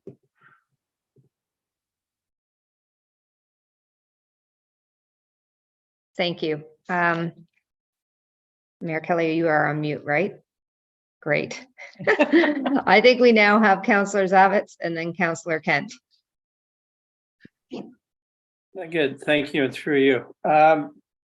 Yeah, I don't know where to begin. Because so this is the soapbox. I mean, here we are, two full days into budget deliberations, and I never ever thought that eight anything was comfortable or was intelligent, was a smart move on our part. And here we are now. It's funny, I just got a text from someone that they just sat with the Gravenhurst Council and they just are celebrating somewhere in their town a 2.9% tax increase. Last year they had, I believe, 1. I'm not going to say I'm disappointed. I'm not going to say I'm surprised, but I am very concerned that what messages are we sending, A, to our people, our constituents, the people who voted for us, and B, our own staff. We can sit here all we want and tell these staff how great they are, but when we don't give them any specific instructions, I mean, we give them a slippery slope to fool around on. I must say, I think the direction that the mayor has presented today is where we should have been at the very beginning. I'm not quite sure how we got from 8 to 3. It's funny, Ward A essentially today offered to cough up $600,000. If you look at the Millstream, et cetera, there was $600,000 there that, you know, in Ward A alone, you could have. Point being, and I'm not going to talk much longer, but I'm getting a bunch of texts from people going, you know, the money that we have in reserves was given by them to us to build roads, to build bridges, to upgrade this place. And, you know, are we serving their interests? This seems like we're arresting a process. We came out of the gate. Wow. And now I don't know. I kind of don't know where we are. To the mayor's question, I'm not sure what staff must think right now when we are asking them to go back. 300 grand is really nothing, right? But I think it's the process, and I just have to tell you, I'm very concerned. This is what I was expecting to happen when we get to the public piece after this thing somehow gets its life. So this is before the public even comes to us. So probably it's a good move to get it way down. Thank you. Councillor Kent. I'm a little confused by Councillor Zavet's comments, which we can talk about. I thought that the mayor's comments were quite helpful, or setting us in the direction. I agree. It's something I wish we'd done yesterday. But I continue to go back to, there's one element of the operating budget that I think that staff need information and direction from us on. I think we need to talk about the singular most significant increase in item and increase in the operating budget, which is the salaries and increase of 6.9% in addition to step ups, which is at the discretion of council. It can either be established by straight CPI or at the discretion of council. I believe that before we send them back, Mayor Kelly, we need to talk about CPI, our view of what that increase ought to be, because that number alone can, you know, by making a decision one way or another, quickly find your $300,000, even without doing anything on the revenue side. I think we owe it to them to certainly think that through, make a recommendation. And given that 9.5 million of the $15 million of expenses comes from salaries and benefits, I think we ought to discuss that. I also think it would be helpful, maybe this is a Mark item. I've done my work on CPI. I know where it stands. I'd like to know what the other jurisdictions, Bracebridge, Gravenhurst, Lake of Bays, their view of salary rate increases and CPI increases has been, so that we have a benchmark to see where we stand. And it's interesting, I believe the district, did you not tell me? Thought I heard somebody say the district was already going to increase theirs by everything by 6.5%. So if that's the case, what are their assumptions about their staff and their compensation and rate increases as well? So my final point is primarily just on that one line item and direction that we need to give to staff, members of council. Thank you. Yeah, I think there was a question in there, so I will turn it over to Director Donaldson. Well, there was two questions in there. One was. So I'll answer the one that I think I heard last. So then that was the one about other municipalities and their compensation level. So I'm not quite familiar with what everyone does. I know it does vary. I know that anecdotally I've heard that other municipalities may use indices that are different from CPI. So they may use CPI trim or CPI mean or something else. But I don't know specifically, but I can tell you that whatever the other municipalities are doing and whatever we're doing, every 5 years we do a compensation review that comes to council for ratification that basically aligns our scales, our pay grades for like jobs with our peers, so that we know that we're within a reasonable amount. So it's not about matching. It's not about going to the highest common factor or anything like that. But it is just an indication that kind of makes sure that we align ourselves for a variety of reasons to make sure that we're not kind of moving too far out of step with each other. So we do try to keep, at the end of the day, we try to keep our benchmarks and our rates for similar jobs lined up when we do this compensation review, and the next one actually is due up in 2024.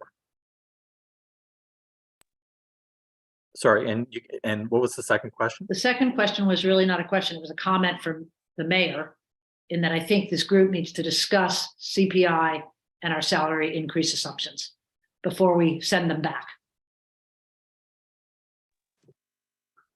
Thank you. Assuming that was for me. I mean, there's two ways we can do it. It's coming back for approval, and we can at that time discover whether they've already identified opportunities to keep that in check and hold it down. Or we could. Here's the concern I have, quite frankly, and I'll just play my hand here. Because it's very, very difficult to attract and retain people to come here. And I don't think I know how difficult it is. I just know by rumor and speculation. I think the people who know better are the ones who are trying to hire and retain staff. And to be really honest with you, I'm willing to take their feedback and input. We can ask questions when we take a look at the budget and find out what the thought process behind the proposed increase, whatever it comes back at is. And at that point in time, decide. We have discretion. As I understand it, we do have discretion. I looked at the policy. We can make the decision to curtail that.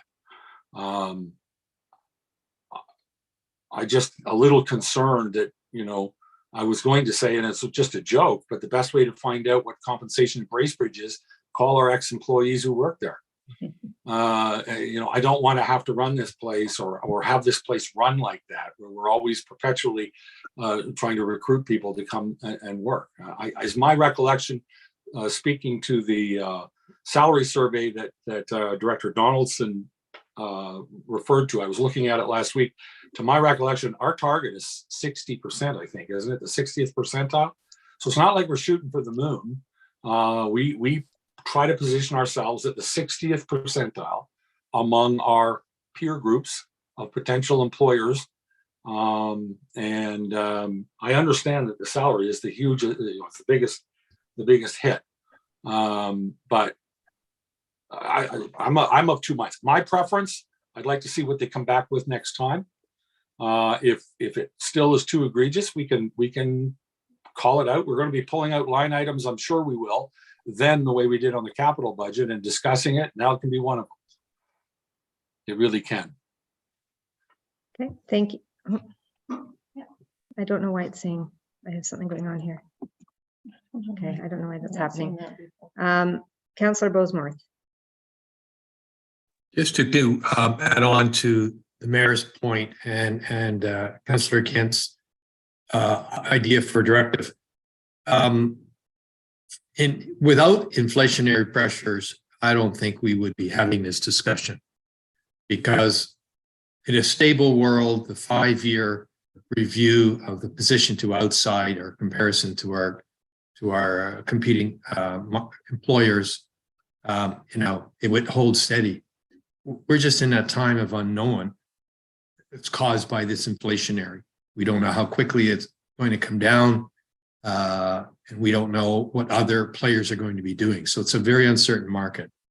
So I would suggest that, this is a difficult decision to have. And as the mayor has pointed out, we are not the closest ones to it. So as a compromise, I would suggest that we go back and with the target of, let's say, 300,000, and with a particular focus to address they're going to have to look at salaries, and I think we should let them go away and do that. We will all have our opinions, but it doesn't really matter. Let them go and figure out how they're going to get the 300K, and we should fully expect that as part of that review, they're going to have to go after the compensation line and think about it hard. Thank you. Councillor Burry. I'm wondering where in this conversation we get into some of our beliefs. So I'm going to give 2 specific examples. Septic inspection should be revenue neutral or expense neutral. Where do we get to the point where cemeteries are paid for out of the trust funds, like all the big cemeteries are? Unless we've entirely mismanaged that process over the years, and then we need to put up our hand to say that. I don't know. But the other piece is bylaw enforcement. And I keep hearing bylaw enforcement is an expense. I can tell you the amount that bylaw enforcement raises in some other municipalities is not to be squandered. So, you know, I think some of it is how we look at some things. And I understand these are rounding errors, but you know, we need to begin to start to understand, and this is back to Mayor Kelly's point, where's the value for money? You know, we've put in some bylaw enforcement people, and there's no reason why bylaw enforcement can't be raising more money just by enforcing the bylaws. And I can tell you, one time last summer, there was a BMW 750 parked in a 10-minute parking spot in front of the post office for 2.5 hours because they were having lunch at Beveragino. There was no ticket. And I know that bylaw enforcement truck went past there 3 times. Okay, so I just don't want to know make where sure this comes into it, but it's part of the way we go about providing services to our constituents. And I'm kind of throwing that into the realm for Derek and staff who are completely competent at doing this, at just thinking, okay, this council is saying our expectation is that septic tanks are going to be inspected, but that is revenue neutral. That there's going to be bylaw enforcement, but that's revenue neutral or expense neutral. I don't care how you want to put it. Anyway, it's something out there, something to get to think about. I think that's a good thought. Thank you, Councillor Burry. Okay, are there any other comments? Because now I'm going to try and figure, oh, yes, there is. I was going to try and figure a path forward, but Councillor Roberts and then Councillor Edwards. Okay, thank you. And so I just want to chime in on this, is that in November, we all received a list of 37 projects that are underway or needed to be funded. And during the course of a couple of days here, we have we've talked to most of the we talked to about 11, 12 of them. But there's also a lot of projects listed in that report that say staff funded or staff. It doesn't need a budget. And so there's many of them. And I'm asking that these are projects we have approved before and they're ongoing. And the resources there are there for those projects. But when we're looking at the budget, we should be looking at, if we stop one of these projects, and even the one that it frees up staff and really good staff that we then could reassign to work on projects that are really dear to our heart, like short-term rentals, amps, septic reinspection. We wouldn't have to go out and engage anybody because we'd have these really great resources that have a great proven track record. So I asked staff to look at the complete list of, I actually got it up to 40 for the last 2 days of conversations. There's 37 on the list and I found 3 more. Just look at those projects and say, what projects should your opinion, should we just put on hold or on so for this year? Thank you. Thank you, Councillor Roberts. Councillor Edwards. Yes, thank you. Yes, I've been through a few budgets. It's always the same. We tell staff you have a percentage. They come in with it, and we say, "Oh no, you got to go lower." And that, why don't you start at nothing and let them go up? And that, I mean, we just go over this for hours and hours and hours. It's $77 and that for $1 million. That's 22 cents a day that somebody has to come up with. And that going into reserves, I've seen that happen here too. And then we had to rebuild them. And that if we were told tomorrow that that dam had to be done, we could take it out of reserves, and that rather than borrowing on it, borrow from ourselves. I think the district does that on projects and pay back in. We're paying $134,000, I believe, Mr. Donaldson, on the fire station that we debentured. So that's interest over interest. Get the reserves up and then borrow from yourself and repay them at that time. But I'll sit here for another 2 or 3 days to knock 10 cents off. That's fine. Thank you.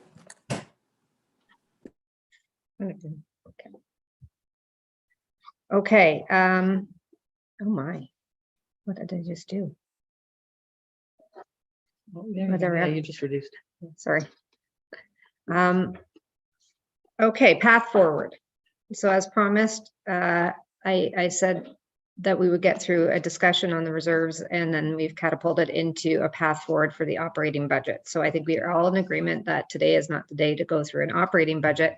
And I think the question on the table right now is, are we redefining the guidelines for staff to go away and come back with, I'll call it draft number 2 of the operating budget for a future meeting for us to be contemplating. And some of the things that I've been hearing in here,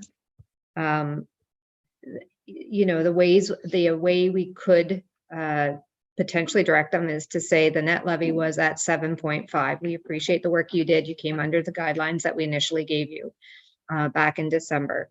You know, we're hearing and there's a sense that we can and maybe do better. So I think I've heard from Mayor Kelly, there's 3 different areas that we can be providing some level of direction. One is we reduce the contribution to reserves by 301,000, which was the increase over last year. So it's not that we're not putting any money in there. It's just that we'd be staying flat to where we were last year. I think committee, we all need to know and understand, because staff has been walking through this for days now, that their recommendation would be that we continue to put more money into reserves. We know that there's going to be more and more conversation over the year as to how we are approaching our reserve contributions. We know there's more information coming in. So I think I'm trying to do it in a succinct way here to say, it, you know, maybe I will go by section to see if there's the appetite from committee to say, if we were to direct staff to suggest to come back with a plan that reduced the transfer of reserves by $300,000, that's a direction we could give. And that would bring things down, our net levy down by 2.28. The other part to this is, in a similar way, we could be looking at the operating budget, and embedded in the operating budget, there are 2 levers. I think that was the term you used, Mayor Kelly. One was to look at the expense takeout, and the other is there an opportunity to lift revenue. So those are the 2 lines that we have. So I think lifting the revenue, you know, we don't have a huge opportunity, but there's potentially opportunity in that section, is my understanding. And I'm going to do my best to summarize here, but I continue to look at Director Donaldson to add if I miss something. We can look at, or direct staff to look at things like the user fees that we've just gone through a schedule. That's kind of on the table, and that's within our realm. I believe we could look at, I'm looking at the revenue, is it the grants program and initiatives? Is that another area? Like the ways we are bringing money in, the revenue. And I think that I want to ask the question in that particular area, the beliefs that Councillor Burry was just talking about, talk to that notion as well. Is there opportunity to bring further revenue in, and can departments include that? And then the last piece is the ability to reduce expenses. And I think this is where Councillor Kemp was going, and suggesting that, you know, if you look at those lines, and I'm now looking at page 40. My glasses, sorry, it's happened. I need glasses now. I can't read. 46, is it? The operating budget summary by category covered. 45. I think 45. Okay. And there is a list of these expenses. And I think what we started, or the table got set here to say, let's look at these lines and be able to provide some kind of guidance to staff. If you're going to say to them, look, we want you to help find $300,000 more, either by increasing our revenues or decreasing our expenses. Are there any areas in there that we want to say are maybe completely off the table? So I'm looking at this, And right off the bat, debt repayment's not an option, nor is insurance really. There are other line items in here. Councillor Kent has brought forward one, which is the salaries and benefits. So I think what we need to do is just very quickly say, is there anything on there that seems like a hard stop, like a sacred thing that we wouldn't want to have touched? Because what we can probably expect coming back to us from staff is going to be, you can cut, like, here's a recommendation on expenses, we can cut here, but here's the consequence of that choice, right? Because it's not a matter of just like, I think, and maybe I need to ask staff if that's a fair next step. And now I'm seeing Councillor Zavitz' hand up. Could I ask staff first, Councillor Zavitz? Just, is that okay? Because I'm trying to summarize here and figure out how we move to the next step. So, oh.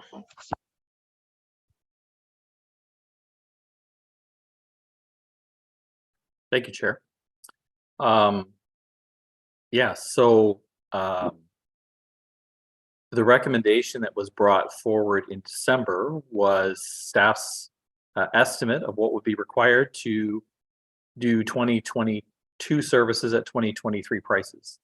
The draft budget presented brought that in at 7.5% on the levy, which was 6.2% on the rate. And so just to remind everyone again, the rate portion of the levy applies to everyone. The growth portion of the rate, or the growth portion of the levy, applies only to those who receive a change in assessment. So just to be clear on what the majority, I would say, of residents will see in terms of their tax bill. By my estimation, the reduction to contributions to reserves for 1 year, again, does not have an immediate impact. We can still deliver the capital plan with that contribution to reserves. Again, I caution that a penny not contributed today is maybe a penny and a quarter tomorrow, but it all depends on what happens with future or the future of the capital plan as well, and future decisions that will be made pending delivery of certain reports and studies that are coming forward.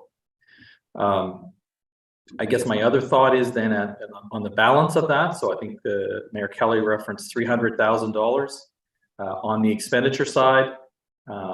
It's my sense in talking to my peers and the strategic leadership team that will affect services and that we will have to be clear, I guess, with councillors on what has been changed and what impact that change has, and to ensure that that is an acceptable amendment to the operating budget to do that. Of course, in a different thread, increasing revenues can also have impacts to the community. And so we would also want to make sure that councillors were aware of those potential impacts as well if we're making revenue changes. So so definitely, I think it's a task that staff can take back if that's the will of committee. We have a resolution that was passed by a committee and endorsed by passed by council on a 2023 budget guideline. If we're changing the guideline, then I would just request that we perhaps get a new resolution of committee to reset that guideline and send us back to do additional work if that's the direction that we are going in. Okay. I do want to allow Councillor Zavitz. I just want a quick question for you. And this is a question now on the salaries and benefits portion. It's not simply just that it's not the only variable, right? Is the cost. It's also time, and that also has a direct correlation with any kind of services that we're providing. When we look at the salaries and benefits, right? Like if you have somebody, sorry, I'm looking at you, Director Donaldson. Oh yeah, you're waiting for me to mute. Sorry, it's getting to be. I think my answer to that is compensation is rate times hours. So it's a combination of two. If we're not changing the compensation rate, then any savings would be derived from a reduction in hours. Or if it's the direction of committee, if there's a change in the rate, then the hours could remain steady and you'd still have savings. So it's a combination of the two. It's the pay rate times the hours worked. So.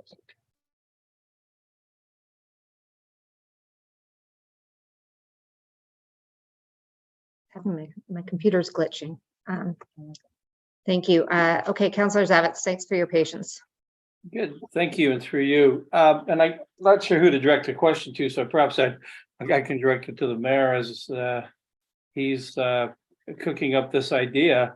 I have in my hands the 6 2023 budget business cases that I guess it's been called a la carte, and then the for the operational side, and then of course the 2 for the capital side, Columbarium and the 3 pickup trucks.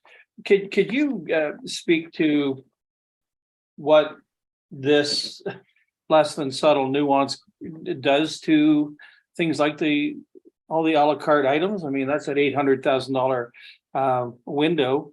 What does that represent here and now in terms of cost cutting and keeping back from 8 to 3? How does that work? So just before I hand that to the mayor, Mayor Catley, I will let you respond as well. But certainly my intention on our next meeting would be to have the more fulsome discussion on the service level enhancements. So I just didn't want that to be, I hadn't brought those up today as I was talking about the operating budget. I didn't want to leave anybody with an impression that we weren't even going to be contemplating those. So if I did leave that, I apologize. Those would be intended to be talked about at the next discussion. As to your direct question, though, to Mayor Kelly, Mayor Kelly, perhaps you can respond. Well, I think you've hit the nail on the first piece. We haven't discussed it. We haven't looked at them in any detail. I suspect that there won't be unanimity around any one of them. But I do know that if we can get this back from 7.5 assessment on the levy to 3, we have more latitude to fund some of these or all of these once we've gone through them and decided they're worthy of our money. That's all. Thank you. So committee, I know this is taking us in a slightly different direction. What I might recommend, I'm feeling I have to look at staff to get some guidance on next steps. If there's going to be a resolution that we do read to give further direction on the budget guidelines, and then I can also then explain what our next steps would be. So I'm just looking at staff. Is 5, 10 minutes? What's the appropriate amount of time? Okay, 10 minutes. At 2:45, we will come and I will have a resolution that we can read, and I'll be able to outline what the next steps are. Thank you very much.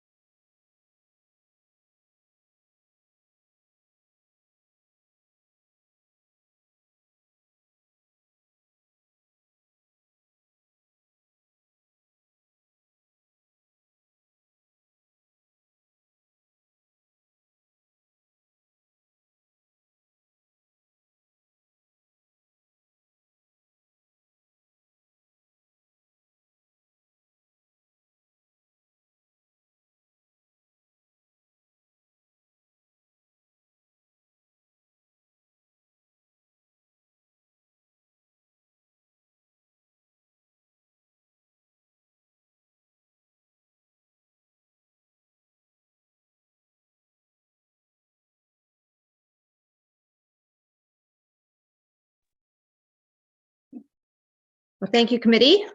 For those of you who are there, thanks for, if those of you can put your cameras back on. Thank you. Do we have enough? Let's start Well, over. McIntyre's not in the frame. Zavitz So we coming. have Zavit. There he comes. Okay, there's Marilyn. Okay. And Okay, we're Councillor getting there Kent. now. Yeah, Okay. yeah. Councillor Kent. Yeah, we'll be- Sure. from Okay. Nishikawa's office. Wow. Okay. Whoops. So are you taking note of that then? Can I proceed even though Yes. Councillor Kent's, okay. Mhm. Okay, committee. Thank you for the extra few minutes there. We just wanted to make sure we captured in this new resolution that I will read the essence of that conversation. Councillor Burry. Councillor Burry. Thank you. I'm going to read a resolution that we hope has summarized the discussion that we just had, and will provide direction to staff as to next steps.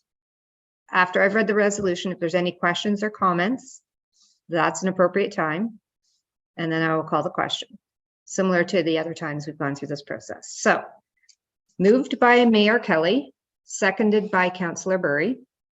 Whereas Council approved a budget guideline of 8.5% over the 2022 net levy during their January 17th, 2023 meeting, and whereas through report number FIN-2023-001, staff presented a draft 2023 operating budget with a proposed increase in the net levy of 7.5% over the 2022 budget.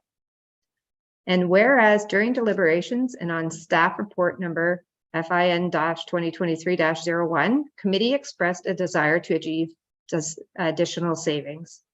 And now therefore be it resolved that staff are directed to amend the 2023 draft operating budget attached to report number FIN-2023-001 as follows.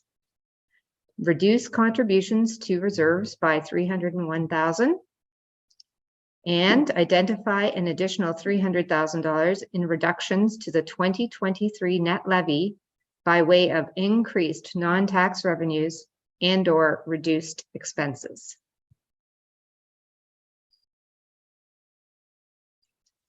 Now, at this point, I will offer, if anybody has any last questions or comments on the resolution. Okay. Seeing none, I will ask all those in favor.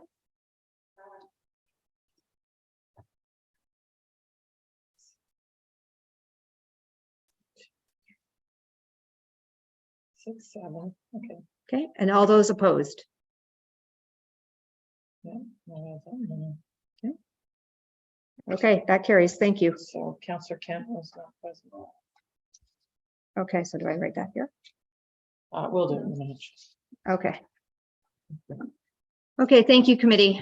This has been a long day, and we are now approaching 3 o'clock. As promised, we'll try and outline the next steps, or I will try and outline the next steps in our budget 2023 discussion.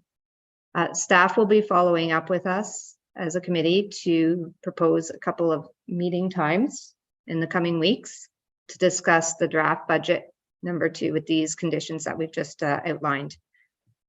So stay tuned for that. The budget time will be confirmed. In that, we'll be discussing the revised operating budget, and included in that will be discussion or more fulsome discussion on those service level enhancements. So I do want to, before I adjourn this meeting, thank everybody. I know that this is a learning journey for a lot of us. There's been a lot of good information and some great discussion on Monday and today, and it doesn't always feel productive in the moment, but when we all reflect back and we do these things, we realize that this is part of our job, right? So we're moving things forward, and I think there were many, many good things said today, especially that help set a path forward for the future. So before I read our adjourning resolution, I see Councillor Bosenworth. Do you have any questions or comments? Just a question or suggestion. Can staff also start thinking about, and so that we can all start thinking about when the public meeting, is it too early to start doing that? Because we do want to make a deadline and be in front of council for March. So just planning one, and the next two meetings ahead rather than just one. If possible.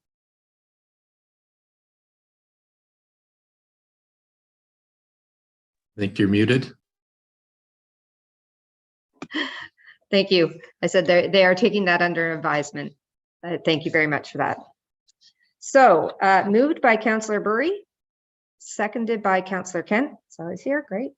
Be it resolved that this meeting is adjourned at 2:56 p.m.